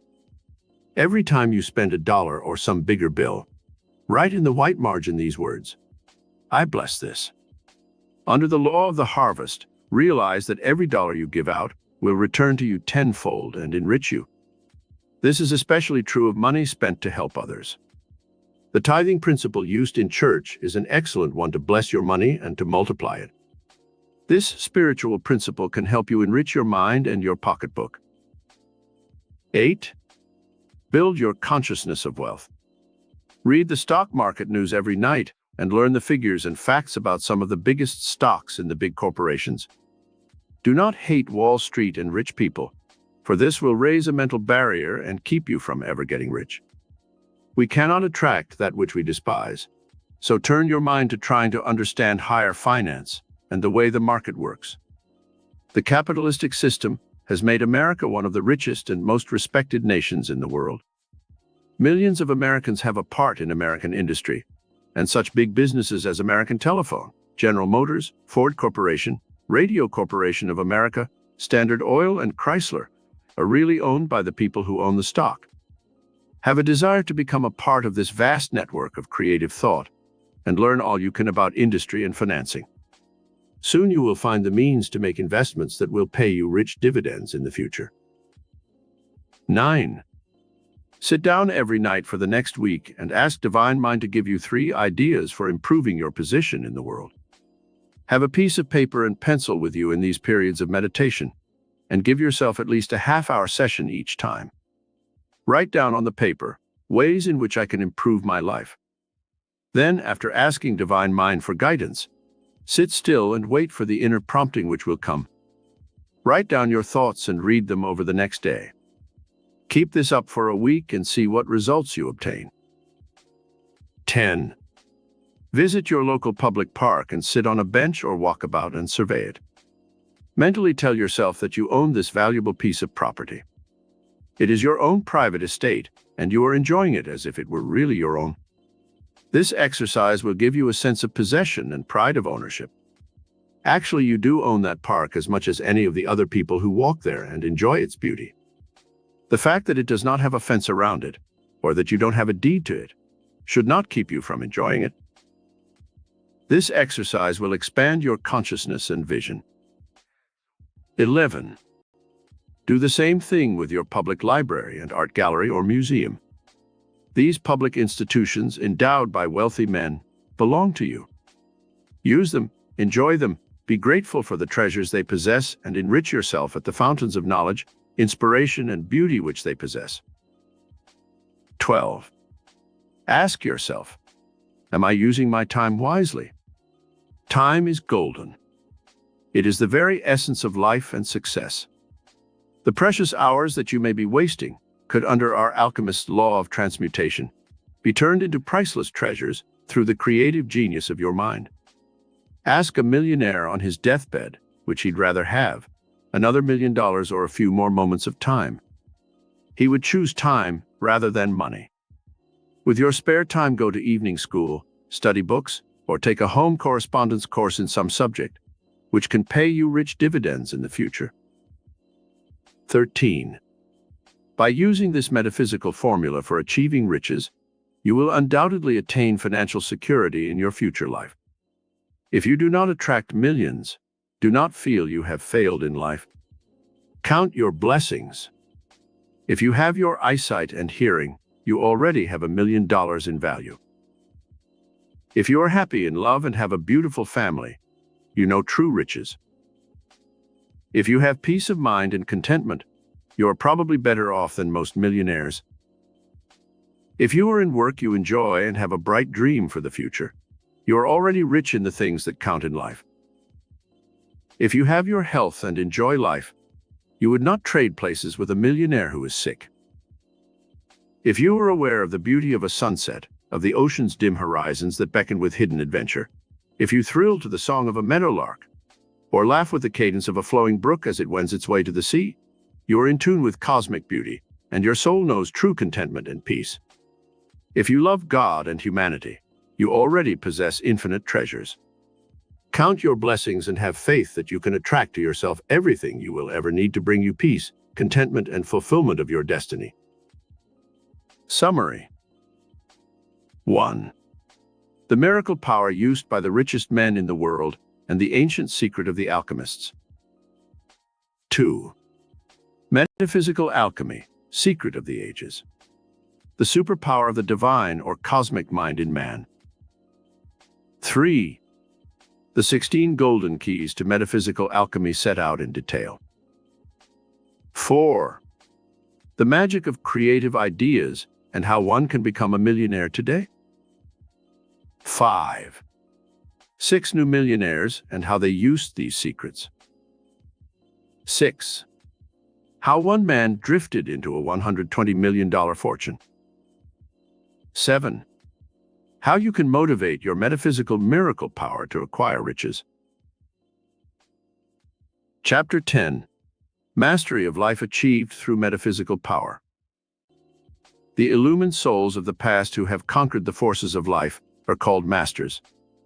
Such inspired teachers as Moses, Abraham, Christ, Buddha, Confucius, and Zoroaster were called masters because they had acquired complete control of the invisible forces of life and had learned how to direct them into creative channels.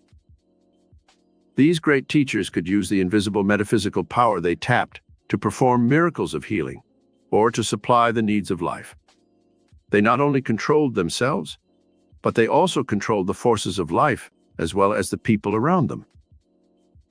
You can become a master metaphysician by using the same higher creative faculties of mind and soul that these masters used to produce their miracles.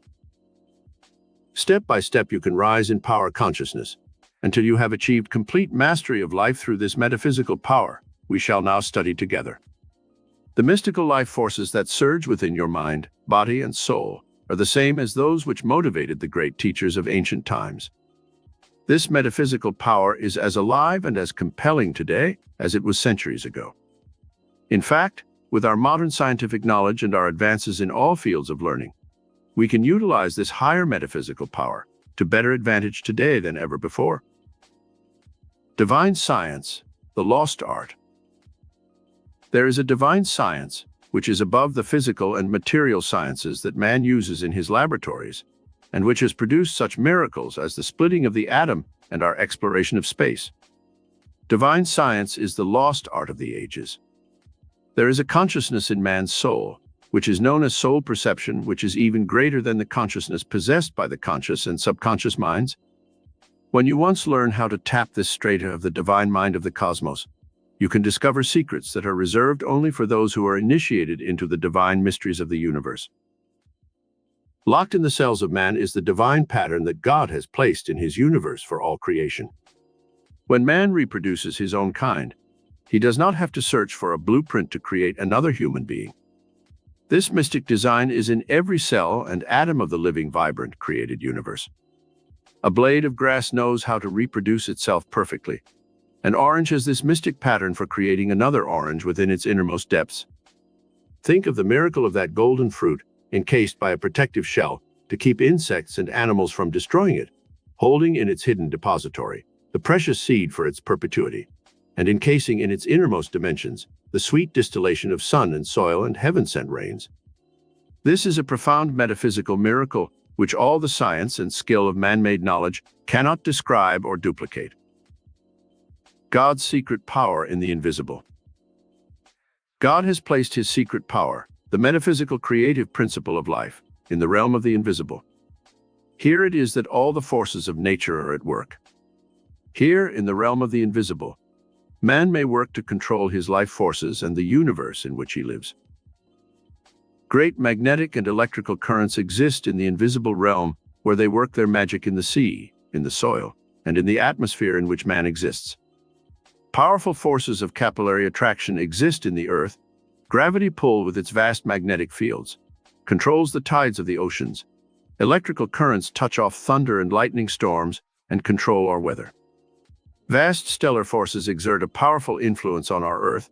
Radio, cosmic, ether, and radioactive waves bombard our planet from outer space, and yet all these forces are perfectly balanced and sustain life on this Earth in perfect harmony. Man's mind exists in this universal dynamo of power, working in its own dimension of time and space, and it may channel any or all of these invisible dynamic forces and use them to perform miracles of all kinds. Mastery, the path of achievement. In order to achieve any goal in life, there must be complete mastery of the self and of the multitude of invisible forces which surround us on this planet. The regime of mastery must begin with the self, for it is through the self that consciousness of cosmic awareness. The great teachers could control and master the invisible and mysterious forces of life, because they first learned how to master their own thoughts, their emotions, their spiritual powers of meditation, concentration, and projection. The 6 realms of metaphysical control. There are 6 realms of metaphysical control. You can achieve complete mastery of your mind, your environment, other people, and the invisible forces of life when you once exercise these 6 realms of control. First realm of control. Mastery of your thoughts. All control of our life forces must begin with control of our thought currents. As thoughts are electrical and magnetic, they exert a powerful effect on our brains and on our bodies. They also go out into time and space and affect other people. The person who has control of his thoughts can direct tremendous forces and exert a powerful influence on his body, his environment, and on other people.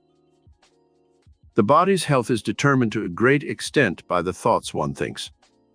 In modern psychosomatic medicine, which has to do with the effect of the thoughts and emotion on the physical body, it has been found that almost every type of human disease can be caused by man's destructive and negative thoughts. Just as disease can be induced by destructive thoughts, so too, health can be created in the body cells by the judicious selection of positive, life-giving thoughts, and healing can take place in the sick when their thought atmosphere is changed from a negative one to a positive one. Proof of the power of thought.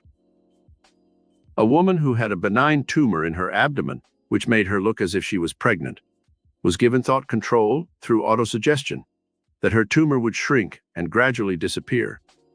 This type of autosuggestion was given by the woman to her higher mind every night and morning for a period of 3 months. At that time, the tumor had shrunk to the size of one's fist. A man who had sugar diabetes and had to take daily shots of insulin to keep his blood sugar reduced was given autosuggestions telling his higher mind that his body would begin to secrete insulin. He kept up these autosuggestions, and within a month he lessened the amount of insulin taken. Within 3 months, his body was secreting enough insulin so that he could discontinue the injections of insulin entirely. Doctors always hasten to point out that all cases do not respond to this type of autosuggestion, but even if a few cases respond, it proves that there is some power within the mind of man which can be reached for purposes of healing under the right conditions. Rather than try to heal sickness, man can try to prevent it through a process of thought control and positive mental and emotional action. If thoughts can make man sick, dynamic spiritual action mentally can also heal him of sickness. Regime for control of your thoughts. 1. Sit for half an hour a day and meditate on your thought processes. Be conscious of your thoughts all during that time. At first, do not try to control them. Let them run rampant, but be aware of what is happening. You will see how uncontrolled they are, how they jump here and there without any order or control. The second day of your meditation, try to stop the rapid changing of thoughts and select one thought at a time. Fasten your mind on that thought and think exclusively of it, and do not let go of the thought until you choose to. From an Indian guru or teacher, I learned the secret method some Indians use to achieve mastery of their thoughts. He told me to mentally visualize my brain as a tree, and my vacillating thoughts as little monkeys jumping from branch to branch in that tree. Then he urged me to mentally pick up each monkey and put him into a mental bag. He would kick and scream and fight, but one must forcibly eject him from his perch in the tree. This process is to continue until all the monkeys are safely in the bag and the tree is free of their screaming, jumping, and chattering confusion. This is a good method to use to clear your mind of unwanted, confusing, disoriented, and negative thoughts.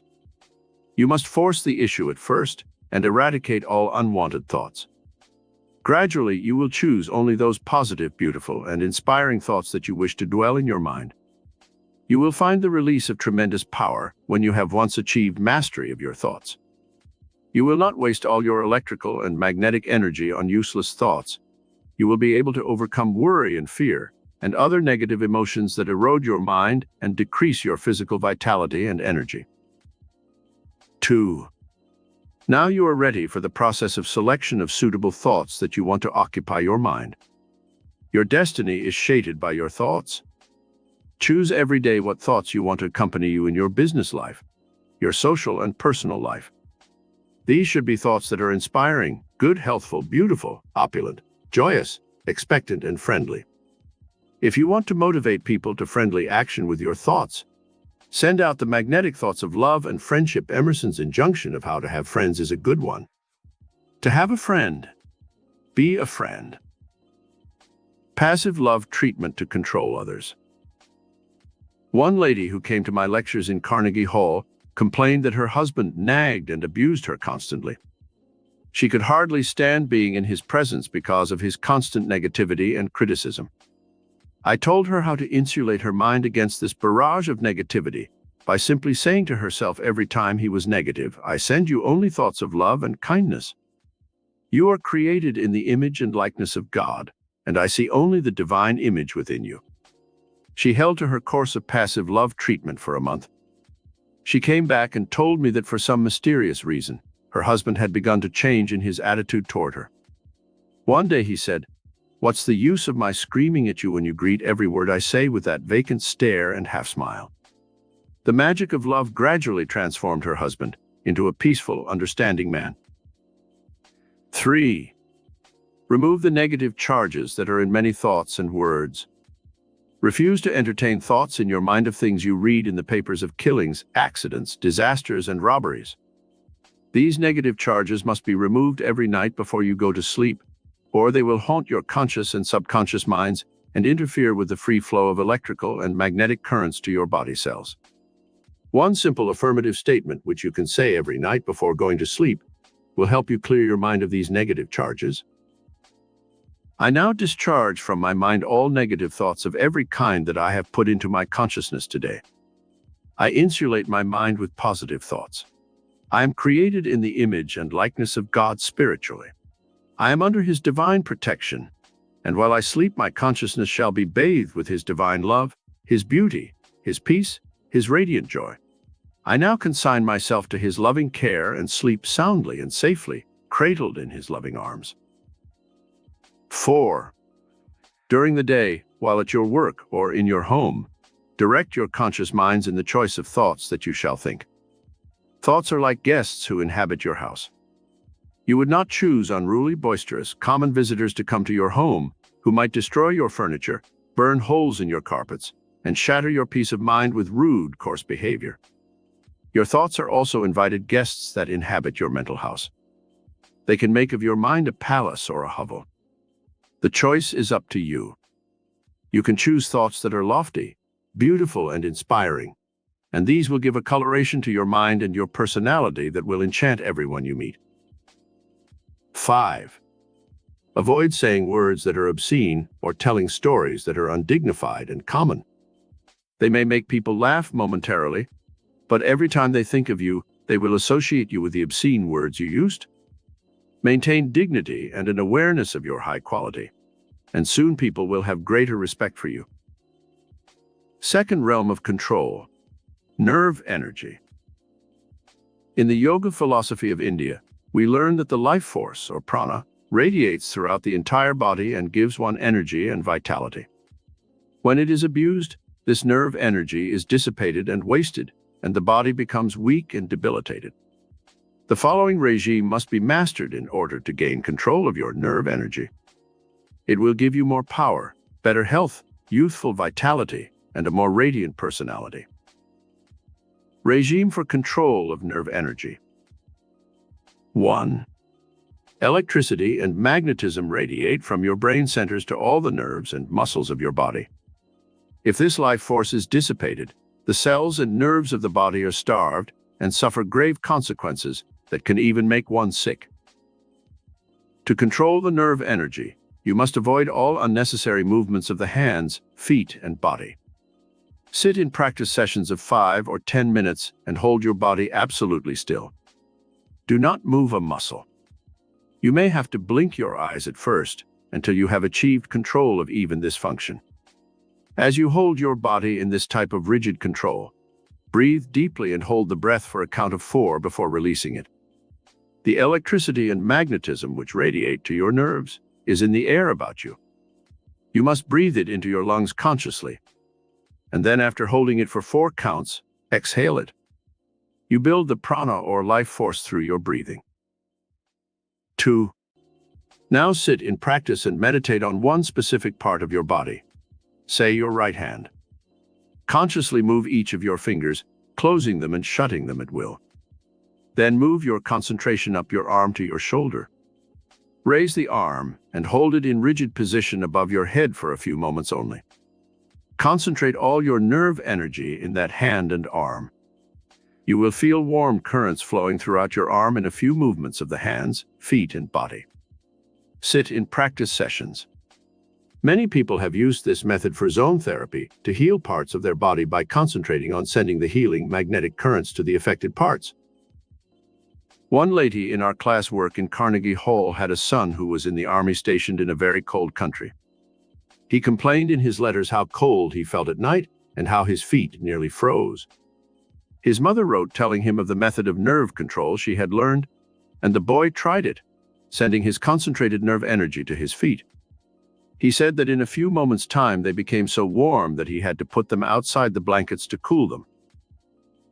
Energy flows wherever you direct your thoughts. Nerve current flows instantly where you think. Many people who have had sluggish hearts or inefficient stomachs have used this method of nerve control to direct their thoughts on the ailing organ and have achieved miraculous results in a short time. 3. To direct nerve energy to your brain for inspirational and creative power, visualize your breath as a golden beam of light which radiates up your spinal column to your head and floods your brain with its creative energy. As you breathe deeply to 10 or 15 counts, press your diaphragm and feel that the column of air is like a fountain, shooting its pranic force up your spinal cord and radiating over your brain in a golden flood of power and inspiration. Your brain will come to life when you use this exercise, and you will be able to create wonderful things. Most of our great geniuses in the arts and sciences use this secret power to turn on the inspirational nervous energy of their brain. Third realm of control. Your emotions. We have studied elsewhere in this book about the value of the emotions and how to avoid negative, destructive emotions. Now let us learn the regime for control of all the mind's and body's emotions, so we can better direct the life force for creative and constructive purposes. Regime for control of your emotions. 1. Mastery of your emotions is essential if you are to become a master of life. You cannot let your emotions control you. You must control the emotions, especially the negative ones. We know that the most destructive emotions are fear, hatred, worry, jealousy, greed, and selfishness. We also know that the positive emotions are love, joy, good, charity, forgiveness, and compassion. When a negative emotion tries to control your mind, substitute its opposite emotion immediately. For instance, when you are actively hating some person, realize this emotion is destructive and will harm you in some way. Change the thought to one of love and understanding. If you cannot really love the person, try to understand him and reason out why he acts the way he does. Then become tolerant of the person and neutralize your hatred of him and his actions. When you feel miserable and unhappy, substitute a positive emotion in its place. Try to visualize some good that is coming to you, or some past event that brought you happiness, and by dwelling on this positive emotion, you will automatically neutralize the negative one. 2. Practice each day with a new positive emotion until you are able to build a control regime for every emotion and every day of your life. Choose a different emotion for each day and live in the conscious awareness of that emotion for that day. For example, Monday, your tranquility day. Concentrate your thoughts on remaining tranquil and calm no matter what happens. Tuesday, your day of courage. Face life's problems with courage and do not flinch from facing reality. Wednesday, your day to live with beauty. Find new beauty in your environment. Be aware of nature's beauty. See the beauty of soul in everyone you meet. Thursday, your truth day. Practice to see the truth and express the truth in your dealings with others. Friday, your day of love. This healing emotion should be expressed all day in all contacts with others. Saturday, your day of forgiveness of others' slights, sins, and offenses against you. Sunday, your day of contemplation on the divine mystery behind all life. A day of worship and prayer. Fourth realm of control. Your body. The body can make insatiable demands on your mind and time if you do not control it and its appetites. Nothing is ever perfect. It's either too hot or too cold. Appetites nag the body constantly, from a desire for food and water to a desire for sexual satisfaction. The true master learns that he must control his body early in life, or he will spend a lifetime in misery and discomfort. Regime for control of your body. The following regime is the one used by higher yoga in India for this body control. 1. Sit in the Buddha pose with your legs folded under you and your hands resting in your lap. Now concentrate the power of your mind on the area of your head. Close your eyes as you do this exercise. Visualize your head with its functions of sight, taste, smell, hearing, and thinking. See your brain as a physical organ capable of all kinds of thoughts and emotions. Hold your thoughts on your head for several moments and try to control each of the 5 senses. Be aware of your sense of hearing. Listen to the sounds in the room, the clock ticking, the sounds in the street, the distant barking of a dog, or the blowing of a siren. 2. Now concentrate on your sense of sight. Open your eyes and look about the room. Register as many objects as you can see. Hold your gaze on a spot on the wall for a count of 10. Increase it until you can hold your eyes on one spot for a period of 5 minutes or more without blinking. This may take you several days or even weeks to accomplish. Do not rush it. Take your time and achieve control of this faculty of sight gradually. Then expand your vision to inner sight. Close your eyes and see how many mental pictures you can accurately recall from your past. Hold your body still while you are performing this exercise. 3. Now concentrate your faculties on the sense of taste. Take something sweet on your tongue and concentrate on its sweetness. Do the same with salt or something bitter. Let your faculties dwell on what you are tasting and nothing else. 4. Now develop the faculty of smell. Have incense burning in your meditation period, and as this aroma floods your being, be aware of the sense of smell. Another time you may take the bloom of a flower or a drop of perfume, which you concentrate on, letting your sense impressions be concentrated on the odor you wish to examine. 5. The sense of touch should next be developed. Hold a piece of wood in your hands, close your eyes and feel its rough texture. Change it to the petals of a rose, feel the velvety softness and be aware of the difference. Change the objects you concentrate on until you are able with your eyes closed to tell the difference between things you hold in your hands. 6. Now concentrate on your heart and its rhythmic beating. Do not try to control it. Just be aware of it in an impersonal way. Later, when you have gained control of your bodily functions, you can slow down the rhythm of your heart or accelerate it. You can do this with your blood pressure and other bodily functions at will. But for the present, just be satisfied to listen to your heartbeat and be aware of the life rhythm within you. 7. Do the same type of concentration on your stomach and its functioning. Be aware of the stomach. Visualize its workings. See the process of osmosis within that organ, which permits the fluids to pass through the walls of the intestines into the bloodstream. Be aware of your digestion for 10 or 15 minutes. Some people have been able to control their stomachs with amazing power and regulate the flow of hydrochloric acid and aid in the process of digestion consciously and at will. 5th realm of control. Other people. It is easy to follow all of the above 4 realms of control relating to the self. It is a matter of discipline and habit to gain control of your thoughts, your emotions, your nerve energy, and your bodily functions. Our 5th realm of control is a little more difficult, for it has to do with the actions of others. You cannot always control the actions of others, but you can control their effect on you and your destiny.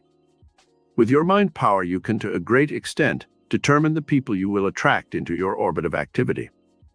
The quality of the persons you attract as friends will, to a great extent, determine their influence on your future destiny. Choose your friends well, and when you have made your choice, use the following regime of control to make certain that your friends and acquaintances do not infringe on your privacy and affect your decisions and actions. Regime for control of other people. 1. To control other people, you must first win their respect and admiration. People will be friendly to you if you first show friendliness towards them. In social groups, where you do not know many people and you wish to enlarge your sphere of friends, make yourself known to others. Be friendly and take the initiative in breaking the social ice.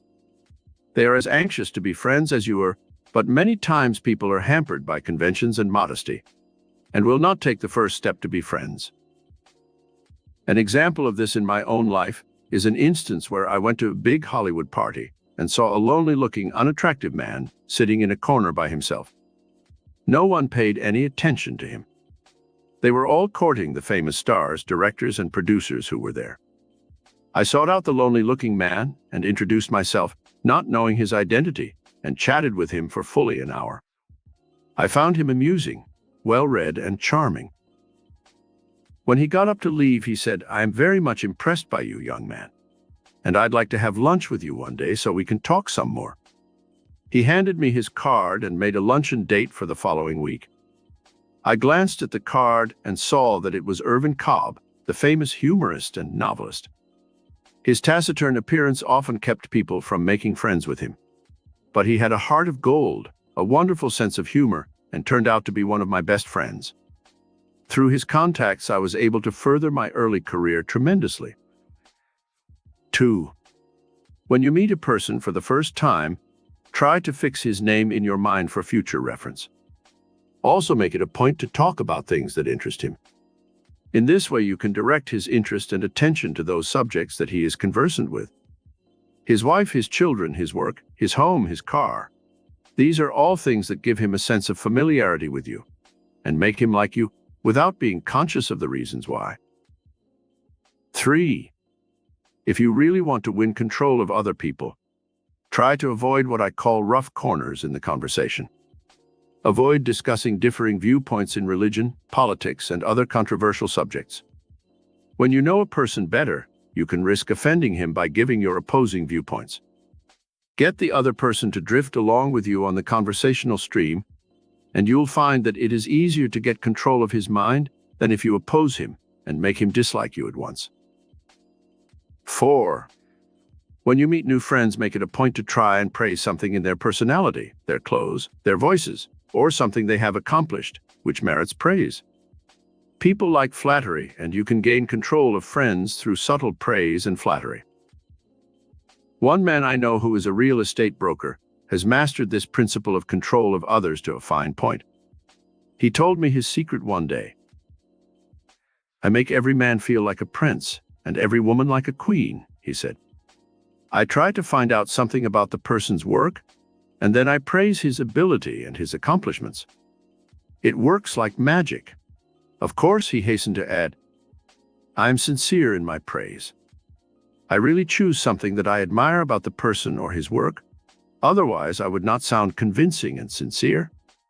This man has made millions of dollars in business through this simple formula to control other people. 5. When you first meet a person, get on a personal and emotional level with him as soon as possible. Remember the 4 things that mean most to everyone emotionally. A. Self-preservation. Things pertaining to food, nourishment, and general health. This is always a safe topic of conversation and interests everyone.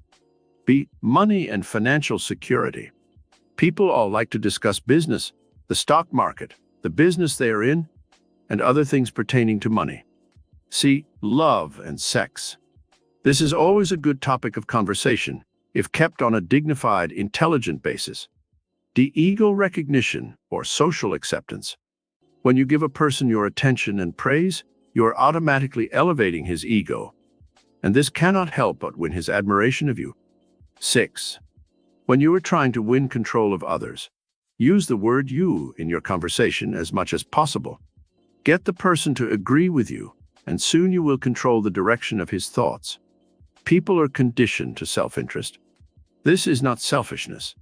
It is a matter of early training and mental conditioning. The word you is more appealing to others than the word I. Remember this when you first meet people, and you will soon win their attention and be able to control them. 7. Encourage and inspire a person if you are trying to win his friendship and control of his mind. Too often people discourage others, and this dampens their enthusiasm and makes them withdraw into a shell. If you give encouragement and inspiration to a person, he will remember you affectionately, because this is an unusual trait. Most people knock others and tend to discourage and disparage them. The 6th realm of control. Soul perception. There is a 4th dimensional realm which is above the physical and material, as we have learned elsewhere in our study. This is the realm of the soul. Here it is that man may have divine perception if he once learns how to ascend to this lofty realm of perception and know the past, present, and future. Mystics are able to achieve miracles when they once learn how to control this vital function of the human psyche. Regime for attaining soul perception. 1. Sit in meditation for at least half an hour a day and enter the inner sanctuary of the soul by withdrawing your mind from outer material and physical things. Contemplate during that time on the divine mystery, the nature of God, the mystery of life, your spiritual identity. Let your mind be inspired by candlelight, incense, and soft music. Forget the cares and burdens of the day. Withdraw your mind from problems and worries. Hold your mind on the sacred image of the Godhead that is implanted within your own immortal soul. 2. Concentrate your thoughts on the divine mind within your consciousness. In meditation, ask this higher power for guidance in your life. Bring specific things to the attention of the Father within. This session should take about 15 minutes a day and is different from the above type of meditation, where you think only of the divine mystery. In this session, you can bring to the divine mind specific questions you want answered, problems you want solved. Ask this higher mind, just as you would a friend, what should I do? How will I solve this problem? Where can get the money for my needs? How can I find another job? Should I marry this person? Should I move to California? Then sit in the silence and wait for the inner self to answer. Sometimes the soul perception does not occur immediately. Do not get discouraged. Go about your regular activities, and suddenly, like a flash of inspiration, the answer will come. Soul perception gives you clues as to your future events, persons you will meet, and trips you will take, long in advance of the materialization of the actual physical or material event. 3. Soul perception comes when we are peaceful and quiescent. Still the turbulence in your environment if you wish to receive the divine pulsations of intuition and prophecy. See how this divine force works in nature. It is in the still, secret places of the earth that the acorn sports and grows. It is within the innermost, silent places of the egg that the chick matures and grows strong enough to burst forth from its prison house. Soul perception flourishes in an atmosphere of peace and stillness. It vanishes in the presence of discord, friction, bickering, selfishness, and greed. When you want intuitive guidance for any purpose of life, surround yourself with an atmosphere of quiet, order, and harmony. Then petition the divine mind within for miracle of creativity which you desire. 4. To encourage the divine presence within the sanctuary of your soul, live in the atmosphere of divine love every day of your life. As God is love, a loving heart and soul will most certainly encourage the divine visitant that dwells in the serene and loving souls of those who are attuned to godliness. Chapter 11. How to tap the divine mind power currents of the cosmos. There is a vast tidal wave of cosmic power that ebbs and flows throughout the interstices of the universe. It is this creative intelligence of the cosmic mind that created all things and which sustains the universe. When you once learn how to tap the divine mind power currents of the cosmos, you will be in tune with the infinite, and all metaphysical power will be yours. Let us study the methods by which this cosmic power radiates throughout creation and learn how we may avail ourselves of its omniscience, omnipotence, and omnipresence. There is a miracle power in every blade of grass, and a divine mystery in every robin's egg. With all his scientific knowledge and skill, man is not yet able to duplicate the mysterious forces of the cosmos.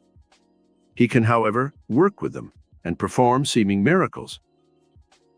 See how the cosmic intelligence created trees so they could breathe in the carbon dioxide that humans and animals exhale and replace it with fresh, life-giving oxygen. See how this cosmic intelligence produces from the soil the food, the lumber, gold, oil, and coal that mankind needed to survive throughout the ages. And now, when these natural resources are being used up rapidly, future generations can be heated and motorized by the cosmic power that was released through the splitting of the atom.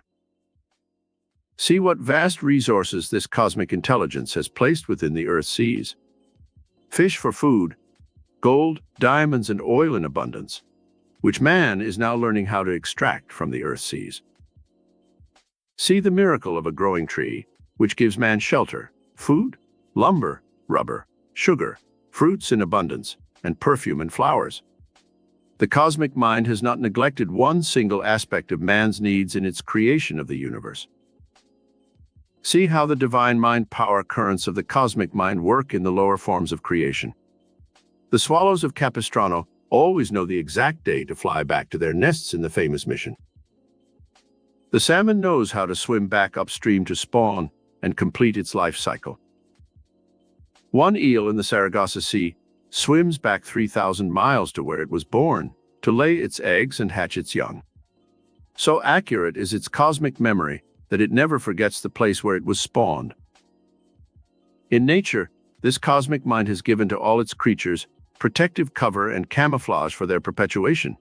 The snake is modeled and colored like its environment. The crab and the armadillo are given bony armor to protect them from their enemies. The squid and the octopus eject a stream of inky substance to conceal themselves when in danger. The puff adder blows itself up with air into a formidable size to frighten off its enemies. One species of lizard is able to detach its tail when it is caught, and later grow a new tail. There are thousands of these amazing miracles in the realm of nature. When we examine them carefully, we must be convinced that some superior intelligence is at work in the universe, which not only created all things, but sustains them with a miraculous system of instinct and built-in intelligence that automatically causes them to perpetuate their species and survive. The divine mind within man. When he was questioned about the amazing miracles that he performed, the master metaphysician Jesus replied, "It is not I, but the Father within. He doeth the work." Who was this mysterious Father within of which Jesus spoke? Obviously, it was a higher power than the master's own conscious mind, or he would not have made such pointed reference to it. Now, with our modern understanding of the human psyche and the studies made by our psychologists and scientists, we know that this statement by Jesus referred to a divine mind power which radiates in and through all human beings. and that man may tap these divine currents for all kinds of miracles. When we see the miracles of healing that are performed through the medium of prayer, faith, and spiritual meditation, we must be convinced that some dynamic superforce is set into motion in the human consciousness, which does the work of healing in the body. This divine mind power, which flows throughout the cosmos, is focalized in the human consciousness in dynamic currents, and when a person knows how to release this spiritual power, he can literally perform miracles. 5 channels through which divine mind works. In order to use this power of the divine mind, you must first understand how it works. Just as electricity was in the atmosphere for millions of years and could have been tapped by man for his use, so too, this divine mind power is available for any person who wants to use it. But first, he must understand the dynamic universal laws under which it works. There are 5 channels through which the divine mind power currents of the cosmos work. They are: 1. The conscious volitional mind, where man has the power to choose his destiny and the events of his life. 2. The sense perceptions which reveal the physical and material universe. 3. The intuitive faculties which set the divine mind into action, psyches and extrasensory perception. 4. Soul perception, man's inner spiritual awareness, in which God speaks to man in the silence of man's own immortal soul. Man's awareness of his immortality and divinity. 5. The cosmic memory, the cell's intelligence, and the storehouse of racial memories, where are stored all the chemical and cellular formulas for creating all living things in the universe. God's memory and the ultimate achievement by man through cosmic consciousness or awareness. Channel 1. Your conscious mind. The conscious mind in man is also known as the objective mind. It is this mind that makes you aware of yourself, your mental powers, and the outer objective world in which you live. It is through your conscious mind that you are aware of the cosmos and its orderly arrangement. It is in man's conscious mind that he feels the need for worship of a superior intelligence, which he has named God. It is in this realm of conscious control that you feel the need to align yourself with some vast, superior force which you intuitively feel created you and the entire universe. Your conscious mind is the mind which chooses the people who shall be in your life and who help mold your future destiny. It is also the force within you that helps you select the events that make up the pattern of your destiny. Someone has rightly said, "Destiny is not a matter of chance, but of choice." It is not something to be waited for, but rather something to be achieved. The laws ruling your conscious mind. The conscious mind can only reflect the higher power of the divine mind when you are aware of your true divinity. When you know that this God power is within you, as it is in every cell of the visible and invisible universe, you will become infused with a new life force. There will be new purposefulness and meaning to your entire life. There are laws that rule this conscious mind, and you must observe these laws if you wish to avail yourself of the efficiency and dynamic power that is inherent in your conscious volitional mind. 1. The law of order. The law of order is a cosmic one in that it applies to all creation. There is order in the heavens. All the planets revolve in their orbits without confusion or collision. Think of the countless billions of stars and solar systems, bigger than our own, which are involved in a cosmic scheme so vast the mind of man cannot comprehend it. Then realize that these planets have such a system of order in their workings that we set our earth clocks by them. Duplicate this law of order in your own mind. Have a schedule by which you live. Write down a list each day of the things you want to accomplish that day. Have a plan and system underlying everything you do. Keep track of your expenditures daily. Rockefeller's system, on which he built his vast fortune, consisted in jotting down every expenditure, even if it was only a few cents. The mental habits he built of order and system later extended to his vast financial empire and made him a multi-millionaire. 2. The law of balance. Never let your mind race out of control, for the law of balance in nature demands that we pay a price for every excess. The law of the balance is likened to the swinging of a pendulum. The same arc it prescribes in its upward motion it must duplicate in its downward swing. When you carry any emotion or indulgence to excess, nature exacts a penalty in order to maintain the law of balance. When you do not sleep enough on one night, you must make up for it the next day, or your brain suffers from fatigue and inefficiency. An excess of alcohol or cigarettes or sleeping pills must be paid for by the body's reaction to the poisons pumped into the bloodstream, with a lowering of the body's resistance, fatigue, and a subsequent slump in all of the body's functions.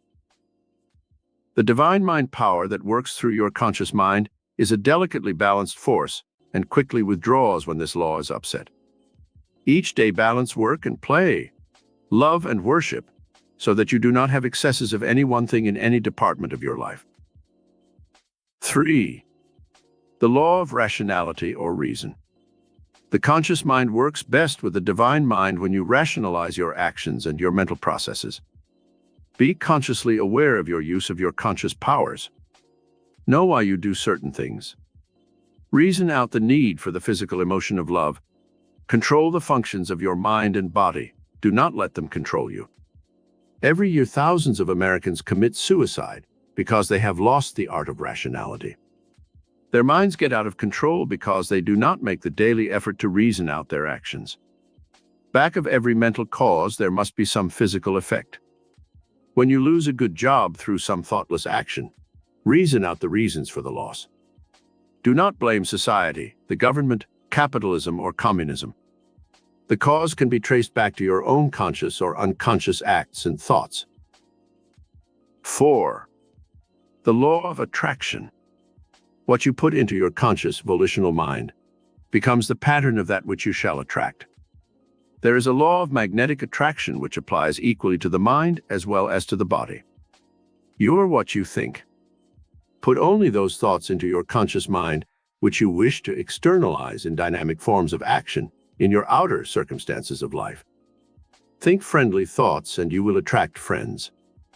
If you think thoughts of enmity, hatred, and envy, you will attract people who will personalize these traits in the outer world. You have it within the power of your conscious choice to set the stage for the enactment of your life drama. Do you wish it to be a drama or a tragedy? Is it to be a romantic love story? Is it to become a comedy in which you play the part of a clown? Do you wish a stage setting of beauty and opulence, or will you select a backdrop of ugliness and barrenness in which to act out your life drama? The choice is up to you. The power of the divine mind within you will help you externalize anything that you consciously choose. Make that choice carefully, and then sit back and watch how events will shape themselves to fit your mental pattern of action. Channel 2. Your sense perceptions. It is through your sense perceptions that you are aware of the objective world of reality. Elsewhere in our study, we have learned of the importance of the 5 senses. Now let us learn how to channelize the divine mind power through these sense perceptions. In this way, you can heighten the effectiveness of your senses and achieve a greater degree of sensitivity in these areas of mental and physical action. 1. Have an awareness of your inner subjective world. Close your eyes in this practice session that should last about half an hour. Be aware of your innermost being. See with your mental vision. Try to recall sights and colors and actions in the outer world of reality. Duplicate them and project them upon the screen of your inner mind. Then do the same thing with your senses of hearing, touch, and smell. Duplicate your daily actions and apply each of your 5 senses to these fields of activity. Rerun your day every night when you go to bed, from earliest dawn to the end of the day. This inner awareness of your subjective world of emotions, sensations, states of consciousness, and perceptions will help you channelize the power of the divine mind to your every mental and physical faculty. 2. In another practice session, which should last for a full week of at least a half hour a day, sit in meditation and have an awareness of the outer, objective world in which you live. Be physically aware of heat and cold, of the room in which you meditate, of the outer world in which you work and love and play. Run through your mind the physical emotions you experience when you eat, when you work, when you dance, when you see a movie, when you love. Take a walk through a public park or street and be aware of the physical size and dimensions of trees, flowers, buildings, and your surroundings. Be aware of form, dimension, and physical characteristics of the environment in which you exist. Notice the trees, the leaves, flowers, the formation of the grass and bushes. If you walk on the beach, notice the sky, the distant horizon, the mountains, the blue skies, the golden sunshine. In other words, make it a point to become physically aware of the entire objective world about you, just as if you were an artist trying to reproduce everything on a canvas, or an author trying to describe everything in a novel. This exercise will tend to channelize the divine mind currents to your conscious mind and increase your sense perceptions enormously. 3. Extend this awareness of your sense perceptions to your body and its needs. Consciously be aware of the form and dimensions of your physical body. Look in the mirror at yourself and study your face carefully. See what mental impressions you create in the minds of others with your facial expressions.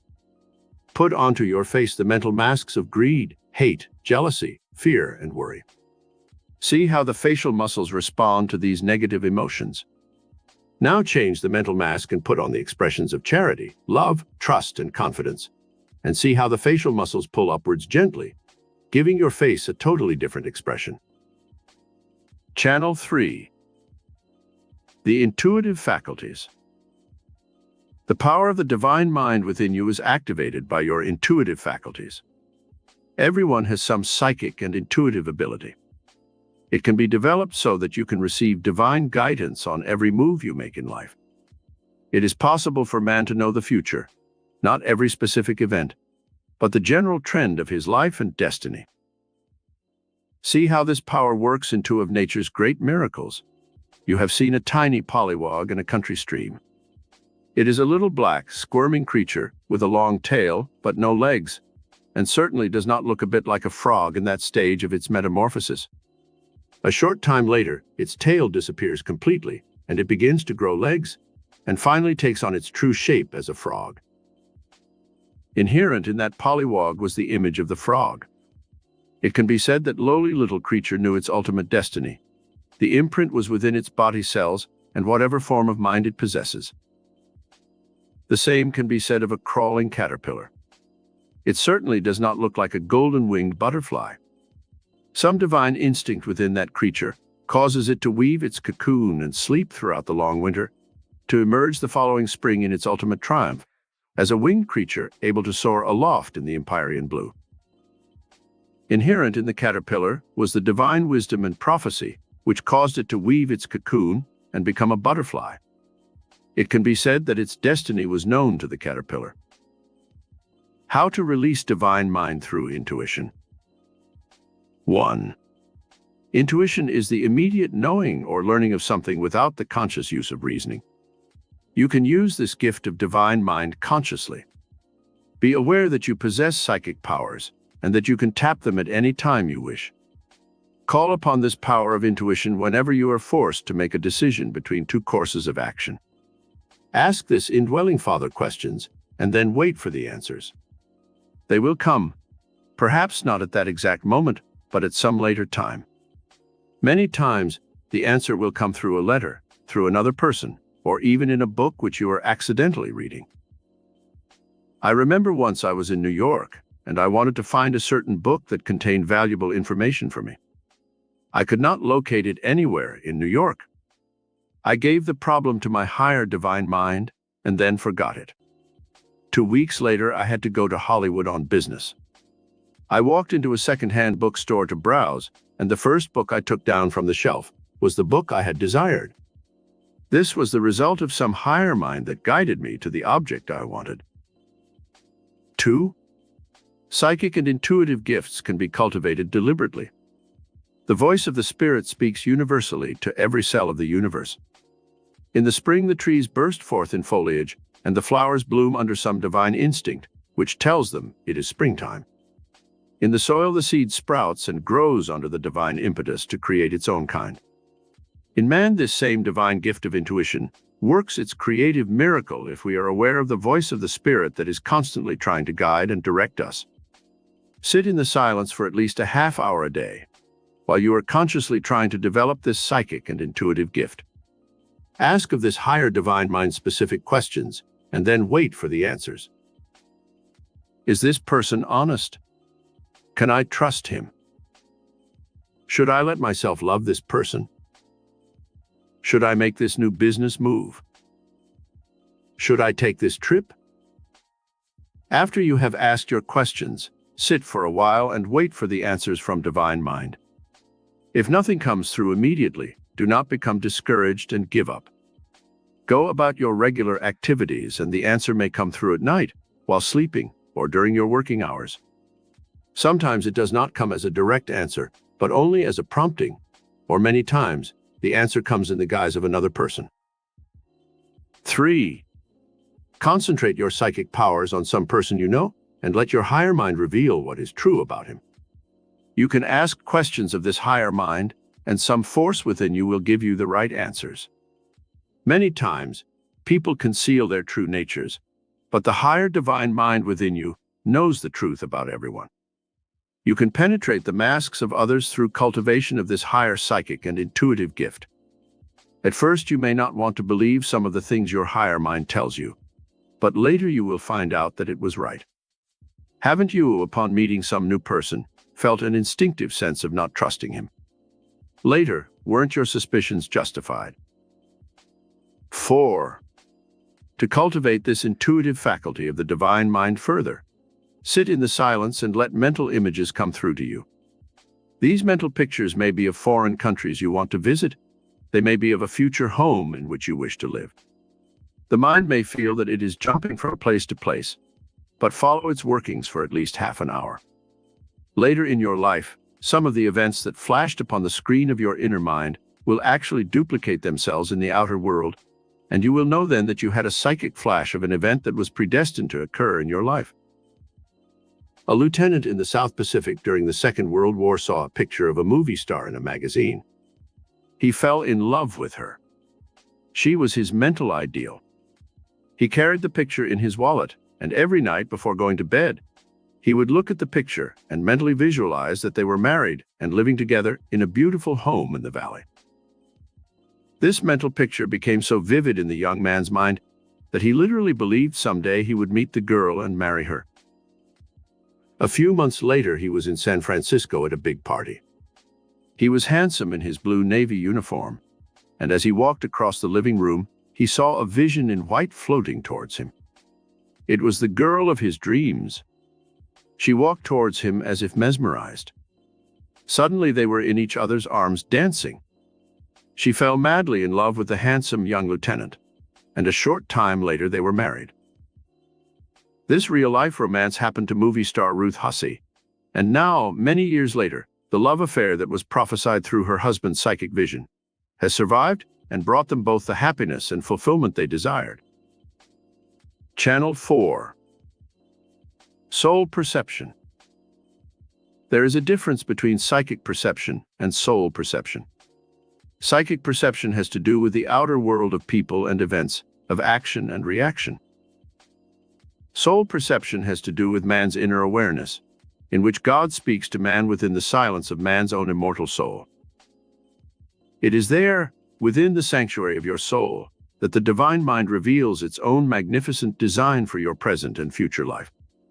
When you are able to tune in on these divine pulsations, you can duplicate the vast miracle powers of nature and of the illumined souls who were seers, prophets, and mystic leaders of the past. How to receive soul perception. 1. Withdraw from the world of harsh reality and create an atmosphere of soft candlelight and music. You can have incense burning if you wish. The higher spiritual faculties are often activated by such aids. This is why in many large churches there is candlelight, incense, and soft light through stained glass windows. Many times, images of sacred symbols, such as a cross or saints, are used to stimulate these higher faculties, so man may better attune himself to the sacred vibrations of the divine image. This exercise in meditation should be a daily event of 10 or 15 minutes. During such times, lock out all thoughts of problems and worries, and talk to God in the silence of your own soul. 2. Soul perception can often come to you in the midst of your everyday activities.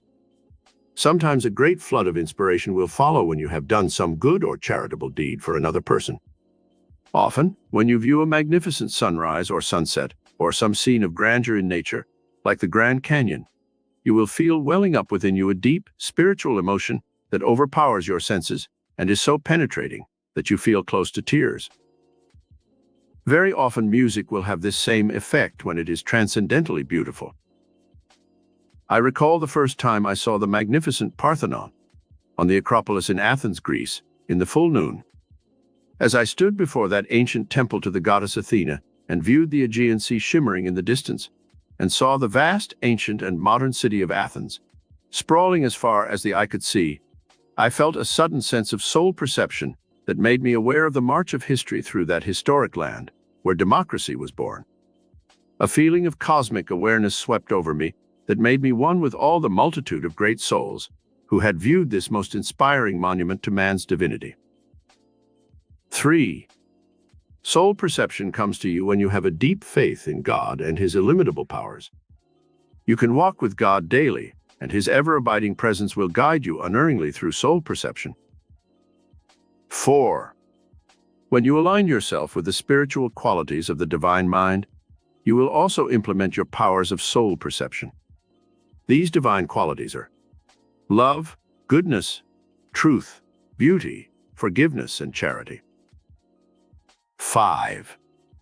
Faith and prayer put you in tune with the divine mind power that reflects throughout the universe. Man's consciousness is like the earth.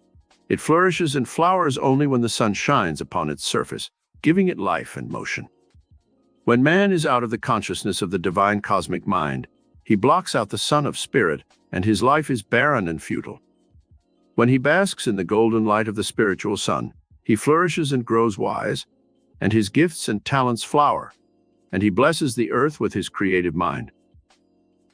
Prayer releases a golden stream of spiritual light, life, and intelligence. Dr. Alexis Carrel said of prayer that it is a force as real as terrestrial gravity. In experiments conducted by scientists and ministers, it was found that when prayer was said over wheat and corn that was planted, it yielded 2 to 3 times as much as seed that was not prayed over. In an experiment with growing things, it was found that cursing the tender young shoots made them wither and die. Loving the growing plants made them flourish and mature. There is a miracle power in the atmosphere about us that responds to prayer and faith. 6. The power of divine love also helps man channel this divine mind power to all his actions. In tests conducted by a famous pediatrician in the care of young children, it was found that children who were not given love often died in the crucial first year of life. On each baby's chart, this doctor writes, "This child is to be picked up on the hour and loved." It doesn't matter whether it is a nurse, a stranger, or the mother. The important thing is that the children who are given this type of human love grow and become healthy, happy, balanced children. Whereas when they are denied love, they seldom survive the first year of life. Channel 5. The cosmic memory. It is within the cosmic memory that God stores all the chemical and cellular formulas which He uses to create all living things in the universe. The universe is built according to a master plan, which follows a mechanical design and structure. This is basically repeated in all created objects. The atoms, which make up all matter, are little building blocks that are actually invisible. When they are drawn together by the law of gravity, they become plants, trees, mountains, moons, and stars. The entire universe is created and sustained by a flow of invisible substance, which we call spirit or intelligence. As this intelligence flows throughout the universe, obeying some higher creative command, it arranges itself in shapes and forms that are imprinted upon a sea of spiritual protoplasm. There are fewer than 100 different types of atoms in the universe. From these, arranged in millions of different patterns and designs, all creation is formed. Everything in the mineral, vegetable, animal, and human kingdoms derives from these primary atomic building blocks. Science cannot understand the power that is behind the atom. It is still a complete mystery. In metaphysics, we can begin to understand something of this mystery of creation. The cosmic memory reveals to mankind many of its innermost secrets. We now know, for instance, the basic structure of all atoms. The electron is a negatively charged particle that forms a part of all atoms. The neutron is one of the fundamental uncharged particles of an atom. The proton is a fundamental particle of the nuclei of all atoms, carrying a unit of positive charge of electricity. The nuclei is the central part of the atom, around which the other parts revolve. They are held in place by the rapidity of their motion in a gravitational field, similar to the Sun, with all the planets revolving around it in their orbits. From this microscopic structure, the atom, God builds everything from star to snowflake. The infinite variety of creation attests to the fact that some very high order of cosmic intelligence is back of all creation. Regime to tap cosmic memory. 1. Study the universe in which you live. Try to understand the processes that go on within the universe. Study the world of nature. See how growth occurs. Try to probe the secrets of nature by observation and curiosity. Some of our great scientists have probed these cosmic secrets and given to men a vast variety of new products, foods, and treasures. 2. Look at a blade of grass or a grain of sand and try to see the process of creativity which cosmic intelligence used to fashion these elements. A scientist in France studied snowflakes for 40 years and never found any two alike. No blade of grass or grain of sand is ever like any other. Even twins are never exactly alike. The cosmic mind is an original artist that never creates any two things exactly alike. Study flowers and fruits and see how the cosmic mind fashions these delights to the eye and the palate. Take an orange or a pomegranate apart. See how nature has separated the segments with a layer of skin. How carefully she has placed the seed within the fruit, where they will not be disturbed. Try to comprehend some of the mystery of creation by a careful study of the laws under which the cosmic mind of God works in his creation. 3. Observe the law of growth that is in the universe. Then attempt to duplicate it in your own life. Your mind must grow and evolve. Your consciousness must grow from the physical to the spiritual. You must evolve through study and try to expand your interest to encompass many different branches of knowledge. 4. Work with the laws of the cosmos rather than against them. There are 3 laws which you should observe: the law of usefulness, the law of productivity, and the law of action. Any object that loses its usefulness in the scheme of things is automatically discarded by nature. Try to maintain your usefulness to an advanced old age. Keep on producing and creating all your life in some way. Have an avocation as well as a vocation, so that you can keep your mind and body constantly stimulated by new interests. Then, last but most important, observe the law of action mentally and physically. Keep yourself busy and never stop creating something for the world. This regime will assure you of keeping in tune with the cosmic mind where all intelligence resides. You will reflect more power and energy once you are in tune with the infinite mind of God through his cosmic memory. Summary. 1. The divine mind power currents flow throughout the cosmos, including yourself. 2. The miracle power is tireless in creation and is the divine mind within man, the Father within, who performs miracles. 3. The 5 channels worked out in detail through which divine mind works. 4. The laws ruling your conscious mind, your sense perceptions, and the intuitive faculties in man and how to tap them. 5. Soul perception in man and how to channel its power. 6. Power of faith and prayer to work miracles. 7. The cosmic memory and how to tap this power for creative miracles. Chapter 12. How to attain the 5 aspects of miracle healing. The miracle healing power of divine mind extends to all realms of God's created universe. We see this metaphysical power at work in nature, where the animal kingdom has a wisdom and instinct that far surpasses the intelligence of the higher human kingdom. Only when man is able to tap the powers of divine intuition, is he able to attain a flow of this metaphysical miracle working power. You will never see a horse or a cow smoking like a chimney stack. You cannot make them drink alcohol or other poisons. They seldom overstuff on rich foods and suffer from indigestion. They seem to know how to avoid most of the calamitous diseases that are the scourge of humanity, such as heart trouble, cancer, high blood pressure, ulcers, and diabetes. When an animal becomes sick, he seems to know how to heal himself. Most often he will stop eating completely and let the miracle-working forces within his own body heal him. Humanity is on a pill and miracle drug binge. Man takes pep pills to give him energy to face his day, then pills to slow him down at night so he can go to sleep. He must have his cocktails to stimulate his brain so he can finish his day without collapsing. In this mad rush from one drug to another, man begins to suffer from a gradual inability to let the natural healing forces of his mind and body take over and do the work for which they were intended, to heal him when he is sick. Doctors know of this miracle healing power. Most enlightened doctors today work with the natural healing power of nature. They know of this miracle power that God has placed within man's own mind and body cells. Often doctors may give shots of distilled water to their patients, telling them it is morphine, and that they will soon go to sleep. The patient begins to feel drowsy and in a short time falls asleep. While he sleeps, the natural miracle healing forces of the body take over and do the work of healing.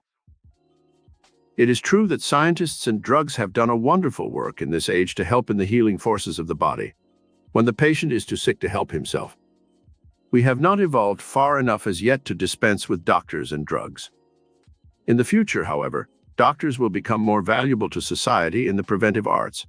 To prevent sickness is more important than to heal it.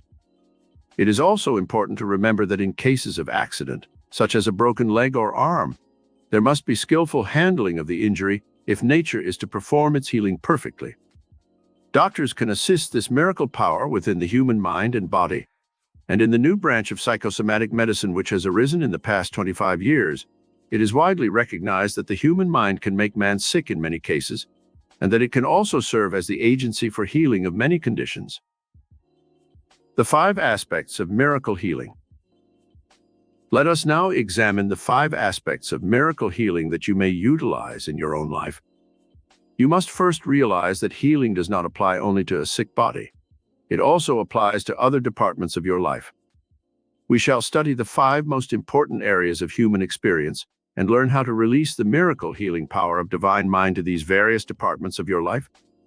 The same laws and principles which pertain to these 5 aspects of miracle healing may also be applied to any other negative conditions you want to heal in your own life. These aspects are as follows. 1. Healing of the physical body. 2. Healing of personality disorders. 3.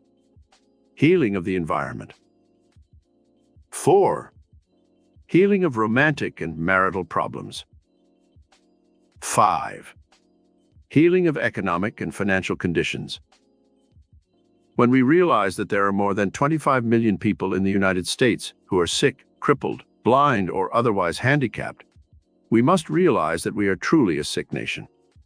Also consider the fact that only 1 young man out of 5 is considered fit to be taken into Army service through selective service.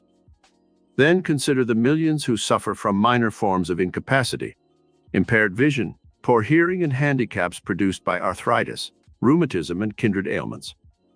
Asthma, allergies, sinus conditions, these afflict millions more.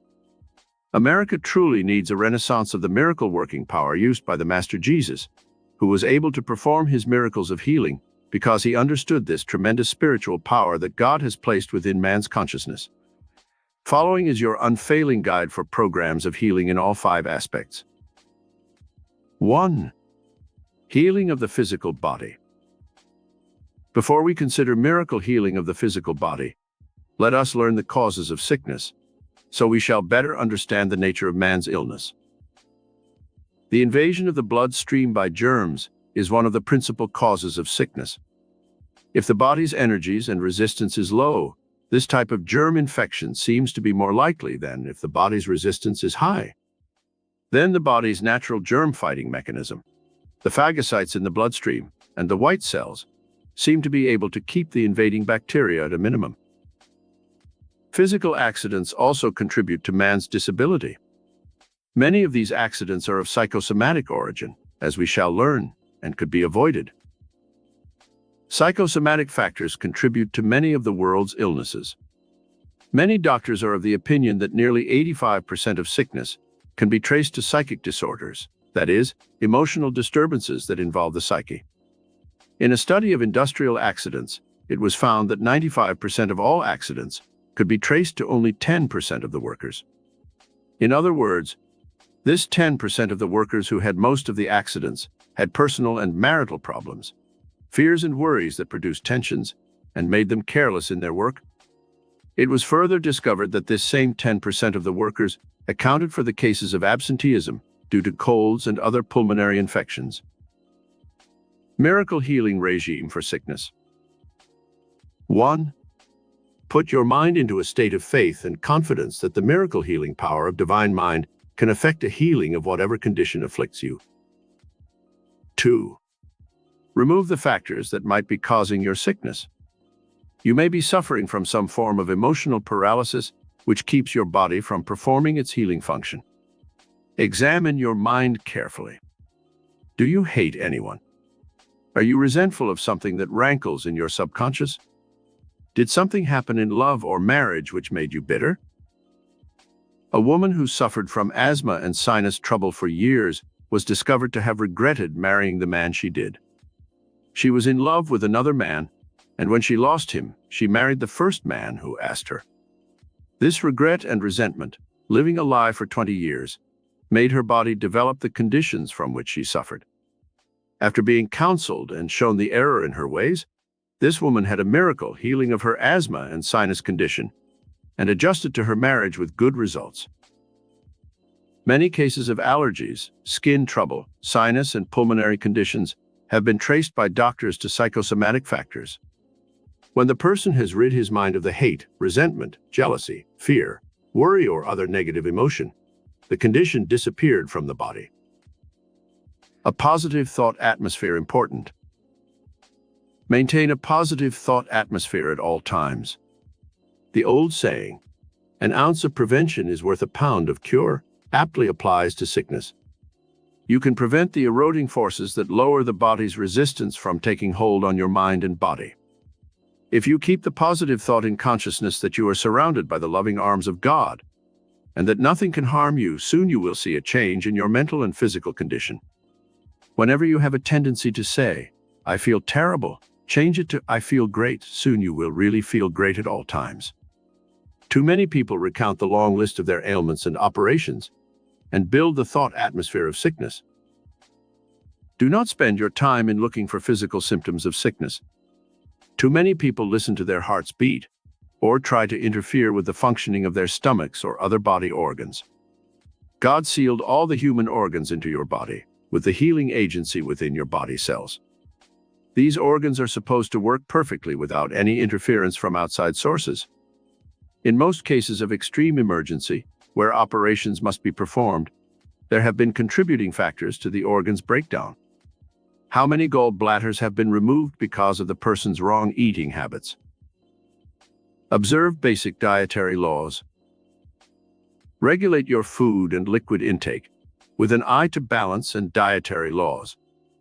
Get a good book on the subject of diet and health and maintain the correct intake of foods, and your body will nourish itself and keep itself at a high level of performance. It has been found by scientists that the human body needs meat proteins at this stage of our evolution. Many people live on vegetable diets, and the Chinese and Indians live on handfuls of rice, but it cannot be said that they live well or long.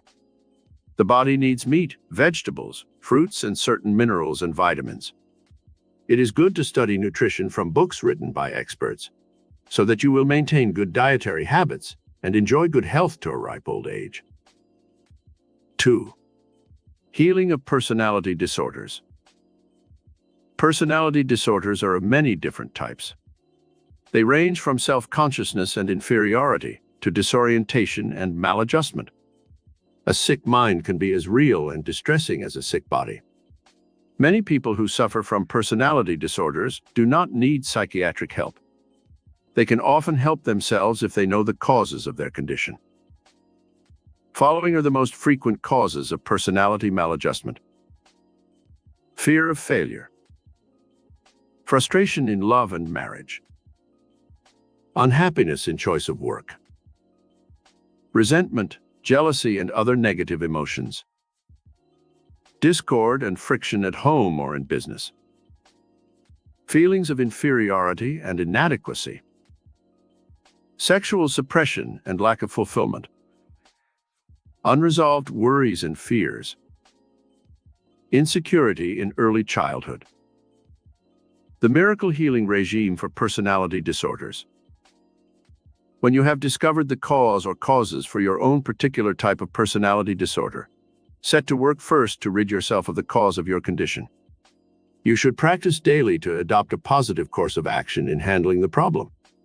If it is fear of failure, build your confidence by adopting the attitude that everyone has some failure in his life. Then pick little things that you can do successfully and achieve these. When you once build the mental habit of success, you will banish the fear of failure. Check back over your life every night before you go to sleep and analyze the negative or distressing emotional experiences that afflicted you in your early life. Very often, these early childhood experiences cast a pall over a person's entire adult mental and emotional life, causing symptoms that vary from stuttering to fear of speaking before an audience. Stuttering overcome through metaphysics. A young man who came to our classes in Carnegie Hall was afflicted with stammering and stuttering. In talking to him in a period of consultation, I discovered that he had been beaten by a foster mother when he was a child. When he had unburdened himself by telling me all about these distressing conditions of his early youth, I told him that he was now an adult, that his childhood was behind him, and that he must try to understand and forgive the foster parent for her mistakes. I gave this young man a series of positive affirmations which he was to repeat every night upon retiring, and when he faithfully followed this regime for 3 months, he had reached a point where he only stuttered when he became excited. It is only a question of time before he is fully healed of his personality disorder. When you discover the particular emotional block that causes your personality disorder, rationalize it. That is, reason it out with yourself, and then give yourself positive suggestions that will help overcome this condition. The following is a good suggestion for general use. I now understand the reasons for my personal problems. I now appeal to the divine mind within to take over all these personality problems and to dissolve them completely. I have faith in the miracle-working power of my higher mind. I am confident, peaceful, poised, loving, and joyous. My body operates under the power of my higher mind. It is now healthy, vital, and strong. I rest in the loving arms of God, secure and serene, and sleep peacefully, knowing I am being refreshed, restored, reinvigorated, and rejuvenated while I sleep. How hatred and resentment cause sickness. If you have any hatred or resentment within your mind for any person or any condition, try to change it to love and forgiveness and understanding. Most negative emotions create sickness. The personality can become warped through greed, selfishness, worry, fear, or hatred. Many times these negative emotions will give one symptoms of high blood pressure, heart disease, ulcers, and other physical ailments. A man who hated his business partner developed a very bad case of ulcers. He was advised to have an operation, but he was afraid, so he went to a psychosomatic doctor. When the doctor discovered he hated his business partner, he told the patient to get out of the business as quickly as possible. The man followed his advice, and within 3 months' time, he was completely healed of all traces of his ulcers. Change the emotion of hate to love whenever you have any mental or physical symptoms that cause distress. Love is a healing emotion. 3. Healing of the environment. What are the principal causes of environmental discord? Friction and disharmony often create misunderstandings. We do not like certain things people do, or they become antagonistic to us for any one of a dozen reasons. We may work in an office where there is jealousy, resentment, and envy. Or it may be that the work one does is not to his liking and he resents it. Again, a person may feel he is inadequately paid, and this causes him to chafe against his employer and his working environment. Whatever the causes of your environmental discontent, there is a regime which can bring about a miraculous healing of the negative conditions. The miracle healing regime for wrong environment. 1. Imprint upon your consciousness the positive thought that you will rise above any and all negative conditions which exist in your present environment. If you cannot change your work or the location of your home, try treating the negative conditions metaphysically. See the people you are forced to work with or live with as being created in the image and likeness of God spiritually. Try to send out loving thoughts to them. 2. Negatively adapt to any condition you cannot overcome. For instance, you may have to stay in your present place of employment because you have put in too many years to make a change now, or you may be in line for a promotion or pension. Negative adaptation means simply that you will live with the condition until such time as you can more easily change it. How one girl found romantic happiness. A girl who came to my lectures told me she disliked her office job. The other girls seemed to be malicious and gossiped about her constantly. She had a bad breaking out on her face that further added to her embarrassment and feelings of inadequacy. Boys didn't ask her out on dates, and she was already 24 and was afraid she would become an old maid. What should she do? She couldn't quit her job because her widowed mother and small brother depended on her income. I told her that most of the trouble was within her own consciousness. I urged her to negatively adapt to the situation for a while, until she could take positive steps to change the conditions which caused her such distress. Her approach to life was all wrong. She began using the metaphysical principle of love and understanding. She developed a sense of humor, and when the girls made cutting remarks, she learned to turn them into a joke. Soon the other girls were laughing with her, not at her. She was less aloof in her attitude towards her working companions. After 3 weeks of this metaphysical treatment, a man she had long admired in another department of the firm asked her for a date. He fell in love with her, and they were married. I attended her wedding. She looked radiantly beautiful. Her skin had cleared up, and she was poised and well-adjusted. She is now the mother of 2 children and has found the happiness she always desired. 4. Healing of romantic and marital problems. One of the most common areas of difficulties that affects human relationships is that dealing with romance and marriage.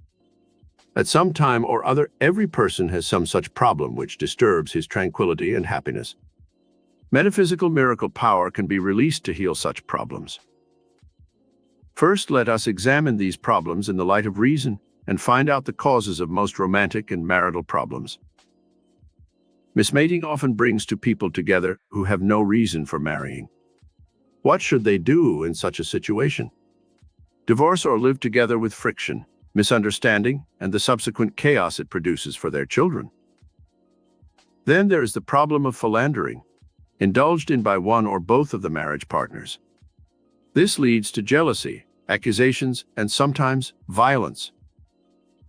Often 2 people will suffer from sexual maladjustment, frigidity on the part of the wife, or impotence on the part of the husband. Such a problem can make a marriage miserable and must be handled delicately if the marriage is to survive. Then there is the problem of quarreling, nagging, friction, and general bad temper. This type of negative atmosphere can destroy a marriage and cause the parties concerned to suffer from feelings of guilt and misery. The miracle healing regime for romantic problems. 1. Realize that no marriage is perfect. Each person must bring to the union vast patience, love, and understanding. When problems of any kind arise, both parties should sit down and frankly discuss them, and try to think out a solution that is equitable and just. Try to rise above the petty level of human thinking into the realm of divine love, where each sees the other as encompassing the spiritual qualities of the soul that can make a marriage a blessing instead of a curse. 2.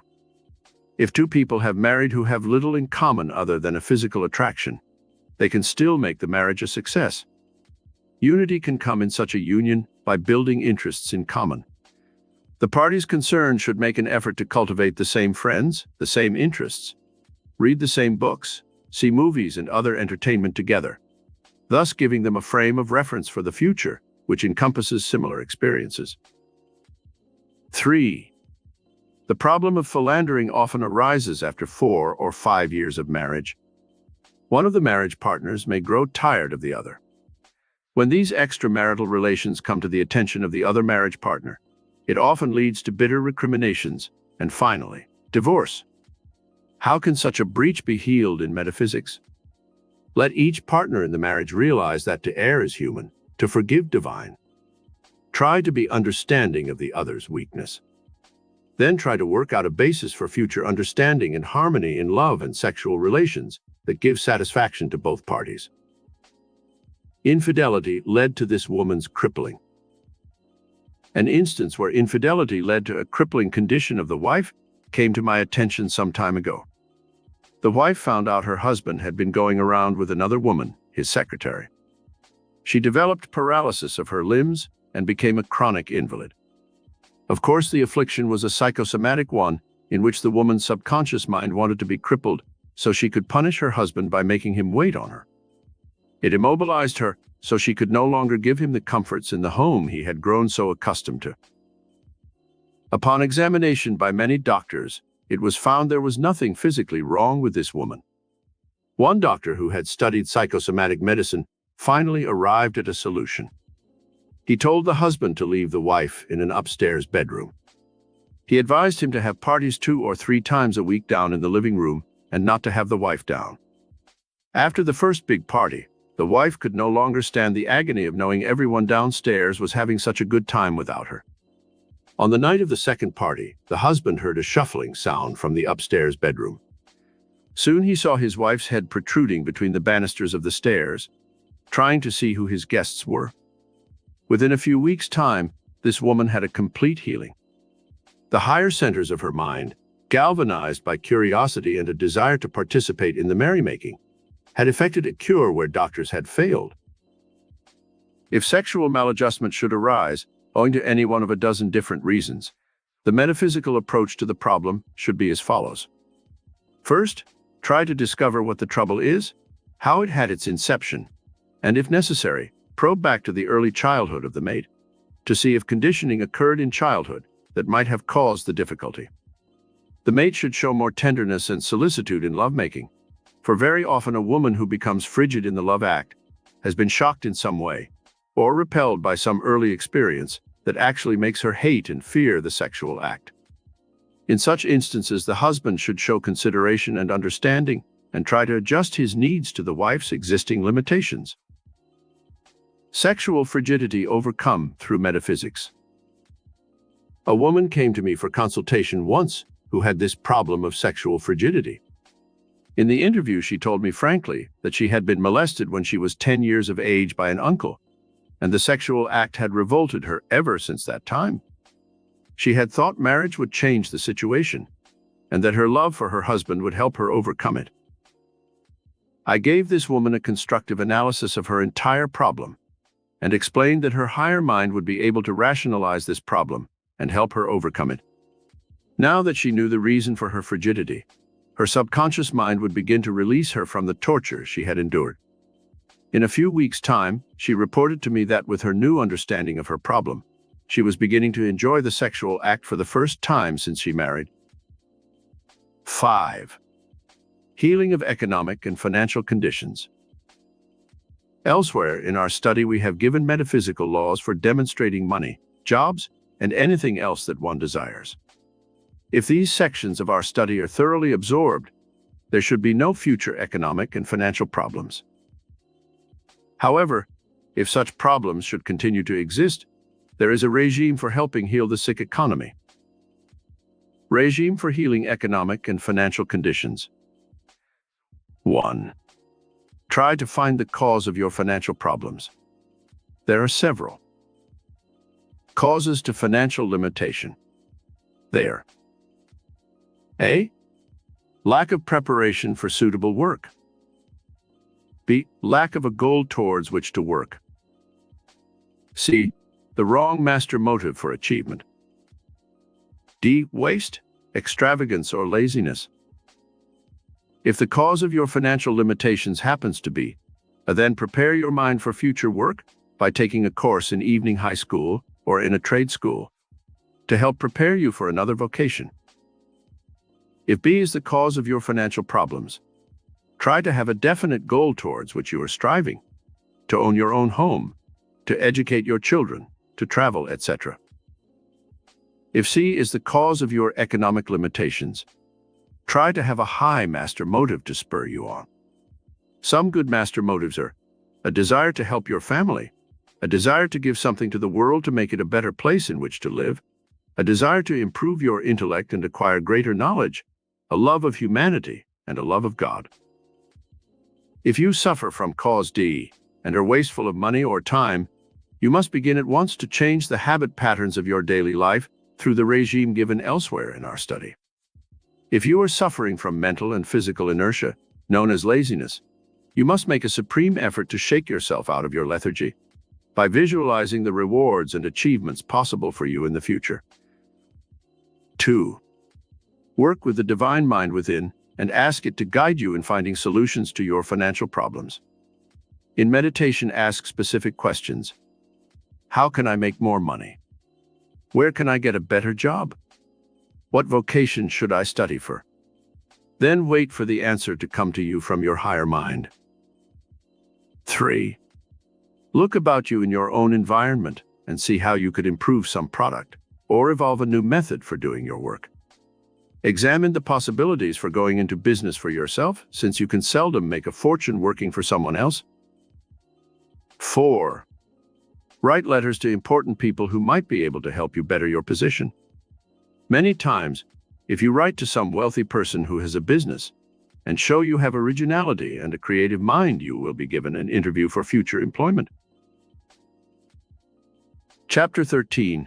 The little everyday miracles that can enrich your life.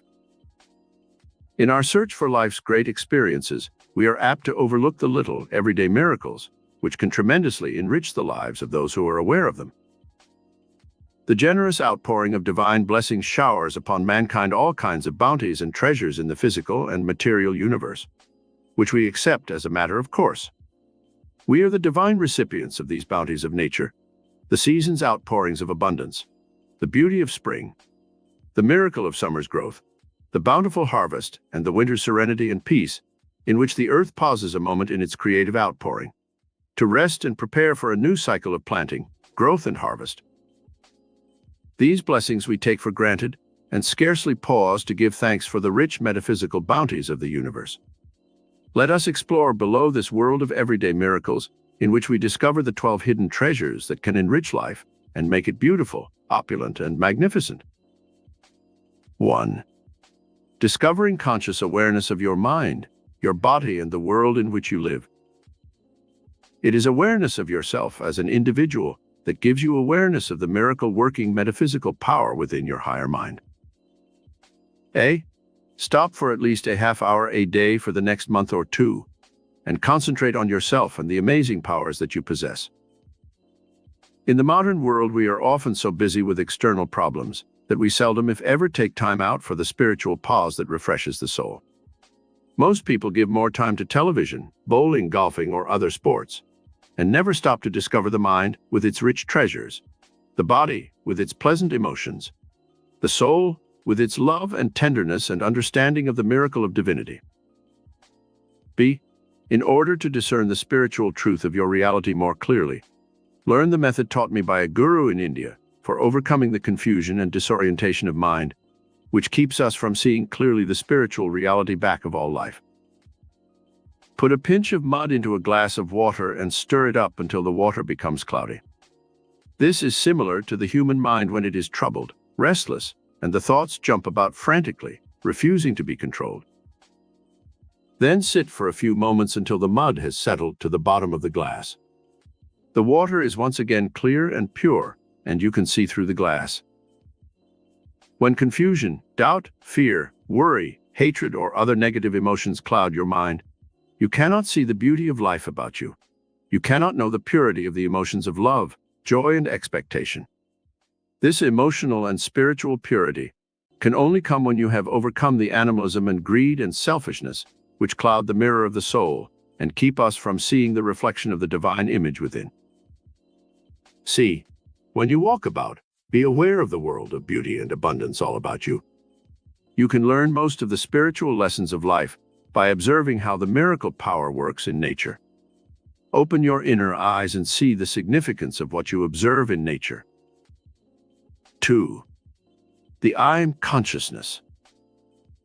Your soul has been stamped with an individuality that is totally different from that of the nearly 3 billion people on the face of the earth.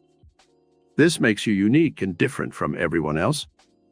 You possess gifts and talents that are different.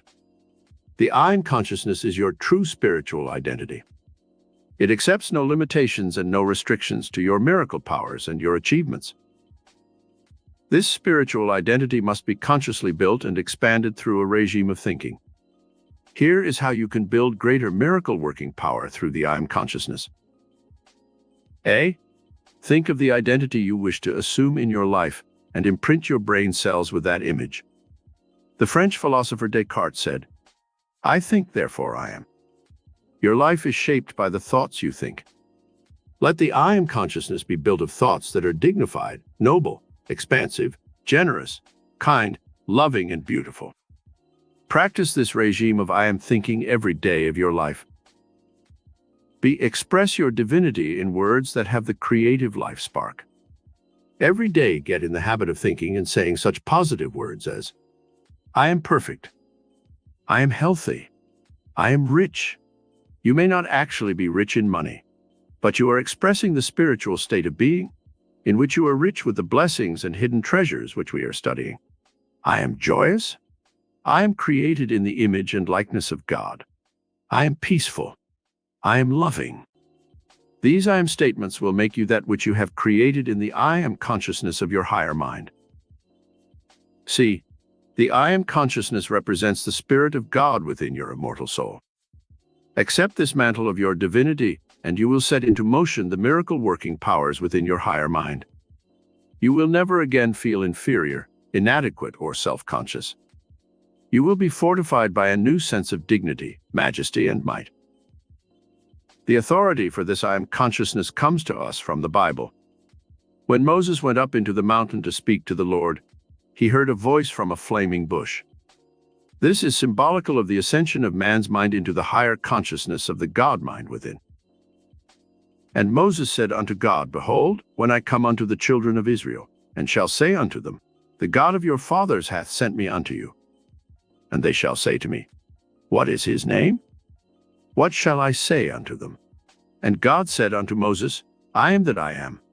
And he said, Thus shalt thou say unto the children of Israel, I am hath sent me unto you. Exodus 3:13-14. D. Every morning when you arise, give your higher mind the spiritual laws which shall prevail in your thinking and in your actions for that day. Here are some that I have given to my students in Carnegie Hall with wonderful results. I am created in the image and likeness of God. I am therefore perfect, even as God is perfect. I am a channel for the working of infinite intelligence. I now partake of the all-knowing, all-seeing, all-wise, and all-powerful infinite Spirit of God. I am abundantly blessed by the ever-present mercy of God who created all things for my good. I am peaceful and serene as I now ascend the spiritual mountaintop of my higher consciousness. All peace, all joy, and all power are now mine. 3. The creative imagination. The creative imagination is one of the everyday miracles which can enrich your life tremendously. Elsewhere in our study we have shown how the imagination can be used, but now let us see how it can set into motion inner forces that enrich your consciousness and radiate into your external world. Imagination is man's most precious mental gift. With it, man has been able to create incredible beauty in the world of nature. Here is how you may use this gift of creative imagination to stir your higher mind into dynamic action. Review some of man's greatest achievements in the realm of your imagination and visualize how these great things were accomplished through man's creative imagination. The pyramids of Egypt were built nearly 5,000 years ago as a memorial to ancient Egyptian kings. Without machinery and with only slave labor, these huge stones were cut and hauled incredible distances, and then elevated to the lofty heights of the pyramids. Let your imagination ponder this feat and play with the creative principle involved. The Parthenon of Greece, built 2,500 years ago, is one of the world's most beautiful and perfect architectural triumphs. Built of solid marble, it stands upon a 500-foot elevation, overlooking the entire city of Athens and the Aegean Sea. Look up the history of this amazing triumph of man's mind over matter, and learn all you can about it. It will inspire you and stimulate your imagination to do great deeds. The Great Wall of China is 1,600 miles long, about the distance from New York City to Kansas City. It is built of solid stone, is 20 feet high, 6 feet thick, and proved to be a costly folly. But the imaginative concept of it is stupendous, and you can learn from the mistakes that the Chinese rulers made in imagining that this wall would keep the Mongolian hordes that threatened China from invading her territory. The armies merely went around both ends of the wall. Another great man-made wonder is the Panama Canal. Look up facts about this enormous feat that saves ships weeks of sailing time in going from the east to the west coasts. The man who conceived this project had a great imagination. You can stimulate your own imagination by learning all you can about this miraculous project. 4. The beauty and greatness of nature. Be aware of God's creative miracle power in the realm of nature. A. Stop at least once a day and see the beauty of nature, the trees, the flowers, the sun and moon and stars. Be aware of them as creative expressions of the cosmic mind of God, who created them for your enjoyment and benefit. B. Your own life will reflect more beauty, more love, more goodness, if you reflect the wonder and joy of all nature. Be aware in your everyday life of the miracle of bird song, of trees waving in the breeze, of sunrise and sunset, of the majestic oceans stretching to the horizons. See the starlit wonder of the heavens at night, and the majestic full moon etching nature's landscape with delicate silver. Be conscious of the mountains, streams, and flower-strewn valleys that come to life every spring with the miracle of multicolored blooms. See the world every day through the eyes of a child who is discovering the wonder and beauty of the world for the first time. 5. The power of your sense perceptions. One of life's everyday miracles, which we take too much for granted, is the power of your sense perceptions. We have dealt elsewhere in our study with the development and control of your 5 senses. Now let us learn how you may enrich your life through this knowledge. A. Are you grateful to God for your eyesight? It is one of the most precious gifts that has been bestowed upon mankind. Only when we lose this precious treasure do we realize its true value. Give thanks to God daily for your sight. B. When you listen to beautiful music, or the sound of children's laughter, or the loving voices of your friends, do you stop and thank God for your sense of hearing? Consciously be aware for a full day of your sense of hearing. C. Do the same thing with your sense of scent and feeling and taste. Be consciously aware of the rich blessings that are conferred on you momentarily by your God-given senses, and use them consciously every moment of your life. They will continue to enrich and bless your life as long as you live. 6. The precious gift of your emotions. Your entire reaction to the outer world and to other people is through the medium of your emotions. We have learned of the power of positive emotions for coloring life. Now let us learn how to enjoy the everyday miracle of the emotions and see how they can enrich life. Your emotions are like the keyboard of a piano. If you play on only one octave of the keyboard, you have a limited type of music. If you extend the range to 2 or 3 octaves, you have more beautiful music. This same rule applies to your emotions. Each day exercise the full range of your positive, life-giving emotions, and you will live in a mental and emotional atmosphere of peace and happiness. The positive emotions that are most enriching are sharing your good, love, peace, compassion, joy, forgiveness, enthusiasm, and truth. B. The emotion of happiness must be cultivated each day. Happiness is not guaranteed, not even by our Constitution. We are guaranteed only life, liberty, and the pursuit of happiness. Happiness is an elusive emotion. When you most search for it, it evades you. Go about your ordinary round of daily work and useful activities, and happiness will seek you out. Someone has said, plant the roses near your neighbor's fence so they will shed their fragrance and beauty in his garden too. Happiness is like that. As you give joy, you will receive immeasurable satisfaction, and happiness will be yours. 7. The joy of your right work. Many people think of work as drudgery, and they miss out on one of life's everyday miracles, which can enrich life. If you are in work that bores you and which you hate, you should try to change your work by preparing for something else. As you spend 1/3 of your 24 hours a day working, it is vitally important that you like your work. Whatever work you do can be made more interesting if you will feel that it is important and is helping others. B. If you are a housewife and your work seems like drudgery, see how your work is giving great benefits to your husband and your children, thus enriching them and you in turn. C. If you are in work that you cannot change, look for other ways in which you can do creative work for the good of the world. A woman who was an Indian princess became Gandhi's secretary when he lived. She believed in his great work, and for 15 years she served his cause faithfully. She became one of the most influential women in India, and obtained a sense of satisfaction from her unselfish service that she had never been able to receive from her wealth and power as a princess. 8. Parenthood, one of life's great treasures. One of the greatest gifts God has given to man is that of parenthood.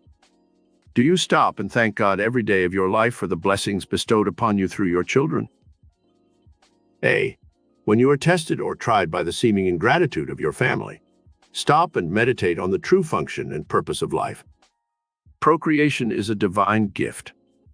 Enjoy the privilege of having a family and overlook the work, the ingratitude, the suffering and privation that often seem to come as a result of bearing children. A man and woman sought me out for counseling one day. They had 5 children, and they had numerous problems, financial and otherwise. They felt that their poverty was unbearable, and they wondered how they could ever rise above it. I suddenly asked them, would you take $1 million for one of your children? They were stunned, and both quickly replied, no, we wouldn't take any amount of money for them. Why? Then I replied, you see, you already possess treasures that are beyond any monetary value. You'll find the solution to your financial problems. The money will come to meet your every need. A few days later, the man called to tell me he had a wonderful job as a painter, making good money, and they were moving into a new home in the San Fernando Valley. B. If you have not been blessed with children, why not try adopting one or more children? I was an orphan, and I was adopted by a farm family in Upper New York. I don't think I could have loved my own parents more than I loved my foster parents, and they returned that love most devoutly. 9. The treasure of love in your life. Love is one of the noblest emotions that can bless the human consciousness. Are you aware of the power of this divine emotion in your life? If not, then you must awaken to the blessings that this everyday miracle can bring. Let love enrich your life by consciously loving people. Love can be many different things. It can be physical, mental, spiritual, and emotional. You can love the world in an impersonal way, and everyone in the whole world will seem like a brother. This is the true type of divine love which we should express in consciousness. Express personal and emotional love daily to those who are close to you. Friends, members of your family, your mate, and those who work with you. Tell people when you like them. Nothing fosters feelings of love so readily as being told when someone is appreciated and loved. C. Do little things that express your love without words. When a friend is sick, a card or a gift shows your loving thoughts. When friends have birthdays or anniversaries, a little remembrance is always appreciated. D. Try to see the good side of those you love and overlook their little faults and weaknesses. The Quaker's advice to his young daughter is a good one to adopt in relation to our marriage partners. Daughter, before marriage, keep thou both eyes open. After marriage, keep thou one eye closed. 10. The treasure of vibrant good health. Have you ever stopped to give thanks for the many months and years of vibrant good health you have had in your life? There may be times when you have had pain or been sick, but the majority of life is spent in a state of good health. Learn to appreciate this everyday miracle that can enrich your life. A. Thank God every day that you are without pain and that you enjoy the benefits of vital good health. B. Try to live under the natural laws of the universe and avoid overindulgence in every department of your life if you wish to keep your body healthy. C. Eat natural foods that have not been processed if possible. Avoid too many starches and carbohydrates in your diet. Honey, fruit, and vegetables give one the balance needed in his modern diet. As you grow older, you can eat less, for your body does not require as much energy as when you were young. D. Every time you breathe, let it be a symbol of a prayer to God for the life-giving oxygen, which you inhale with every breath. 11. Peace of mind and happiness. One of the greatest everyday miracles is peace of mind and happiness. Most people shatter their peace and happiness by constant worry about things that usually never happen. They live under stress conditions, which gradually erode their minds and break them down. Try to eradicate these stress conditions from your mind. A. If you are in work you dislike, either change it or negatively adapt to it until you can find something better. B. If you work for a boss who treats you badly and does not pay you enough, try treating him metaphysically, as we have learned elsewhere in our study. If you do your work well and maintain a positive, happy attitude, your quality will gradually wear down his resistance. C. If you suffer stress from some in-law who lives with you, try to change your mental attitude towards the person. Send out more loving thoughts and actions, and if the person still does not change, try to remove the person from your home environment. D. If your peace of mind is shattered by financial problems and limitations, ask your higher mind for ideas that will help you make more money outside of your work. E. If there is friction between you and your co-workers in your job, then use the metaphysical method we have studied to treat these negative persons. Smile, share, love, and forgive. This formula usually works miracles. F. 12. The metaphysical treasure of God within your immortal soul. The conscious awareness of this most priceless treasure of all will add new dimensions of joy to your life. You are aware of yourself now, the I am consciousness, the senses, the world in which you live, the joy of loving others. All the physical, emotional, and material values of life you have now explored and accepted as the everyday miracles of your life. What time and thought do you give to the love and worship of God? A. Every morning, awaken with a prayer of gratitude on your lips. Thank you, God, for another joyous day of life. All day long, when you enjoy every experience, exhale a silent prayer to God, who created the universe and gave you life. B. When you envy the rich and think they are happier than you, remember that their burdens and their worship of purely material things often blinds them to the greatest treasure of all, the love of God. Set this spiritual goal higher than any other goal in life, and see how your life will suddenly blossom with every good and beautiful thing. C. When you serve humanity, you serve God. Make your life a mission of service. You need not be a millionaire and give big sums to charity. You can serve by volunteering your services to an institution for the blind, a foundling home, a veterans organization, or some other worthy cause. D. Find the divine romance which can bring you perpetual joy and a consciousness of your future immortality. Man, in the generic sense, is searching for his lost spiritual half, the Godhead with whom he can merge throughout eternity. Never lose sight of our true earthly goal, for sometimes we are blinded by an awareness of our physical and material needs. Remember the spiritual injunction of the Bible. Man shall not live by bread alone, but by every word that proceedeth out of the mouth of God. Summary. 1. The 12 everyday metaphysical miracles that enrich your life and enlarge the awareness of your mind and its hidden treasures. 2.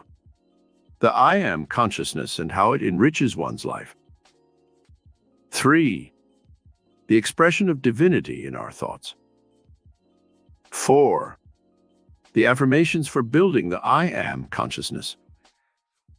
5. God's creative miracles in nature are available to you.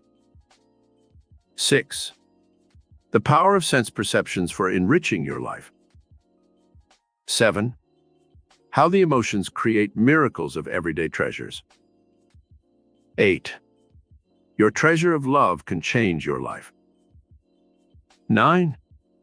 Peace of mind and happiness, the everyday metaphysical miracle. 10. The metaphysical treasure of God within your immortal soul is available to you always.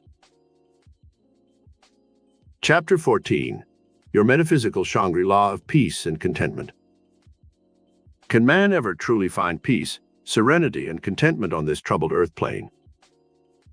In a world where we have had 4,900 years of war and 5,000 years of civilization, it can safely be said that there is no peace in the outer world of confusion, discord, and physical existence.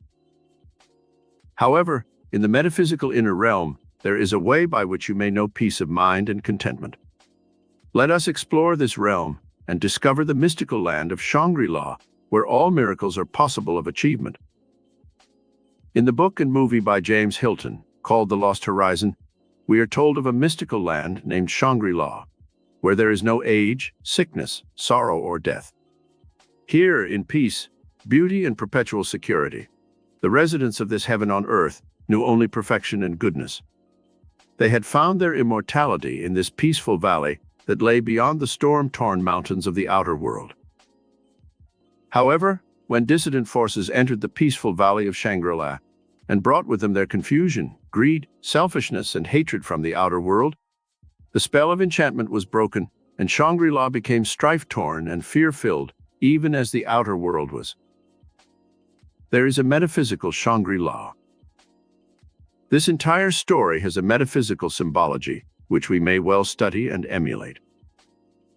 Shangri-La represents the mystical quest of man's soul in his search to find the land of eternal peace, beauty, and serenity. This state of consciousness does not exist in the outer world of confusion, discord, and selfishness. The land of Shangri-La was shut out from the outer world by towering mountain ranges. So too, this inner, peaceful spiritual state of Shangri-La is concealed from man's higher vision by the mortal mind mountain crags of fear, hate, worry, suspicion, and doubt. When man once learns how to scale these lofty peaks of the mortal self, his vision becomes gloriously expanded, and he is able to see beyond this earth's horizon into the vast vistas of God's unlimited and expansive universe. Man's eternal soul quest.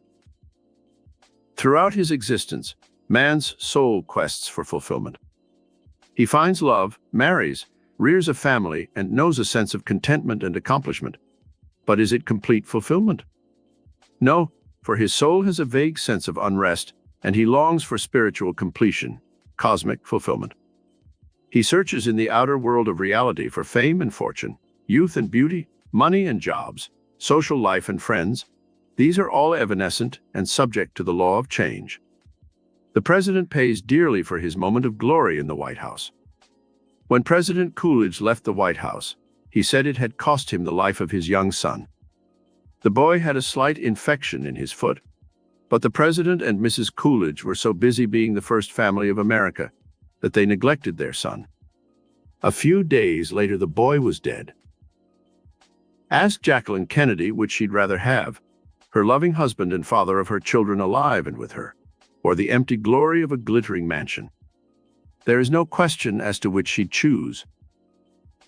The Buddha's last words to his disciples as he lay dying were, "Remember, transience is in the nature of all things. Strive diligently for emancipation therefrom." How to find your Shangri-La. 1. Be aware that your greatest joys and satisfactions do not always lie in the outer world with its physical and material objects, sensations, and desires.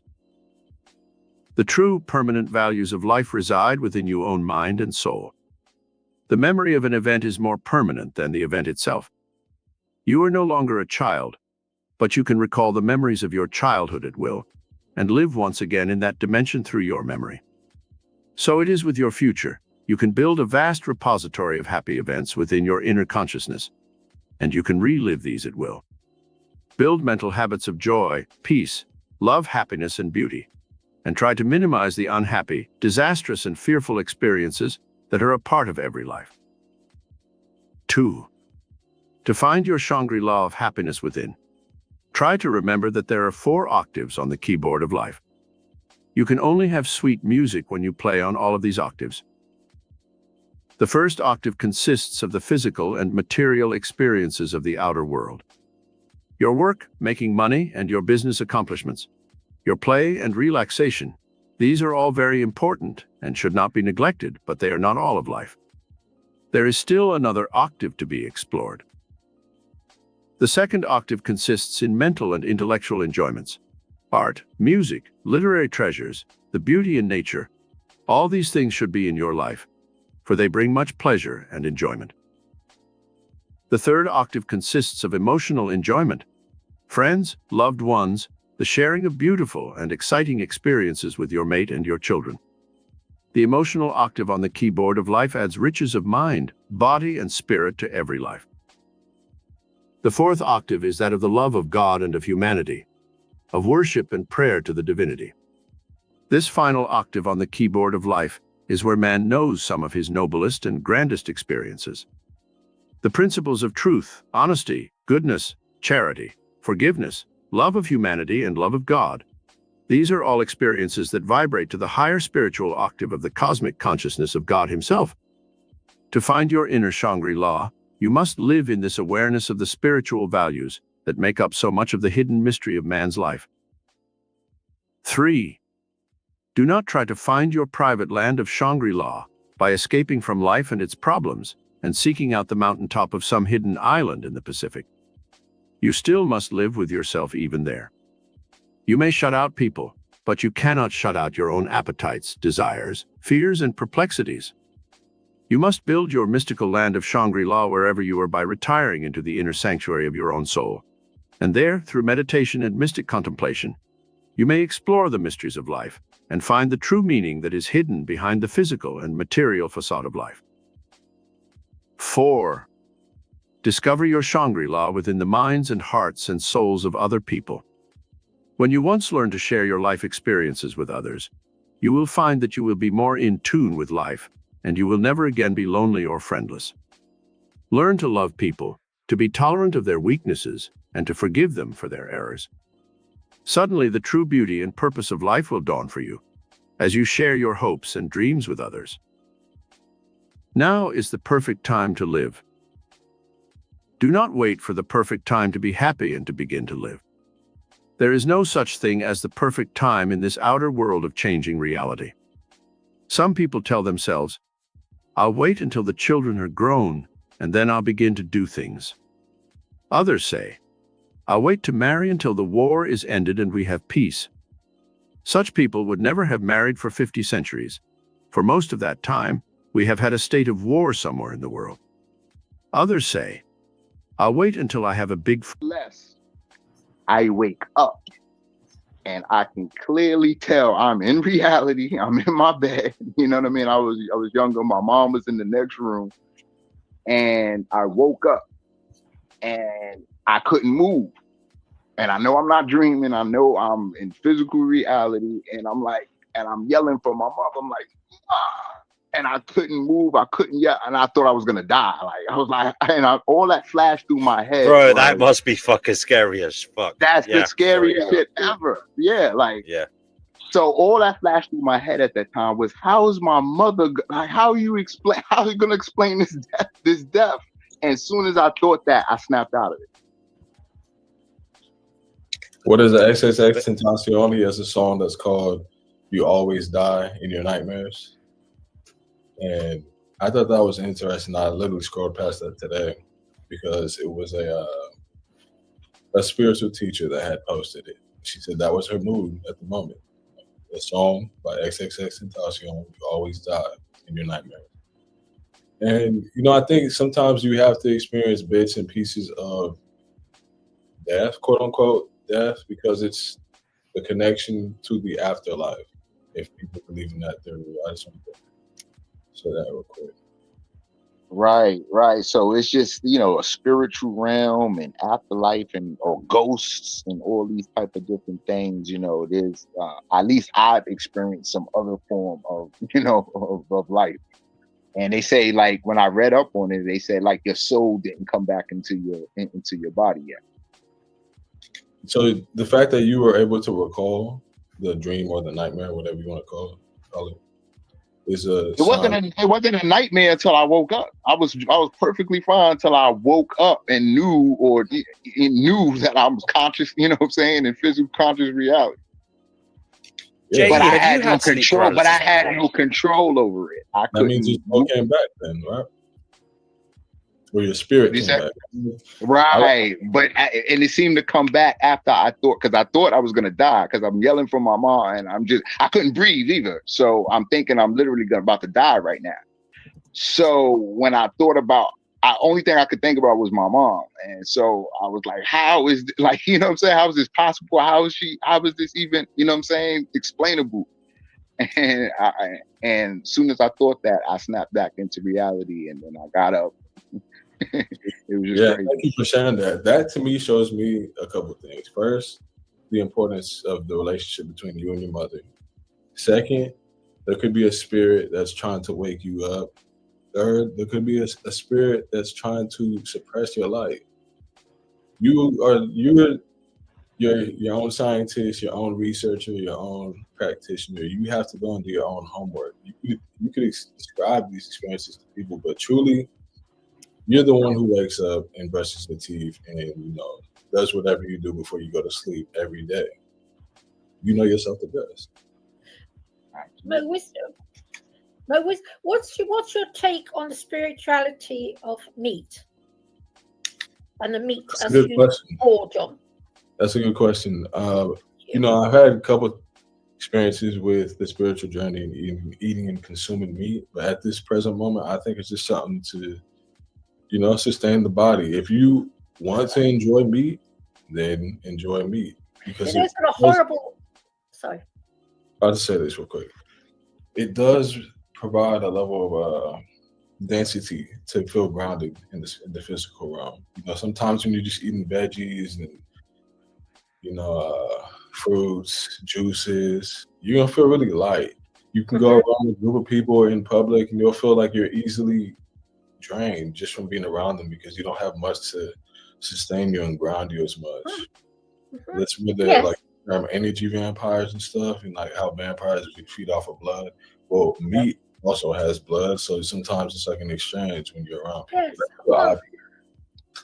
Wait, do you believe in the lizard? Do you believe we have a lizard mind? We come from lizards. We have carnivore teeth. Can I just finish asking this about the whole meat issue for a second about the energy in the meat? Yeah. You said that we have, because I feel that because I've been a vegan since I was very, very young, and it's the way I am. But I've always felt, I'm not grounded here. I'm just floating about. Really, I don't really. It's as if I don't know. But I'm quite a radical vegan. And it's interesting to say about the weight of meat, because to me, meat looks so heavy and dark and bleak. I won't eat it. It's interesting what you say. Yeah, I mean, think about it. When you are in a physical reality, when we're in a 3D dimension, you have the ability to touch, feel, and see things. The more that you eat literally does add on to your weight, depending on your genealogy. That's very interesting. So it's not just a physical thing. There's also a mental expression, because if you only eat meat and you don't eat anything healthy, it's going to affect your mind. And if you just overdo it with the meat and you don't work out, then how could you have access to the spirit? Like, you got to clean out your vessel because it's your vehicle. Like, this is how you're operating your day-to-day living with this vessel that you've chosen this time. We were upstairs and we said, "Hey man, I want to know what it feels like to go down there. Let's do it. Let's figure it out." Boom. Like, the rest is up to you, and it's a very long story as well. That is weird. There's perspectives. I'm not going to sit here and say I know everything, because I don't. But I do feel confident with the things that I've learned. And when I do speak, it's from a point of experience, not just to be right. That doesn't get anyone anywhere. So Yeah, that is because I do feel very, very light here, and I don't fit in. And I Wait, don't- so Wisdom, what's your view on God, man? I think there's a most high, and I think that there's a most low, and there's also a neutral path, which is considered the atheistic path. Now, if you choose to do light and righteous acts, then you will eventually get to a point in time to where you experience the Most High within. You can't see the Most High because it's considered light. And what is light? Information and consciousness. And what is the condensed form of light in the physical reality? Melanin. Everything in this, and carbon as well. But in this physical realm, typically everything that, like the plants and the water, the animals, they have carbon and melanin to some degree. Now, that's my thoughts. I'll just say that. That's my thought on God. Interesting. Wait, then you seem to believe in reincarnation too, right? See, I don't know so much about that one. I think it's an interesting topic. Like, I would say this. I like to ponder. Some people don't, which is kind of fun. It doesn't really make sense to me. It's like if you're a thinker and you read these books like Think and Grow Rich, Outwitting the Devil, the 17 Key Principles of Success by Napoleon Hill, and the Mastermind Society.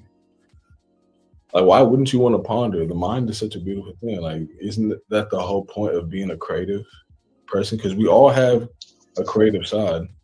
It's on the spectrum. You might be very creative or less likely creative, but you still have some creativity in any field.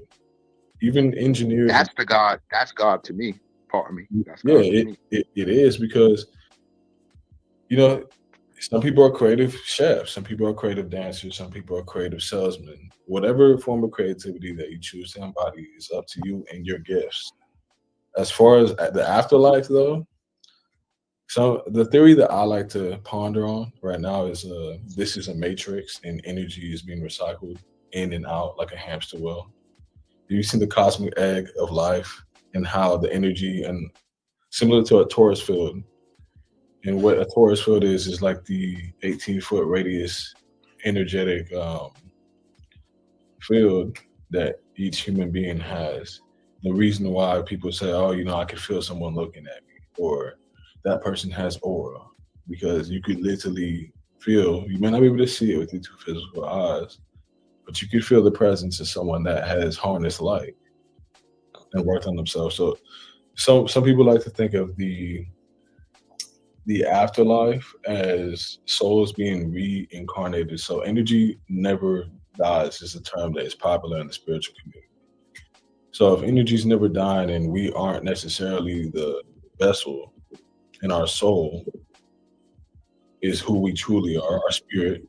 So when the body dies, the spirit is recycled into another place or person, I think, whatever.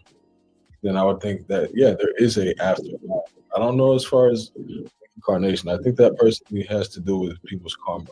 Like, depending on how you live down at the moment, that'll determine whether you got to go back again or essentially go on to the next stage, quote unquote, the afterlife. I mean, I agree that our energy is recycled, but they believe that our consciousness is recycled, which I don't believe.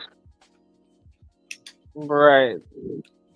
I mean, well, in one way, you're kind of saying the same thing. Your energy and consciousness is you, right? They're both you. So if you consider yourself a spirit, then it only makes sense to say that you kind of, and I don't say this with any, but you kind of contradicting yourself, Well, what I mean is that when I die, my memories, my experiences, like all of that is dead as far as I'm concerned. Like my energy can be recycled, but that is not me. Like that, what Carl Jung when he referred to the soul, he was talking about your conscious mind. There's not a spiritual soul, at least not in a psychological spirit. They don't soul the way that Carl Jung used it did not mean anything spiritual.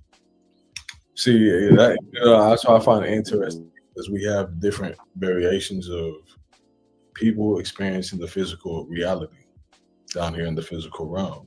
That's why I like to look at people's birthdays because it gives me a metaphysical imprint of your energy, your your nature, the way that you think, and your gifts. And I've been able to go through many birthdays and see a correlation and accuracy behind someone's birthday and who they are and their potential. Now, I like to consider the soul and the spirit the same thing. Some people will say, oh, like we're all spirits, but we don't all have a soul. Well, what is it? Is it the soul realm or the spiritual realm? Because they pretty much have the same aspect, right? Like if you were to astral project, are you using your spirit or your soul? They seem the same. I was on the astral plane. It was a soul. It was my soul obviously was not there, but in my body, but it's like on the etheric spiritual level. Exactly. But here's the thing: I want to ask a question because I want to unite everybody right now.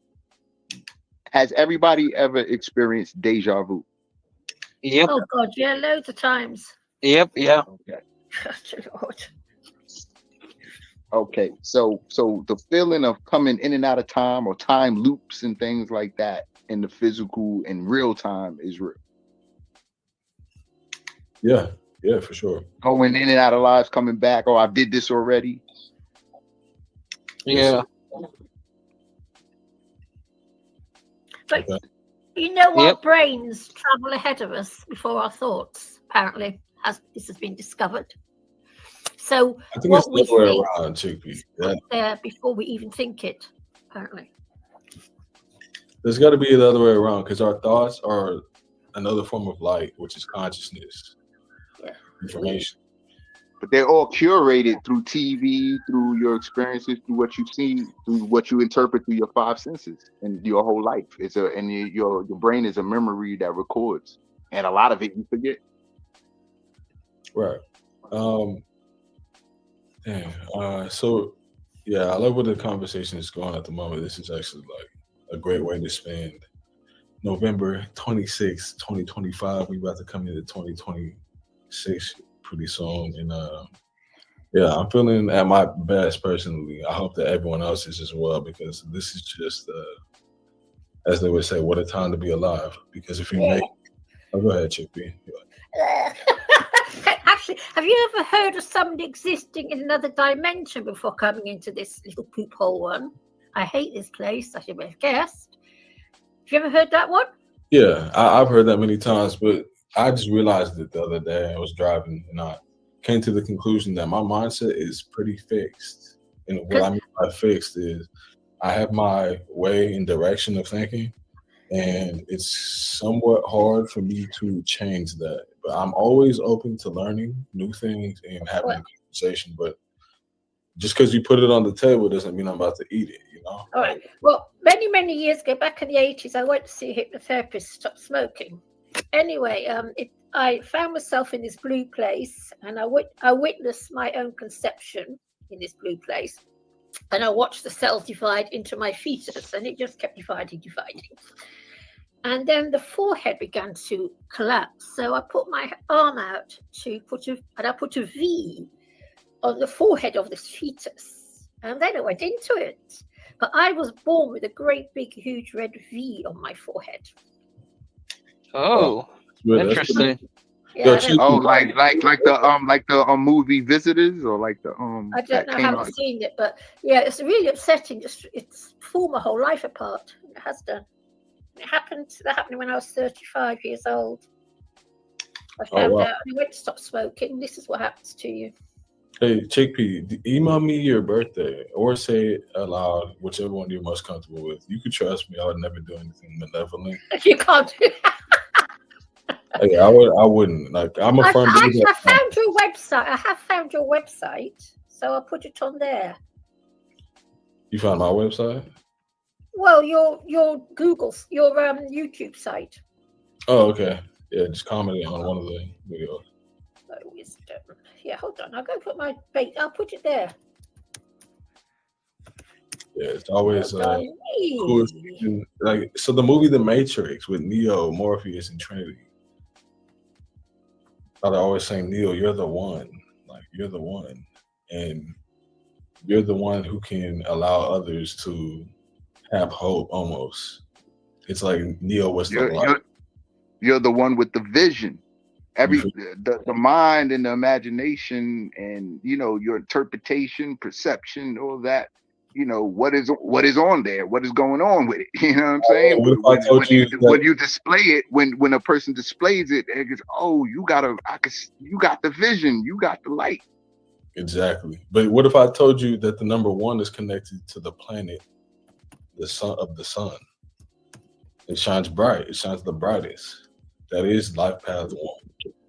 It corresponds with the planet of the sun because that's the leader. It's the orbit. Every planet's orbit around the one. The whole reason in human life why we are so competitive is because we're trying to become. We want to be the sun. We want to shine the brightest at times. Now, if you are a life path one, you have that desire a lot quicker than others. But I think it's just interesting to find these correlations between movies, books, conversations, and really elevate the way that we think. Because they weren't able to do this back in 1920 and 1930 when Napoleon Hill was really selling 1 million copies. Rich. Wait, I'm sorry to interrupt, but your audio kind of cuts out like every couple seconds or so. Oh, it does. Sorry about that. I put it on your first video. What were you saying earlier about my numbers? I didn't understand. Well, you still have to send me the year that you. I'm giving it. It's on your first video. There. First video on your site. Send me hers, and if you want to know about yours, life, just go ahead and comment on my page as well, I guess, or just DM me on Instagram if you have an Instagram. That's more private. This is just gonna help me understand a little bit more about your nature. Too old to care anymore, if anyone knows. After all, they monitor my bank account, so it doesn't get much worse. Well, the goal is to listen to people talk at length. Yeah, I know you don't know me, and you probably haven't listened to me talk at length. But if you're going to be giving your birthday out, listen to people talk at length, and you will be able to decide and decipher who this person is and what their intentions are. Simple as that. And you know what I know about myself? I'm here to see something. I'm not here to do anything, and I'm not. I'm just here to see something, and I think I know what I'm here to see.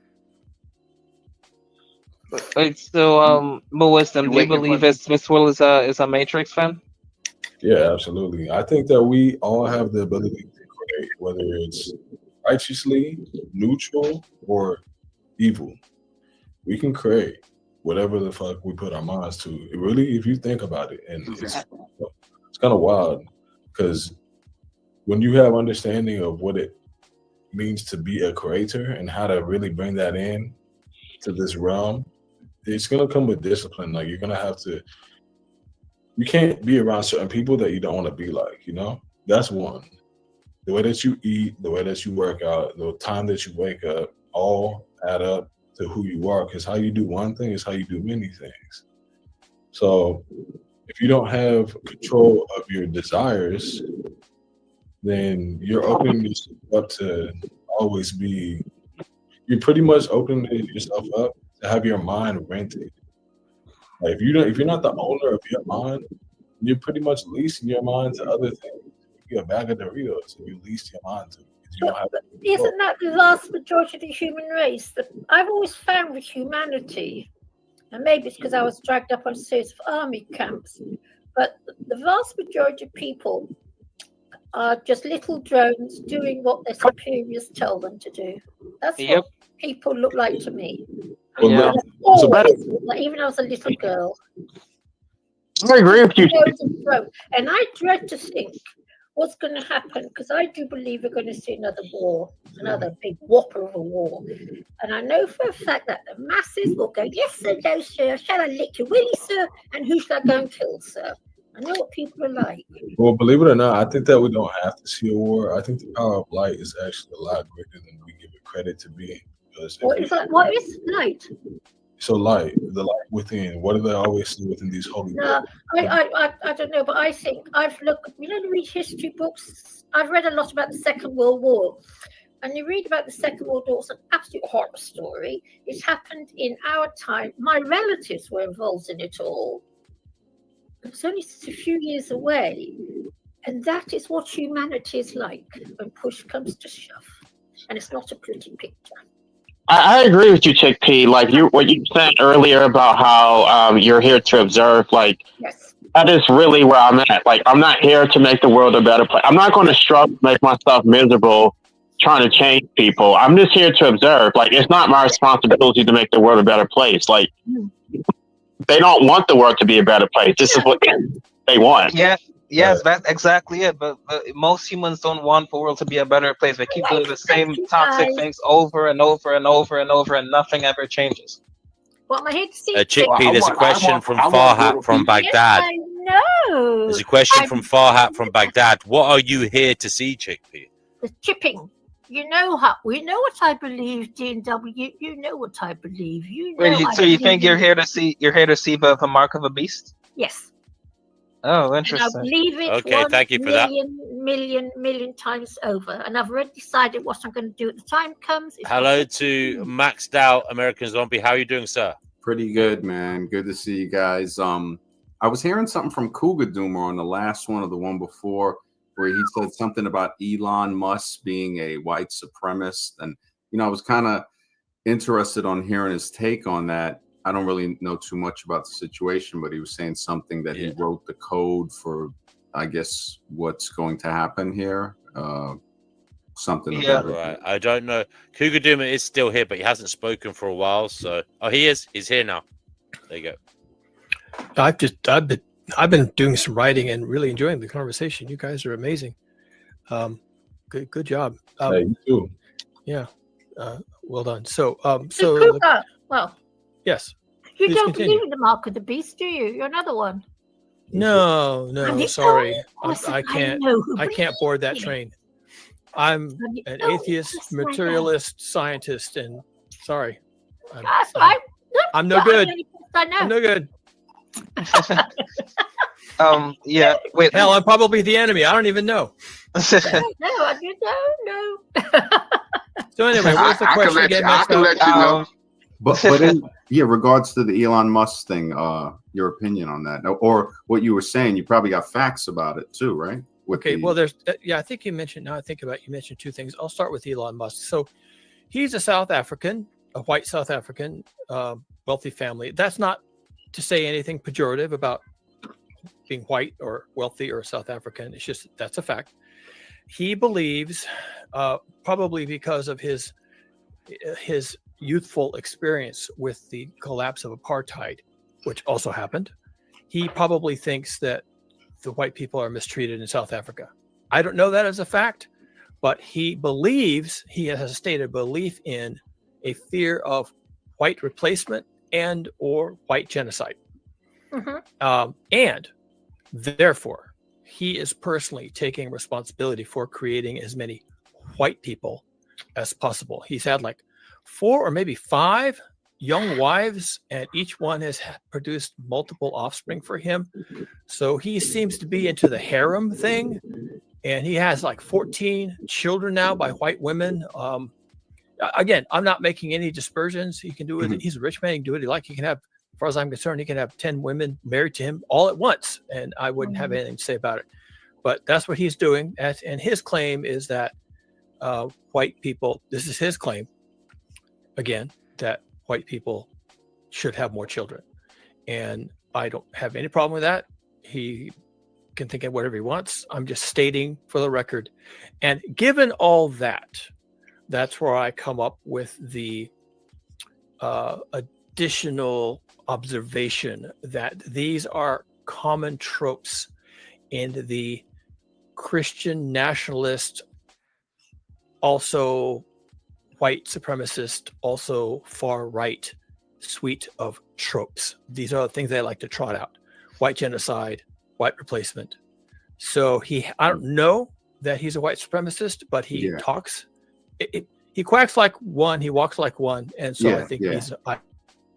It's there, okay? It's there, and I don't even think he would argue the point. I'm just being very, very cautious not to say anything about the guy because I don't know him personally, but that's how it plays out. Also, he has his own AI company. I think he actually stole or borrowed or lifted the AI code he's using from Facebook. They're kind of open source, so he took their code and he wrote his own AI or deployed his own AI, and it was his AI trained on his posts on his social media platform, now called X, used to be called Twitter. His AI trained on his posts on Twitter invented Mecha Hitler in AI.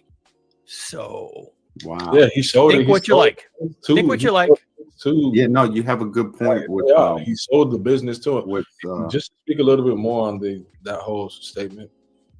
Honestly, Richard Nixon was saying back in his time.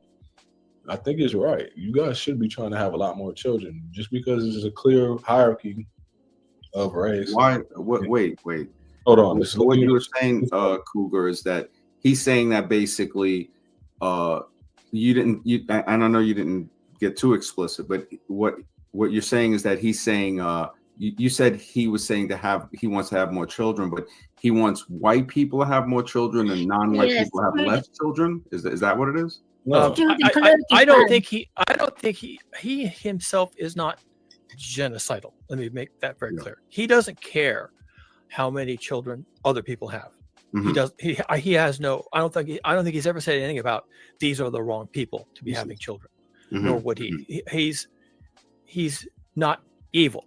I think he's concerned, and his concern is that white people are not having enough children and run the risk of being replaced. And that is it's a very simple demographic statement.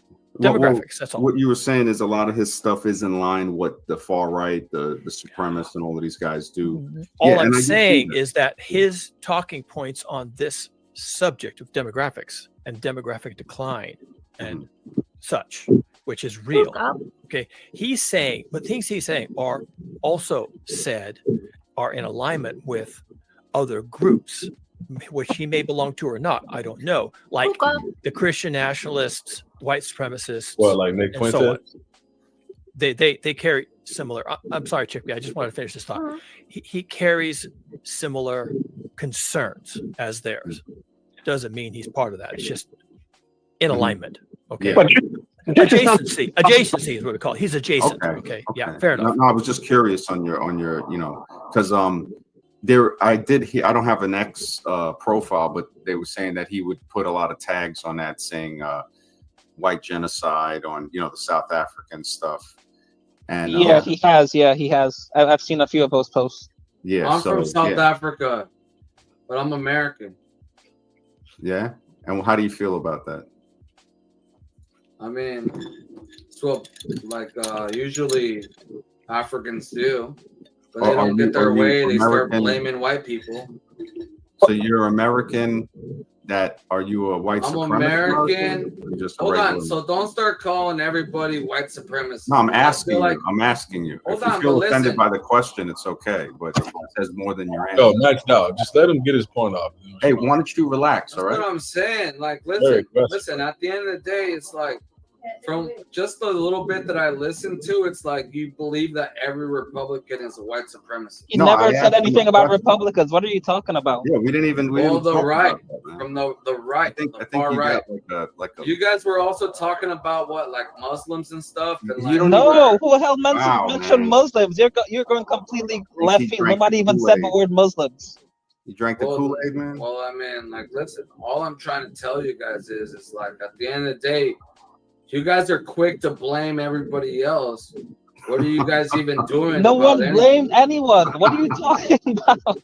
I mean, it is what it is. You guys are What are you quick to doing in say, South "Oh, Africa? everybody's What's the matter? You don't like America? If you don't believe, You don't like America or something? Listen, if you don't believe what I You don't like believe America? in, and then you're a white supremacist. We didn't say That's that. what you guys are saying, basically.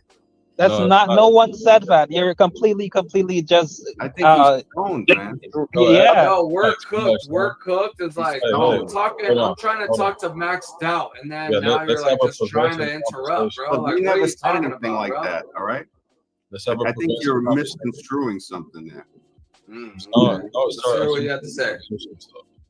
This is something that I've actually talked about on my channel, that like anti-natalism and the whole child-free culture has really been pushed on Western civilization. I mean, I think that anti-natalism is the correct philosophy, but it's not really being lived by like equally. Like, it's really the whites who are not procreating, and so and then people are making these conjectures that there's something wrong with white people, that they can't procreate. No, they have chosen to abstain from procreation, and there's nothing wrong with that. But the problem is that they actually are being replaced. They are they're bringing hordes and hordes of immigrants. So there are benefits to decreasing your birth rates, that you can actually increase your quality of life because there's going to be more resources to go around. But they don't even get to reap the benefits of their procreational responsibility, because they're just going to replace them with immigrants. So they basically should have procreated and, keep their own population instead of just being replaced by immigrants. And I'm saying this person.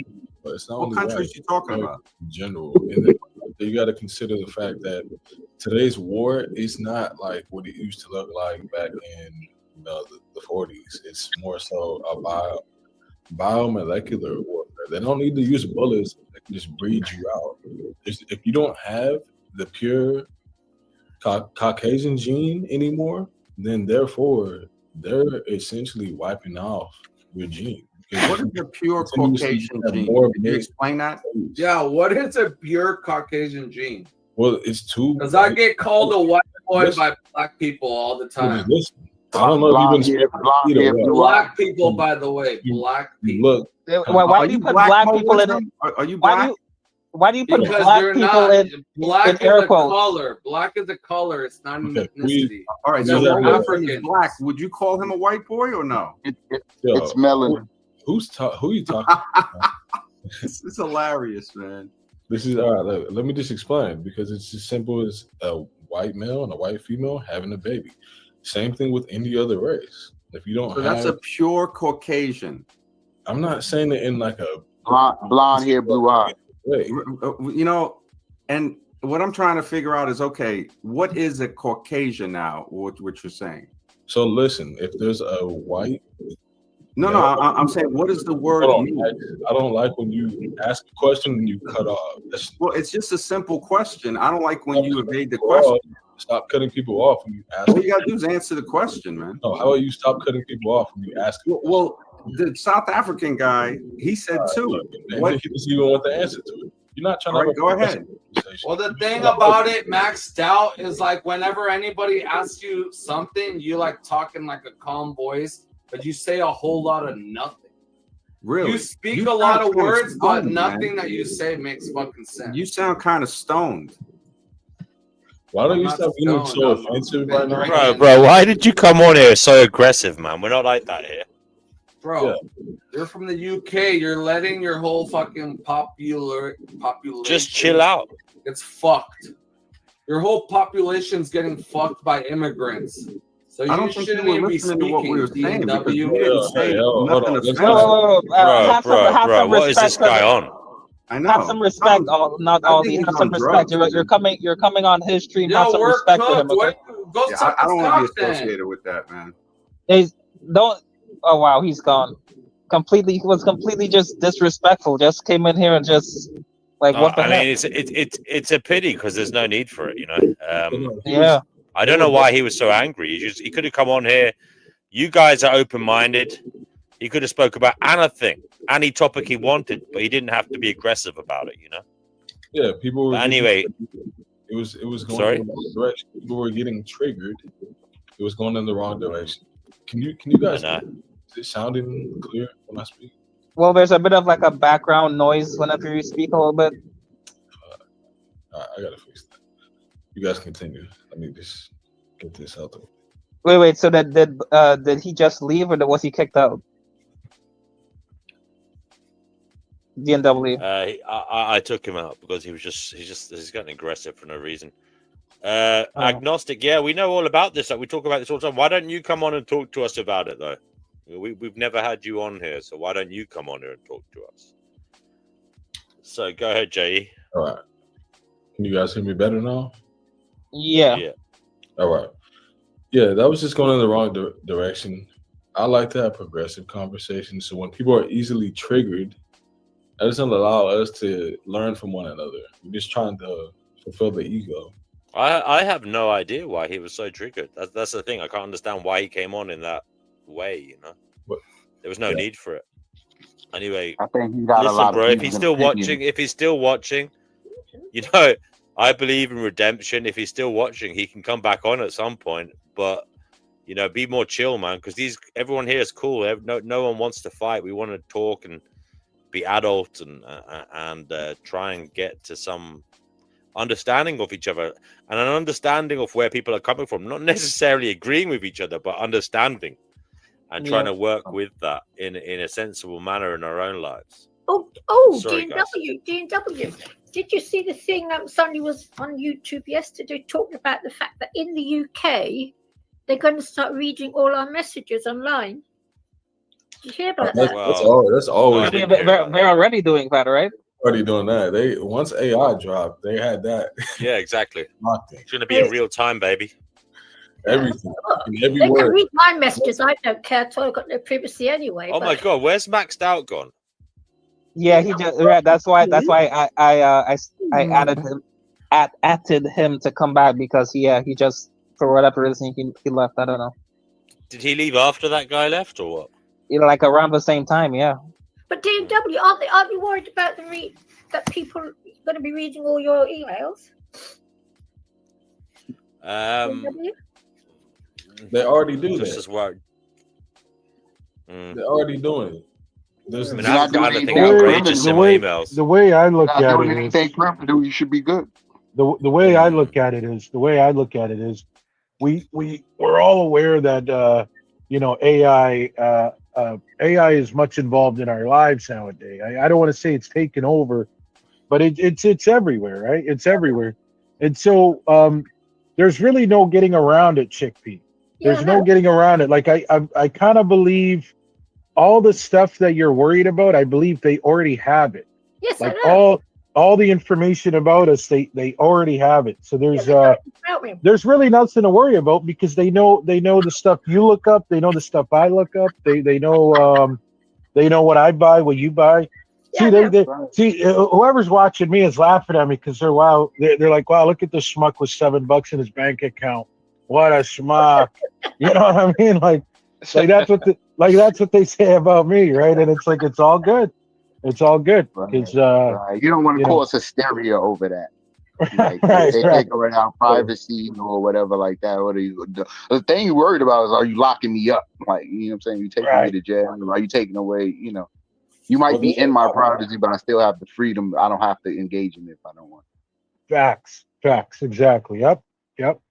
Yeah, but what scares me is, I mean, I know what's going on in the US. Here in this country, right, in the UK, it's getting so bad. You can be imprisoned for saying the wrong thing in a tweet.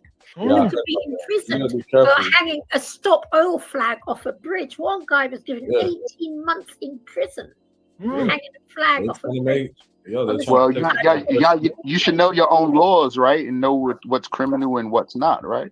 Yeah, First Amendment is critical, though. That just shows you where in the direction of things, but not to get too far. I think a bigger text, or a bigger heading to all of this, like UK and the Europe and what's going on that side of the world, has a lot of different functions than what how America and what goes on over here. And I think that other guy wanted to talk about it, and and then get into the Caucasians and a lot of different things like that. Guys, what do you think of the new mayor of New York?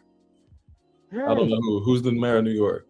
Don't you know what's happened in New York? Same as London, right? We've got it's happening in New York now. Yeah, he's I think he's Palestinian or something, isn't he? No. He's Middle Eastern. I know that much. He's Middle Eastern of some somewhere in the Middle East. I'm not sure exactly what, but I'm under the assumption that he's a New York born like his ethnicity is of Middle Eastern, but he's American. He's born I'm assuming he's born in New York somewhere. More American Sadiq Khan. He's American. Well, I mean, if he's born in the U.S., or like if he's born in New York, because I'm pretty sure everybody that's been the mayor of New York is from there. They're directly born in New York. Yeah. So, I mean, I'm not American, right? So I don't know. His name is Zoran Mamdani. I think he's originally from Nigeria, which came as a real surprise. He moved. It's a bit strange. That may not be the place, but it's not what you think. He moved to New York at age 5 with his parents. So he is not born in New York, but he was raised in New York. I think he's like 32, and he is 32. Muslim. He's Muslim, and what else is he? That's young, man. That's really young to be a mayor. Wow. They loved him. They loved him. Even Donald Trump fell in love with him when they finally met. Donald Trump said he was a Muslim Sharia law communist, and then when they finally met, Trump was like, "Oh, this guy's great. Relax. He's going to take good care of New York." So that's the story. Yeah. Wow. Well, that once again shows that politics is just theater, right? Because at the end of the day, right? Like, oh, totally. Especially right now in America, it's been theater for 20 years, I should think. Oh yeah. Longer than that, yeah. So Chickpea, I don't want to get happiest men in America. No. Hey Chickpea, listen, I got something for you. You give me your birthday. I just want to make a little statement. No, you already gave it to me. I got it. You got it.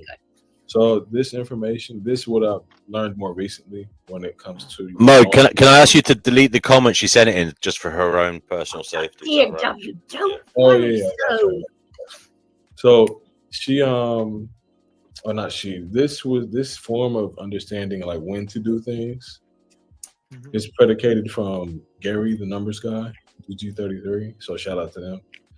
But you're a horse. You're born in the year of the horse. Yes, I know, yes. Yeah.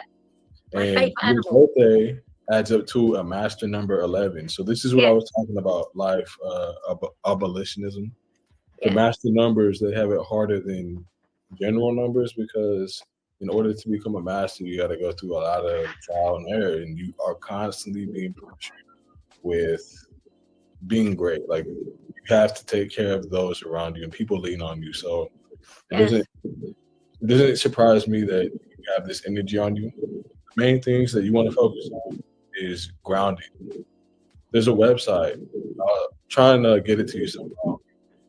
They make grounding mattresses. So it's an electric mattress sheet that you put underneath your normal sheet, and it plugs into the wall, and it emits the same vibration as Mother Earth as if you were sleeping on the ground. That's that's what I was asking you earlier. What is a master number? So the master number is like the ascended master. So this time, if your birthday adds up to 11, 22, or 33, then you have more on your plate essentially because there's general numbers, like there's soldiers, and then there's the masters. You know what I'm saying? There's the people like I guarantee you, Chickpea, she's probably pretty clairvoyant. She could probably read people really well. Yeah. She's a horse. 2026 is the year of the horse. So we call that your home court energy.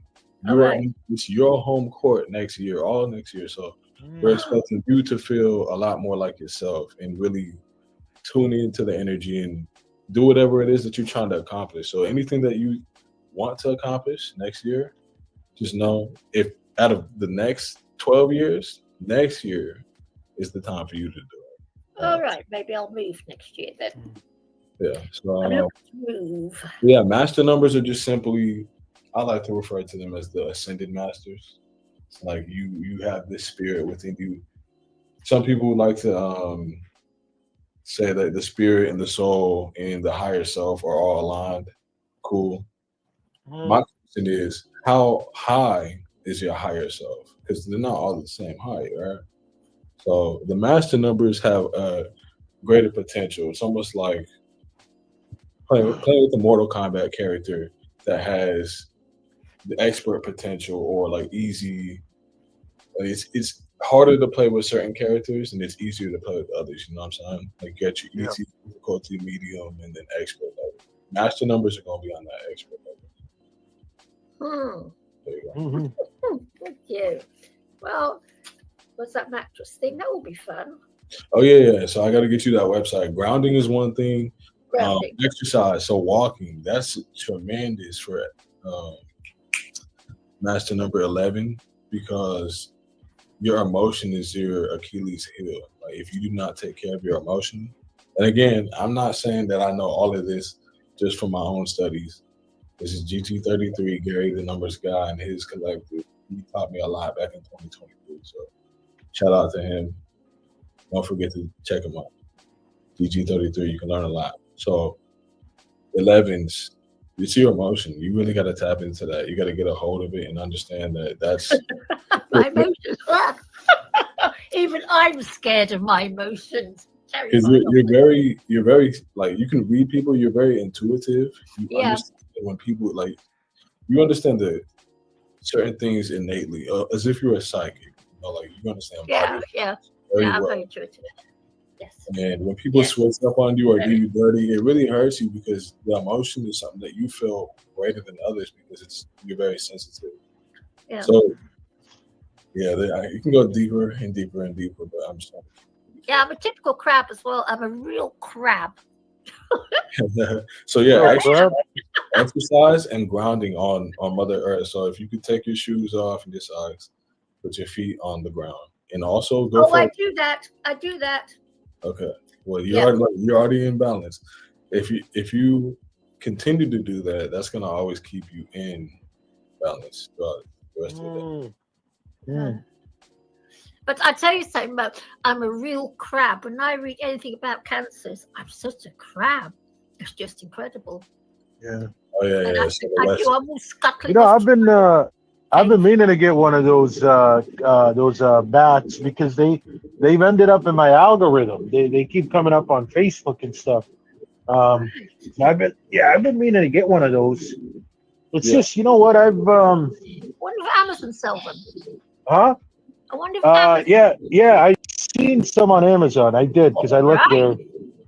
It's just I remember what happened was I was trying to make sure I get the right one. So I saw a couple. Yeah, they had some decent reviews. I was just trying to make sure that I picked the most appropriate one, you know. But yeah, that's been on my radar, man. That's been on my radar. So I did my birthday into AI, and they said that my life path number is 7. Okay. Oh, that's a lucky number, man. That's the God number. That's the God number. Numerology is something again I learned a little bit later on, but I've been doing like the Chinese metaphysics, Eastern metaphysics, Western metaphysics. Yeah. This should actually be coming up on my 8th year now. So 7 years deep as of now. But the 7, you're very intellectual. You're connected to your spirit. Your spirit is going to be attacked a lot more than others because the 7 is the number of spirituality. So you have an innate connection to that. Something that you need to know how to do to get back to feeling like yourself is solitude. You do best when you're by yourself. That's when you can self-reflect and get back into your zone and really lock in, get the negative thoughts out of your mind. Sometimes when you're around people, it can be too overstimulating. Some others might consider you more of an introvert, but you know yourself. You just choose your words because you understand that words are cheap. You just don't like to just throw them out there. So, yeah, solitude. That's the 7. You definitely want to spend more time with yourself because that's when you receive more downloads and you can evolve further throughout this life. So, hope that helps. That's what I wanted to say earlier. When you are an empath, like being around other people can be draining because a lot of people can just take other people's energy and just, I don't know, going about their day. But when you're empathic, like you actually take it in. Like I can't be around, like for example, somebody has cancer, right? I take their energy and then I feel like it's my pet project to try to save them or whatever. And then I get so frustrated because they don't listen to me. Like they're going to take chemotherapy. They're going to do whatever the doctors tell them. And then they're just going to die. Like my father did that. My cousins did that. I don't want to be around people because I am empathic. And when I listen to people's problems, it becomes my problem. Yeah, that's how it works, man. That's what they say, birds of a feather flock together. And like Kanye West said, if you constantly are hanging around people that think that you are something that you're not, eventually you're going to become that person that they think that you are.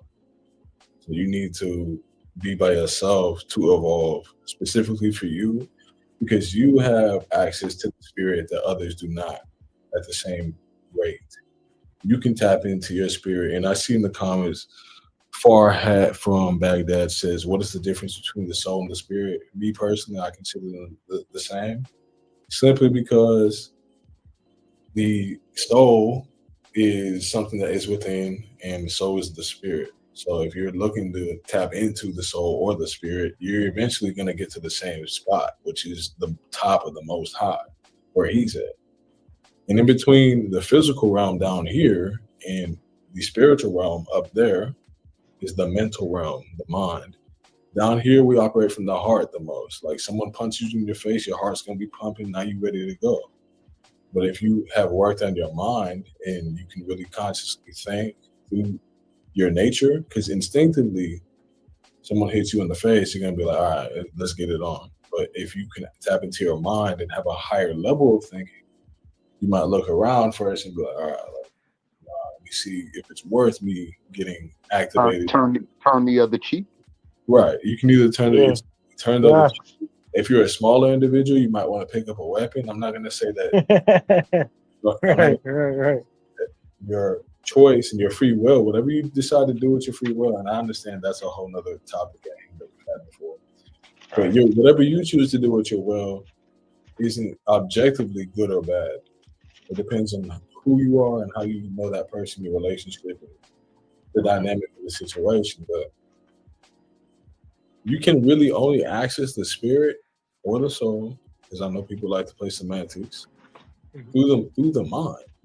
This is exactly what Napoleon Hill was talking about in his book called Outwitting the Devil, because he's trying to get people to consciously take ownership of their mind so that they can avoid these substances and the actions that take you away from your purpose. If you can get to your purpose, then that's inevitably going to allow you to evolve. And when you grow, things don't grow necessarily downwards or left or right. They typically grow up, right? So you see that shit growing towards the Most High, right? Like that's how it works, man. I don't make the rules, but it goes physical, mental, spirit, right?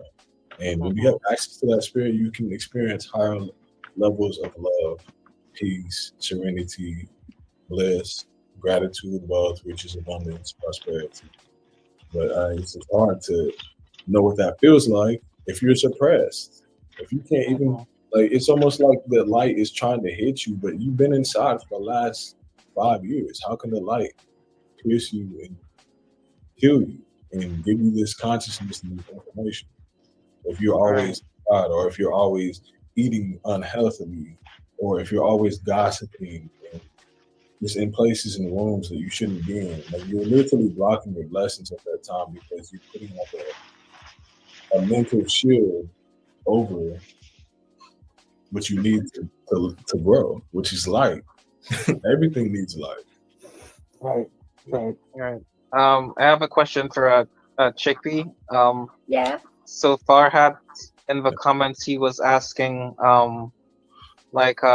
what's the purpose of you just being here observing the mark of a beast? Like why do you think that that's your mission? So no, it's just a feeling I have. It's just a weird. I'm not here to do anything. Because I know I existed before I came here, and I know that. I learned that when I got hypnotized. I don't think I come from. I'm not meant to be here. There's something about this planet and me that just do not gel. And I've been antinatalist to Naveen since I was a little girl, from my earliest memories. I'm not meant to, and I think I've just come here to watch it. Literally, because my plan, I do believe what it says in Revelation, and I believe it through and through. And my plan is when the time comes and I see it come to my door, I will take my cats to the vet, give them a nice, peaceful death, and I will just sit on the pavement somewhere and watch the show until I die. And that's my plan, because I believe it. No one else does. It's weird because you know what? I'm not even a Christian. I know people who go to church, and I've sort of said the blah, blah, blah, the mark of the beast, because it's the main topic of conversation of mine. Oh, I will leave it in God's hands. I think myself, but God says quite clearly, it's not in his hands, it's in our hands, or your hands, whoever. It just amazes me that these Christians, I'm not the Christian, and I know I'm talking to these Christians, and they don't believe it that I do. But it's not their fault, Chickpea, because it's more of the religion that they're in, right? So people are just gonna kind of believe whatever they were taught and whatever religion they were in. Yeah. And it's that's just kind of that's like that with really any person, right? They're brought into something, and you know, me, I'm very lucky that I'm just stubborn. Like I'm very stubborn I can't take anybody's word. I have to feel that the oven burns to know that that it's real. So it's like, you know, it's like really having a thirst for seeking the truth. And when it comes to Revelation, it's clear as day to me. It's clear as I don't know why it's like this, but it just is, and I see it. Like I see the Euphrates drying up, and to me it's as clear as day. And I can see that 200 million men are coming into the West, and I can see that. Wait, so Chickpea, so then what will be the point of you choosing to come down here to just watch the world end then? I don't think I came here by choice. I didn't come here by choice. No, I didn't come here by choice, because I remember when I was in my little state watching my fetus. how can you not come by choice? How can you not come by choice then? Who would be forcing you? Some asshole out there, the asshole God. I hate God. I hate God, I would add. I believe that the God of this world is a total asshole, okay? So he sent me back down. But the God of this world wouldn't necessarily be the one that you were talking to, right? Well, I don't know. That's as far as I know, because I do believe that we are caught in an enclosed biosphere somehow, and that the true God of creation would never have created this sort of bloodbath that we live in. Because I'm very, very anti-meat eating, very anti-blood spilling, all that sort of thing. You guys believe in karma? Anyone that decrees something. Oh yeah, I believe in it. I know it works. What? Right. What Chickpea is saying is different from what traditional Christians believe. Like Gnostics believe that God trapped us here because God learns through us. Like he needs us to experience it so he can gain something from that. Sorry. Well, I don't understand this. Right? We live in this world, everything's killing each other. Kill. Now, I'm not a very nice person. I don't profess to be. But even I think killing is wrong. Right. My mind, it is wrong. Whether it's an animal or a human, you do not kill a conscious creature. It is wrong. Whether it's a or a chicken. I think that's just how the game's designed, though. Unfortunately, that's just how this physical game is designed, though. It's all about you know, like the chain of command, and the beings that are stronger than the other beings are able to track them down, hunt them down, kill them. Yeah, it's kind of. And every now and again, they've got us doing it. I mean, if you study war, study the Battle of the Somme, for example, you will. It's an absolute stupid farce. Yeah. It's sick what us humans do, and I'm yeah, and I'm not. I just can't. It just troubles me, and it's always troubled me. But when I hate the God of this world, Jehovah, I hate him with a passion. I cannot describe. And when I meet him, I'm going to stab him in his eyes. Maybe that's why he keeps sending you back. Maybe that's why he keeps sending you down here because you hate him. I'm going to get him one day. You know what it is, Chickpea? Chickpea, you probably got into some arguments with him up there, and he's like, you know what? Get your ass down there with the rest of the hooligans. That's probably what he said to you. You're probably right. I was probably married to the arsehole. This is why I'm so anti-marriage. Yeah. Because it's like what does Robert Griffin say about the 48 laws of power? That's like what that's about, right? Like you kind of can't overstep the master. That's yeah. Yeah. I hate about him too. You know what? When they left the Garden of Eden, bloody bastard, and there's two sons. If I had, had a sacrifice, I would have sacrificed the vegetables. Oh, the vegetables. So I'm damned before we even start. Okay, Chickpea, but if they're not familiar with Gnosticism, they need to understand why God would trap you into this hellscape for you to bear witness. They're not familiar with Gnosticism like that. That is the whole purpose that we exist, is so that God can benefit from our existence, so he can gain knowledge from us. What's he do? Gain knowledge from me? He's supposed to be the clever one. I can't create an earth. I'm too stupid. Yeah. So what does he want to learn from me? Well, he's experiencing life through you. I believe that's what life is trying to say. Is that the Most High is experiencing life through you, through all of us. No, but not Gnosticism, as far as I know, is that God created the world to just feed off human suffering. Yeah, we're loose, basically. Oh, okay, Right. I got you. Yeah, I got you. We feed off the animals. I got you. So you guys are going. Yeah, you guys are going more into the Gnostics. Okay, yeah, I got you. Gnosticism, Yeah. But I believe Jehovah exists. I believe that bastard exists. And one day, if I ever see him, I will stick a knife in him. But Chickpea, this is what I'm saying, right? I obviously understand what you've been through, and I think it's just normal for a human to have compassion for other humans because we know the pain. And I like when Life Admonition, he talks about being an empath because it's really like me and him, we share a lot in common. I understand where he's coming from. Yeah. And I guess I think he can agree. He must have met a lot of heartless people that didn't have a good heart. Because that's what it's been for me. But what am I getting at is I'm at a point to where I'm having understanding to the natural order of everything, that everything just has to be the way it is.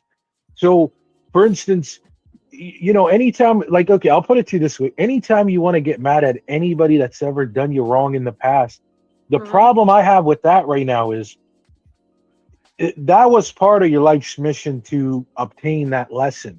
Listen, you know how when you play on a team, right? Whether it's NBA or NFL, when you play on a sports team, right? You're like right now, we're Team DNW, right? We're all on this team, right? So believe it or not, everybody that's ever done you wrong, they're part of your team. They're like, you know what I mean? Like they ain't necessary that have screwed you over. They're not part of my team, but you're part of my team because you've come into my life and they've won into your life.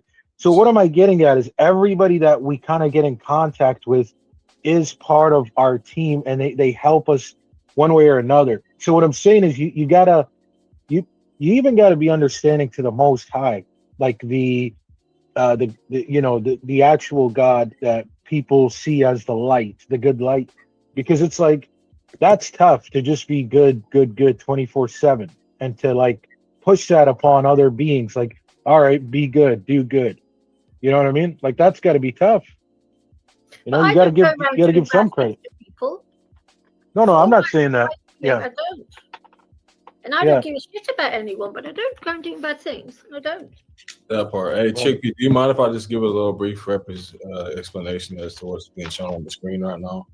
Yeah. So that is what I was referring to when we said like the torus field and the cosmic egg. You see in the bottom right-hand corner?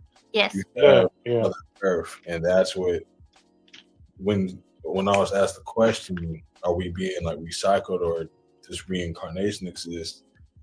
A lot of people believe that, you know, if you do leave your physical body, your energy is going to be recycled into another vessel if your karma dictates that. Yes. If you can't make it to that next level, quote unquote, the afterlife, then you need to come and master this level first. You need to finish your karmic justice down here. So not only do we have the justice, there is no justice down here. That's just of the earth and like on a broader. Yeah, we have another picture right here too. Let me show you.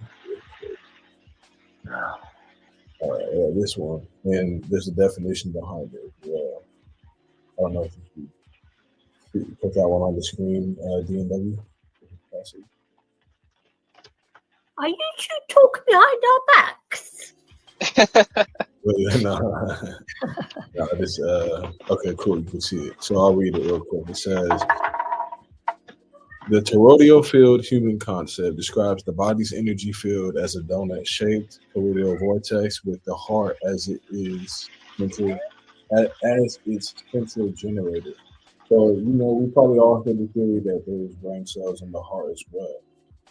And that the heart is actually I've been told it's 100 times stronger than the mind because the current that it generates is completely, does not compare.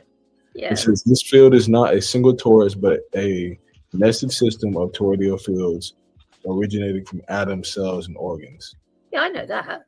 With the largest field emanating from the heart. Cool. But to understand that, that's on a physical aspect, but more so, there's more to it. With metaphysics, you can determine what kind of torus field you have, which is like what kind of what your nature is. And you learn how to project that energy with your mind. So yeah, it operates, it's there, it's existing from the heart, but you learn how to actually use it with the mind. And that's where theories like Bruce Lee's 1-inch punch is being shown within the camera. It's like, yo, how did he do that? Because he understands how to charge up. Yeah.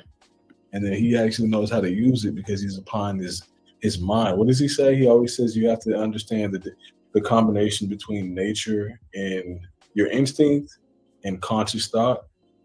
So when you can use those two, that's when you really start tapping into that superpower of what it is to be a human. You've seen ideas of people levitating and pushing over objects with telekinesis and things of that nature. So the superpower to being a human is feeling like a god, and I'm already on those levels.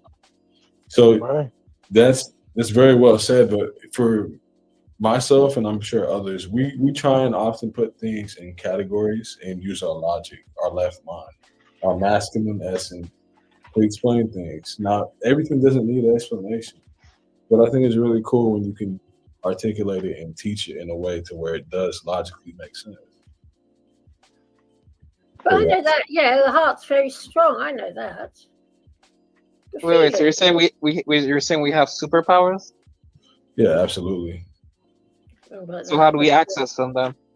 By harnessing light. What do you say? Harvesting light? Yeah, harnessing light. What do you mean? What type of light? Like sunlight? Sunlight, good deeds. What goes around comes around, as you sow, what you read. Not gossiping, being in the right rooms, listening, learning, reading books, being a positive. Yeah. But you know what? Wait. Oh, sorry. Wait, no, I just want to ask him quickly. Like, so what exactly are the superpowers? Like, what abilities do we have access to? So that's where it gets fun because your birthday tells me that. when you tell me your birthday, I can tell you what No, but gifts what are some examples of from other people, for example? from other people. Hypnosis, like magnetism, really magnetic charisma, access to the Akashic records, photographic memory. Interesting. And have you experienced any of them, any of those things yourself?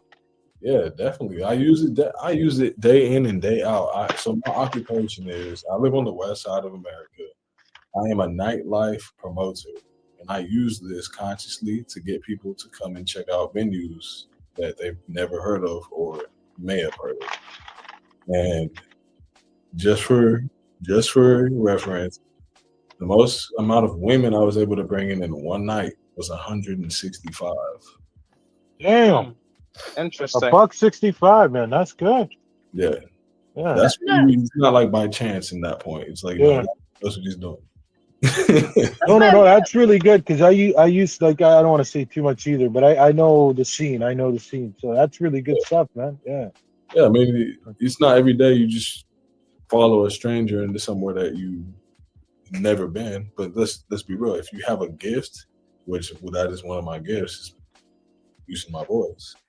But it's even the energy though, right? Like, people are gonna talk to you, they're gonna pick up on that energy, right? And they're like, okay, like, the dude seems solid, right? Whereas if other people will give off like creepy vibes, right, or other type of vibes and stuff, right?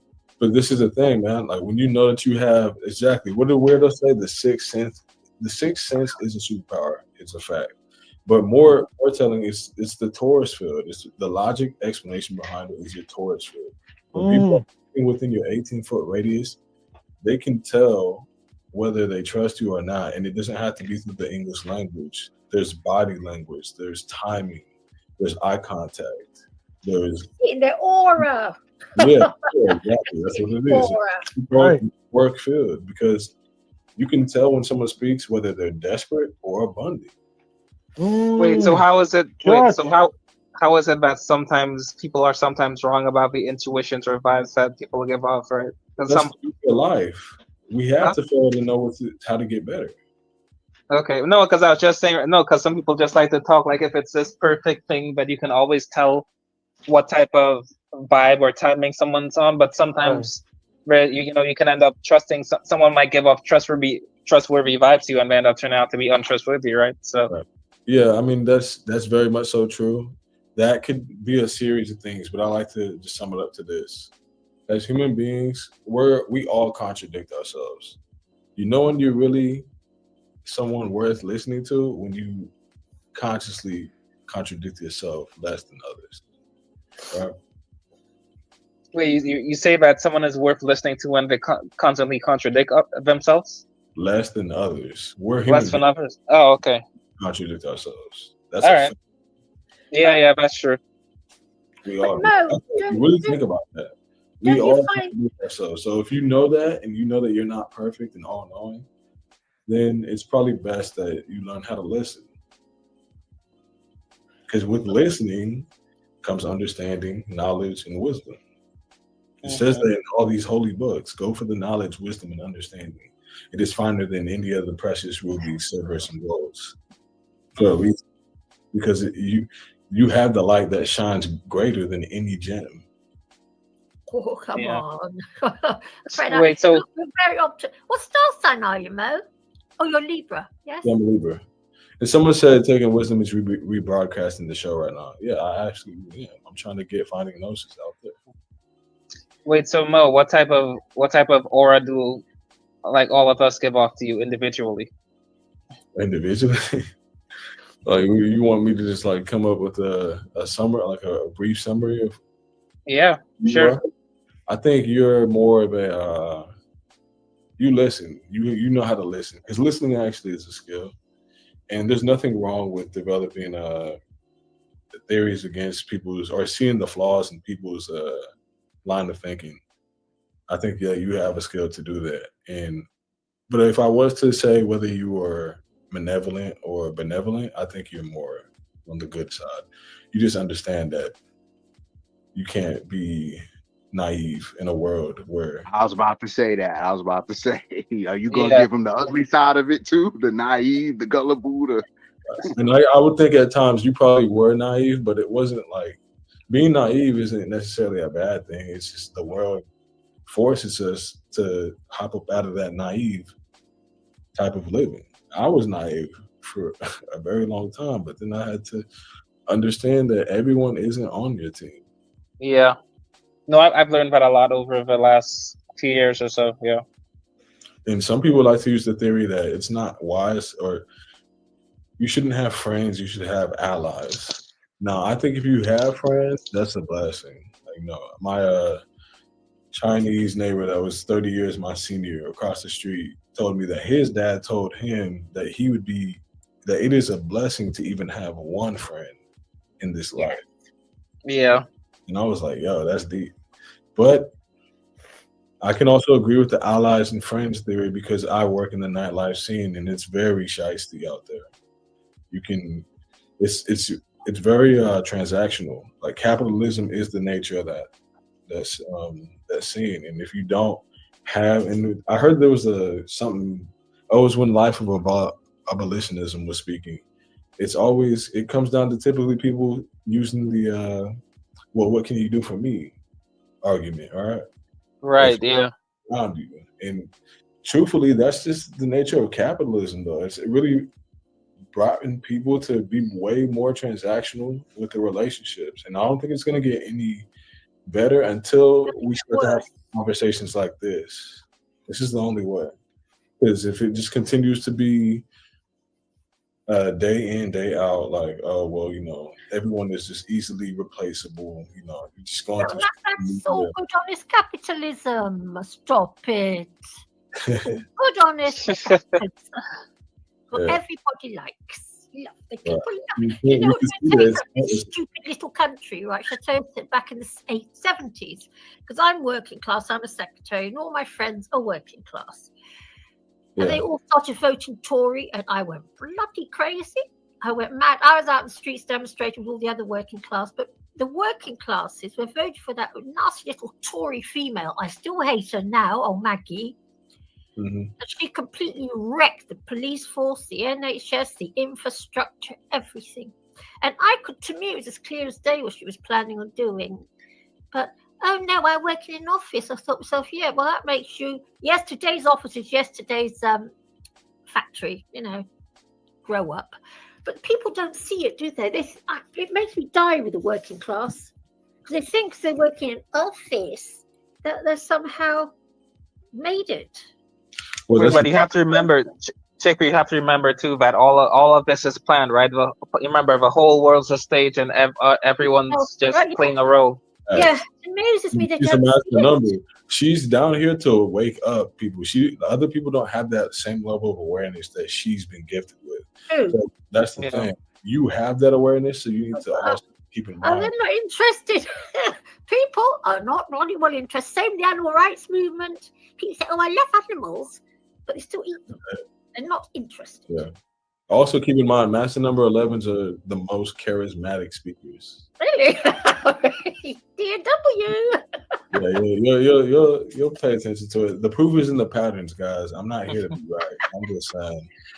There's something that is clearly brought down to a pattern, and the proof is in it. It is complete logic. I don't care about being right or wrong. But that was very young. Mo, I'll tell you this, man. Like I've been trying to get into like Nikola Tesla's 369 and how he talks about the secrets to the universe's frequency, energies, vibrations. And what was I gonna get, man? I remember when I first kind of heard about like numerology, right? Kind of like what you're cooking up on. And I just, I didn't know what to make of it, right? I'm like, this doesn't make sense. Because I watch boxing, right? By the way, I watch a lot of boxing. And there's this one guy who he makes predictions based off of numerology, right? And I would just say, I'm like, man, this guy's capping, right? This is all, just gimmicks, whatever. But then when you just really think about it, as far as that, it is written. Everything's already written out. It make it like I don't believe it. I know it. I know that numerology. It's already there. It's already created. I don't know how to really tap into that energy, but yeah, I know that it's definitely a fact that you like the numerology's already set into play on how things are gonna align and take effect. But again, I've been trying to get into a bunch of stuff. Um, so I'm just slowly but surely picking up on certain things. You know what I mean? Yeah, absolutely, man. So it's not necessarily like nothing is absolute. It's more so like there's a likelihood that it could happen, like the outcome. So next year, for example, Chickpea is going to be in her home core energy. So it's you've just proved me right. You've just proved me right about something. Okay. I was talking about Maggie Thatcher ruining the country, animal rights, and all that. I saw it all coming, and I see the mark of the beast coming too. You see, I'm right. I knew it. You wait and see. Yeah. All of you, you wait and see. Well, I will say the horse is a very stubborn sign, and next year, yeah, stubborn aren't I? It's rebellious. So if any time it could like pop off, let's say there was like some type of like interaction between countries, and there most likely will be. But I reckon there's big trouble coming. Because I don't know if you know, have you studied the sky at all? Because I don't know if you know back in 2017, but back in have you ever read Revelation where it talks about the woman in the sky? No. I'm talking to you, No, I think he said he hasn't read it. Yeah, well, there's this thing that says in Revelation about the woman in the sky, and this is what's really got me going. But back in 2017, there was a planetary configuration with the sun and the moon and lots of planets. And this configuration cannot be seen. Hold on. I think that was 2020, right? You talking about Saturn? 2017. 2017? What planet? 2017. November 2017. Anyway, this configuration cannot be seen by man because of the way it's all been done. It's purely a computer configuration, and it only happens once every 7,000 years. But this little man sitting in a cave talked about it 2,000 years ago, and hey, in 2017, computers say it's happening. It's just so weird. But I believe everything that's written there, everything for some reason, and I'm sitting here waiting for it to happen. And I'm scared. Yes, I'm terrified. I am scared. Don't be scared. Just keep that ground. Keep grounding. Keep going on walks. Of course, I'm scared. I've got to take my cats to the vet. I'm terrified the day I have to take them to the vet. Trust me. Look, darkness is just as respected as light. Some people think destruction isn't a part of life, but it really is. In order to the ability to plant veggies and fruits. I've got nowhere to plant veggies and fruits, Mo. I live in the middle of a city. I don't have the resources. Let him finish. Let him finish because he's cooking right now. Because without light, without darkness, you can't have light. That's what he's cooking on. Let him cook. The light, let him cook. Shines brightest in the darkness. Now I understand Chickpea. She's all download. He's talking about cooking. We're all gonna get this download. Let's all get the download. So. Yeah. D&W, do you mind sharing that image that I put on the screen as well and escape the matrix? So you were talking about how numerology does show the codes. Yeah. Just reveal, these outcomes are more likely to happen. Not 100% because nothing is absolute, but shit, I'll take it if it's fucking 90. Right. The thing is, I agree with you that not everything's absolute. I completely agree with you on that. I'm just starting to learn that. But yeah, go on. So that this movie right here is pretty much just showing. I think it's our version, our 21st century version of the Matrix, because the Matrix was created in 1999. When did this one come out? This one came out in 2011 on October 28th. And for those who study numerology, you'll learn more so about that number and how people use that number 28 to associate with themes of wealth, money, currency. Elon Musk is born on the 28th. A lot of 28 is the billionaire. The capital B is the 28th letter. If you were to continue to cipher on, or over and over. Again, like I said, I learned a lot from Gary, the numbers guy, GG33. Be sure to check him out. So this movie right here, In Time, I believe this movie is our greatest movie within the century, easily within the next, 75 years. But why? Because they've got this time thing on their hands, haven't they? A time chip. Yeah. So they really explain how the true currency is and has always been time. That's the true currency. And this movie highlights it. This movie is like Proverbs within the Bible. And I'm not a Christian by any means, but the main book that I study currently is chapter 1 through 31, Proverbs, because it literally does give you logical explanations as to how to not navigate for each day. So today's the 26th. Therefore, you would read Proverbs chapter 26. And I'm not making this up, man. Right. These are the patterns, yo. If you read this shit, it literally always aligns. This movie's similar. You can watch it dozens of times and learn something new each time. It's my favorite movie. You should watch it. I'm gonna watch it, bro. Yeah, I've seen it. I'm a Matrix nerd, bro. I love the Matrix, like the whole trilogy, and even any movies like that. Like, I was gonna say to you, bro, Mo. I don't want to say it on here. I was gonna put it in the private, but there's a channel that I know you fuck with. I could tell you fuck with it. you know what I'm talking about, right? I'll just leave it. He's a flat earther. I'll just say that. You know exactly what I'm talking about. Eric Dubay. No, I don't want to say it on it because I just don't know how much we could really say and stuff. I don't know. No, you can say what you want. Nobody's we could. Okay, you mess with Bro Sanchez. I've heard of the name before, but I have not really tapped into his content. Yeah. If you watch him, you'll realize you're just getting the same downloads, man. And it's crazy because there was this one day, I watch him all the time. There was this one day I got a download, and then 2 days later he throws up a live and he said a few things that I got as a download, and I'm like, this is crazy because I could tell we're all getting similar downloads or the same, at certain times or whatever. It's just crazy, man. The HOS update, so what I like to call it, that human operating system update, and nature is honestly doing its job to get people back to balance. All the bad that has happened, it's the law of cause and effect.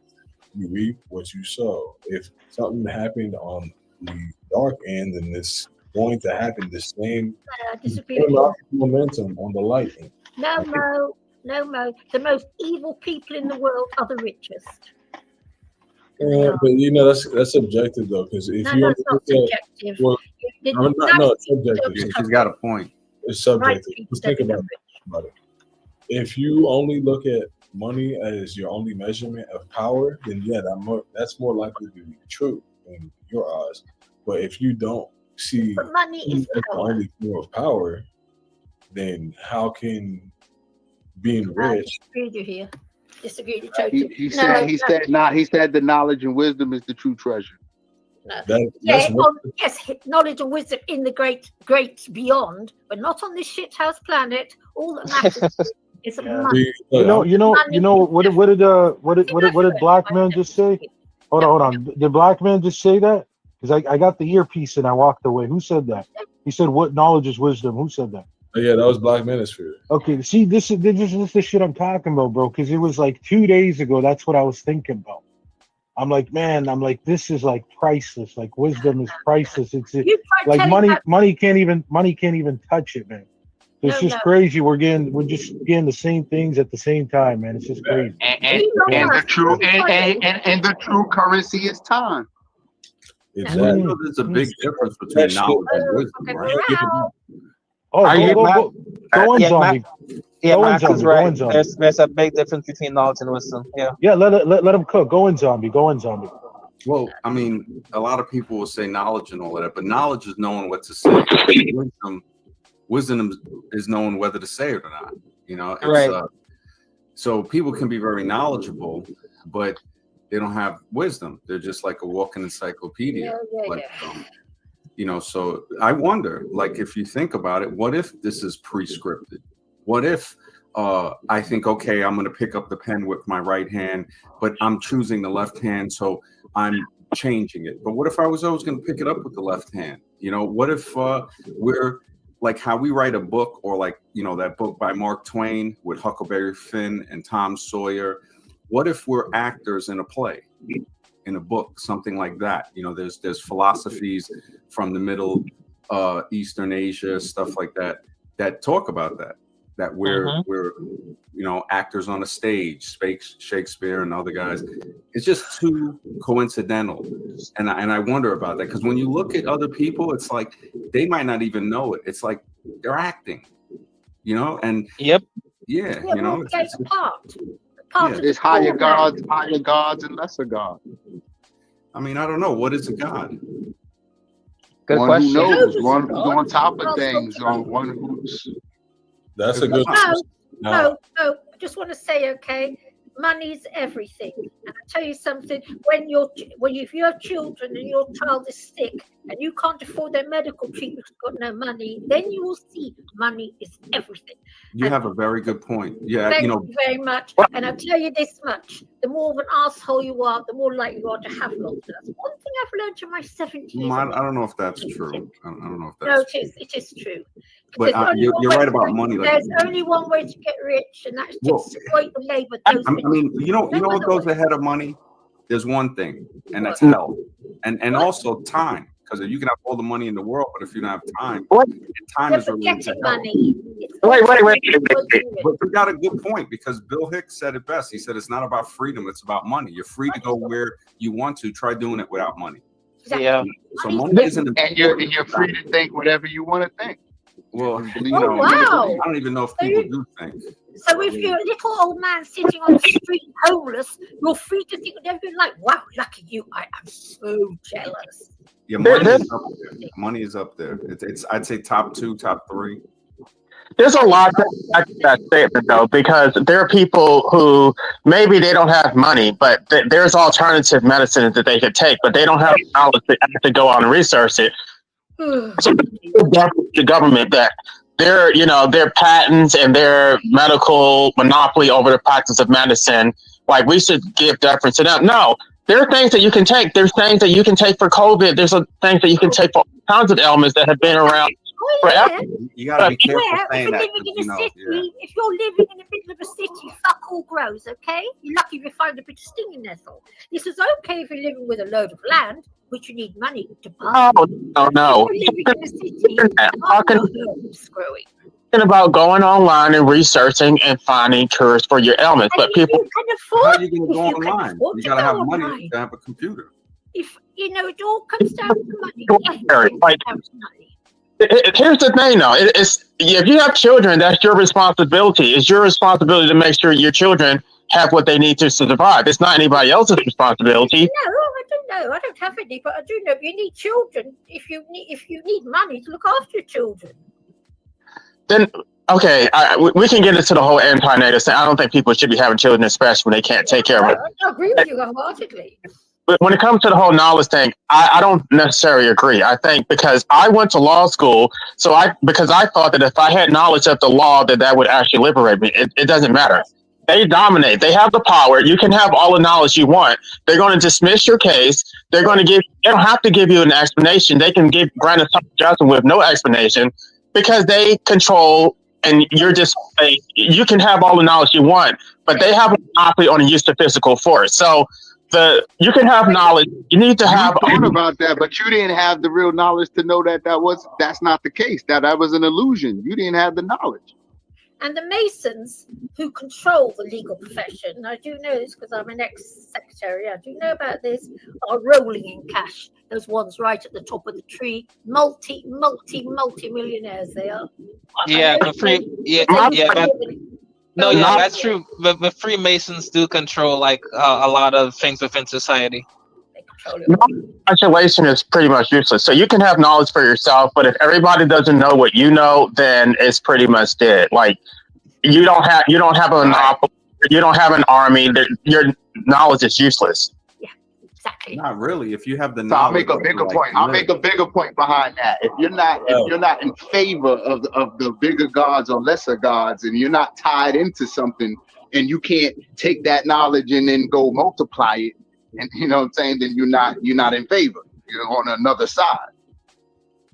Right. If you're able to multiply, then You're on the outside.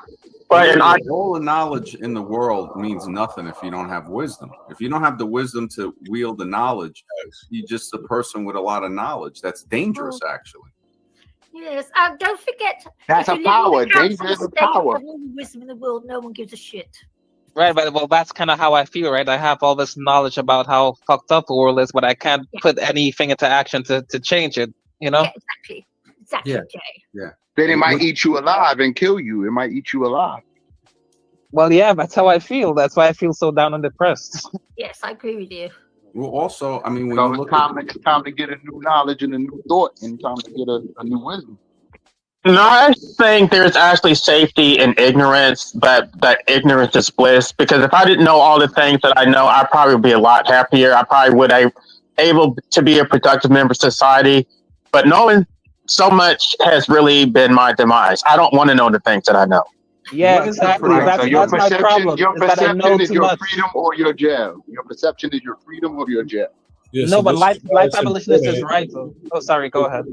I'll just say this. This is why it's important to know your genetic and metaphysical makeup, so that you know what works best for you, your pros and your cons. Whoever just said that they're depressed, I kid you not, there is a remedy, and it's gonna take work. But guess what? That's the fun part, because anything really worth having, it takes work. How about depression just being a part of life that you deal with, and you have your ups and your downs instead of trying to eliminate the dark so you can only have light? You got to have depression to know what it is when you're not depressed. It's a part of life. I think a lot of people here talked about things that are sicknesses and real illnesses and trauma. It's not just depression.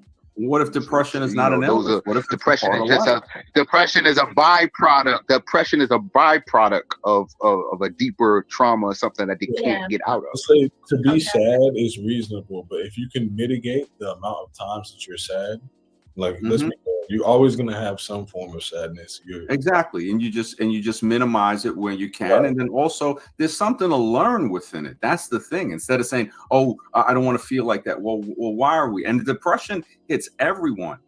You know, most people. But most people don't go clinically. Most people don't clinically. Most people live a life that's like considered a low grade of depression, right? Now, what was that other thing that author said? Most men live lives of quiet desperation, and we don't let people know about it. Yeah, and it's messed up. I mean, I've gotten it on days, but I notice the more I create, the more I do, my radio show, stuff like that, come on other shows. It's part of it is interaction, but other part of it is being comfortable with isolation. If you love yourself, you're never alone. So when you hear the alone compared to solitude, it's two different things right there. Well, lonely and alone, because alone is solitude. Lonely is no, not really. I mean, think about it. Solitude is solitude. Alone is alone. You see, when we mix these words up, this is where things get confusing, because when a word is meant something, okay, let's leave it at that. Let's not say, well, it means this, this, and this too. Being alone, because people have a feeling. It's more of a feeling. And I would deal with it based person by person, because one person's need may not be the next person's need. No, just or not being comfortable with being in solitude, because that's another big one. Some people feel like they need to be accomplishing something, that the solitude now feels like loneliness. Because I notice whenever I'm creating or doing something that is productive, especially like Chickpea saying, in the venture of at least making some monetary capital from some of it, because you have to eat and other things, I feel a little better. But when I feel like, when you look at the world and you start to get a sense of despair, you know, it's getting a little tougher now. I mean, we're moving into a very electronic, genetic type of like age that I really don't know what's in store for a person that's going to be 20 years old in 2035.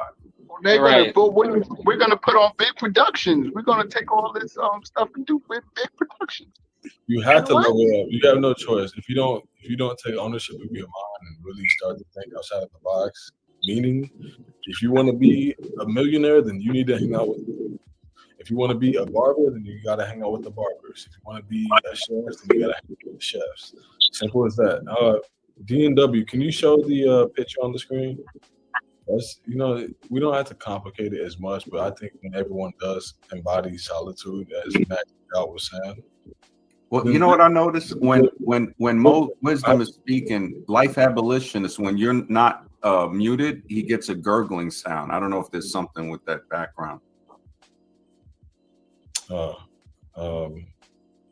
Maybe he just got a mute, right? Yeah, it sounds better now. Yeah. Okay, cool. So if you look at the diagram on the screen, these are several measurements of power and value, not just money. You have your health, family, wealth, social status, spirituality, love, creativity, career, and business, and most important of all, in the middle, is yourself, love. We don't see a diagram, by the way. No, I see it. I see it. Oh, what the? I don't see nothing. What the heck? Okay, it's all good. It's all. You just keep going. I'm not gonna rap. Keep going. All right. Yeah, catch on the replay. It's worth it. This diagram helps a lot.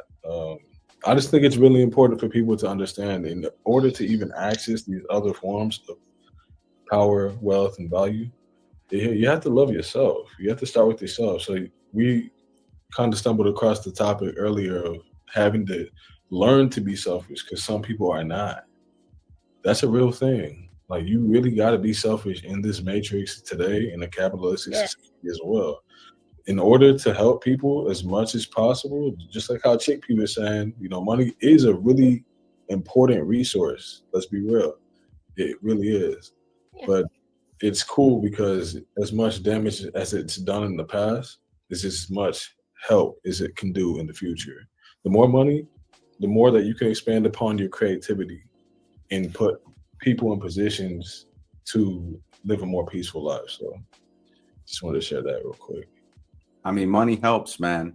If I could give everybody on the panel $10,000 each, I think they would accept it and say that it helped them a little. I'd be happy for it. Yeah.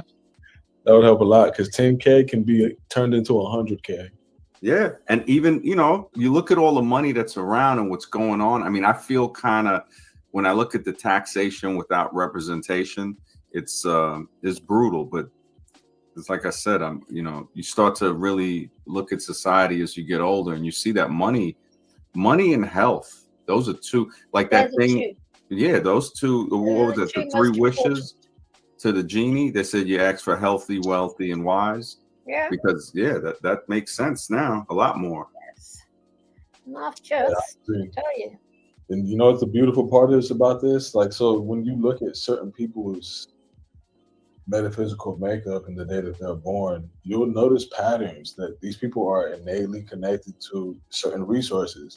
Some people are certainly connected to wisdom, knowledge, and understanding, and that's going to be like your life path 3s, 7s, 9s, 33s. You have people that are connected to money. Why do you say 3 and 7s? Is a matter of interest? Yeah, I mean, I don't know how far you've gone down the rabbit hole of metaphysics, but 3 is connected to the planet of Jupiter. And what's about the 7s? 7 is the planet of Neptune, and it is the element of water. Your 9 is the planet of Mars and the element of fire. And actually, in 2025, we just jumped into a 2-decade period where the fire element is going to be the theme. So when you were saying those visions that you had about war and whatnot, I understood that it could happen, and it's more likely to happen. But guess what? If we collectively start to be on the same page and think positively, then but no, that's not going to happen. Yeah, that's not going to happen. I feel like it's inevitable. I tell you something. You have to read the history book, and people always do what their superiors tell them to do. When their superior boss says to them, go out and kill, they'll go and do it because they've been told to. That's a sad, brutal reality about life. That's why I don't like us very much. Well, my Michael Jackson was able to influence What? millions of people. What? You probably told him he couldn't do it either. But without Michael Jackson, people wouldn't be the same. He was literally known globally. I'm talking about this was being yeah, but You can make lots of money out of him. That's why. right, and war is a different beast, right? They were saying he was tapping into spirit. Not think about it, because sound is the most powerful weapon. Wisdom. Do you know the story, the Battle of the Somme? Do you know the story about what happened before the war started? That battle, Somme, that terrible, terrible battle. You don't know, do you? But I'll tell you, right? The battle, the night before, the Brits and the Germans played football together. Okay, these working class boys, working class Germans, working class Brits, working class, okay, trolls, played football together, drank together, partied together. The next morning, they went back to their trenches. Their boss said to them, right, off, pick up your guns, off you go. The war started. Then they went and killed the other side. So the night before they were playing with them, the next day they killed each other. That's humanity for you. That's lower humanity. That's lower. No, that is average humanity. That is not low humanity. That is average. No. That is average working class humanity. It's not lower humanity. That was my ancestors. That ordinary everyday humans. No, that's ordinary. No, I was going to talk about it earlier, but okay. The spirit of anger was present. You don't kill someone out of joy. And if you do, so why did they do it then? Just because their boss said, now off you go and kill. That's what their boss told them to do. So they went, yes, sir. I love you, sir. And picked up their guns and went kill. What is the war? What is the war about? What is the war over? What do they? Don't they want resources? Beginning of the First World War. This was beginning of the First World War. I think she's talking about how people. What was it over? What was it for? No, she's asking. The First World War, the Battle of the Somme was the beginning of the First World War. We understand that happened, but you got to keep in mind that was the European. Oh, what's so different about non-Europeans? What's so different? I was going to talk about it earlier. Europe, UK, all of that outside. I was going to tie into a bigger point. Let me just bring it up because. But don't be funny, when you read a history book, humans have been killing each other since they left the Garden of Eden. We've been at each other's Yeah, but you know what, Chickpea? I think that the history books are purposely focusing on, yes, there has been a lot of war and killing, but there's also some good stories that I noticed they suppress, and they don't like to talk about that. Because if you look at stories where people helped each other, like, for instance, during World War II, right? Didn't the Albanian Muslims help hide some of the Jewish people that were trying to escape the Nazis, giving them? A couple of them did. Yes, no, but what I'm saying is there is that goodness. If we don't focus on the goodness a little and think it's all bad, it gets doomeristic. And I'm not saying to ignore the bad. You're right about pointing it out. But there's some good acts that people do. It might not be the majority, but it's not the majority. Right, but the good is only mitigating the evil. So what you said is that the group of people trying to kill some Jews and some Muslims tried to help them. So it's still based on. They did help them. You see, so it's not that they tried to help them; they did help them. Yeah, and I'm just pointing this out as a story. Like, okay, look at I think Mexico might have gave Ethiopia around $5,000, like a century or something more, and I think they paid it back. Like the gratitude, like when you look at these little acts of kindness. Occasionally. Occasionally, but that's what I find out, right? But what if it's more than occasionally, and I just don't know? It's not occasional. Because all it puts in is war. Like, have you ever heard? If you look at the news, right? It's always something negative, and it's a scientific fact that people that watch the news more get depressed more. But you know that they could put if they even put equal stories. Hey, somebody helped this person out today, and it was so thankful. And then also you put the other story of the crime or whatever. At least you have a little balance. Doesn't it feel like they're just feeding us a lot of this? I sense that as a child. As a child, I recognize that. Yes, sir. Yeah, because it's manifestation, man. When they target that subconscious mind, what do you think is more prone to happen? If they're constantly showing you something that you But you know, read the history books. I used to say, why y'all always watch this stuff then? And then I watched the minds of my own family and how they think, and I was like, all this stuff correlates. Well, look at music. I mean, music. Yeah, I understand all those things. Yeah, I understand how we indoctrinated and how they pull the mind in. You got people that will buy a musical album to brainwash themselves with the same thing that was, put out to keep them in a detrimental state. And I myself, when there was records, Exactly. We can understand it for our own selves. If we all listen to music and watch television and do, you know what I'm saying? We could, if we be honest with ourselves, you can see. Well, we see the progression of this too with the newer age in the last 10 years. This thing is on another level now. Yeah. This is a question though, because if you're a problem, then we worry about our children. If you're a problem solver, wouldn't it be more helpful to focus on the negative than to focus on the positive? What is the value of focusing on the positive? You're not fixing it. If I focus on the negative, am I going to go seek the devil out and the evil out and kill it? Am I going to get rid of it, or am I playing ball with it? Well, no, this is an easier way to put it. What you're saying is right. The negative, right? To fix the negative, you have to use something positive. So you're going to be using both. When you focus on the negative without a solution, that's the problem. You got to say, that's what I'm saying. When I focus on something, I'm going to eliminate it. It will be no more. Well, you might not be able to eliminate it. So hold on, I want to make a point. I want to make a quick point. I'm going to give it back. As a man, I want to eliminate the thing. It'll be no more. If I don't take that aspect with it and that thing, then I'm willing to play ball with it, let it linger around, hang out, see if I could be a part of it at some point in time. Do you understand what I'm saying? No. Honesty. I don't, because if you, like depression, we just said, you're not going to eliminate that. You're going to minimize it. Sadness, you're going to minimize it. It's going to be there, and you're going to understand that it's there for a reason. Because how are you going to know you're happy? I can't afford to go crazy. I can't afford to dwell in things that I'm not going to be able to change. You understand? So I got to keep my sanity, right? Because I'm not going to go change that and have the solution for it. But I know the solution. And that's a good point.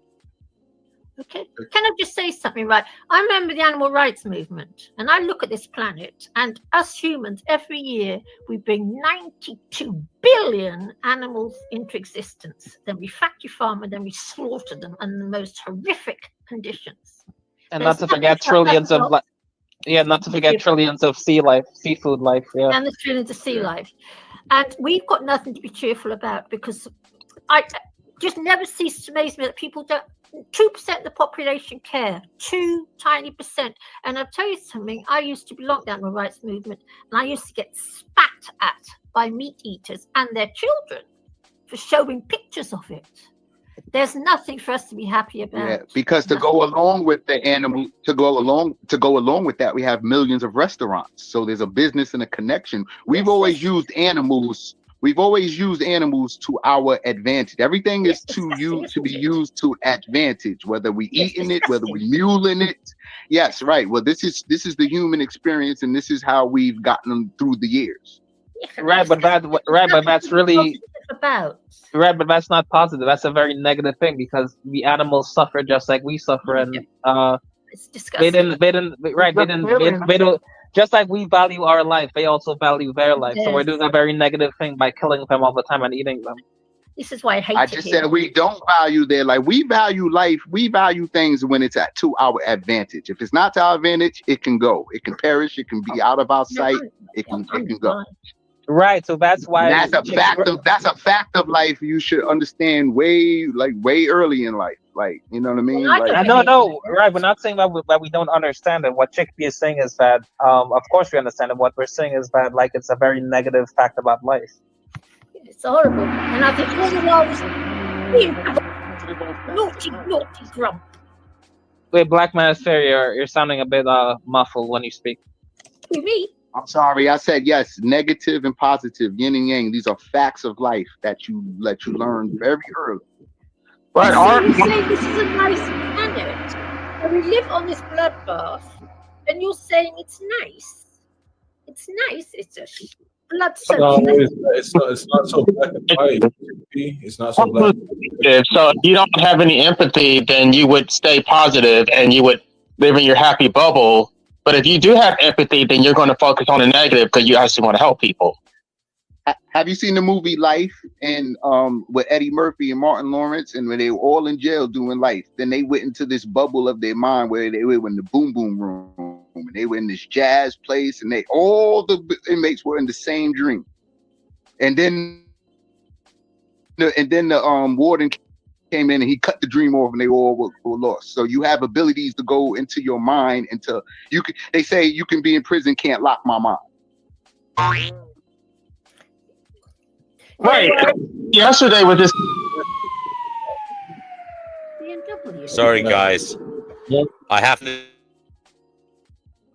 for me because I've got to go to bed to get up in the morning. Yes, so what I'll do is I'll end it, but you guys can stay backstage and talk. It's no problem. But I'm going to end the live stream because there's no Gaia, the Sage, around either. I don't know where he is tonight, unfortunately, to keep it going. But yeah, thank you to everybody who tuned in. We'll come back again soon. But yeah, guys, stay backstage, chat away. It's been a great stream. Thank you for joining us. Night, bro. All right.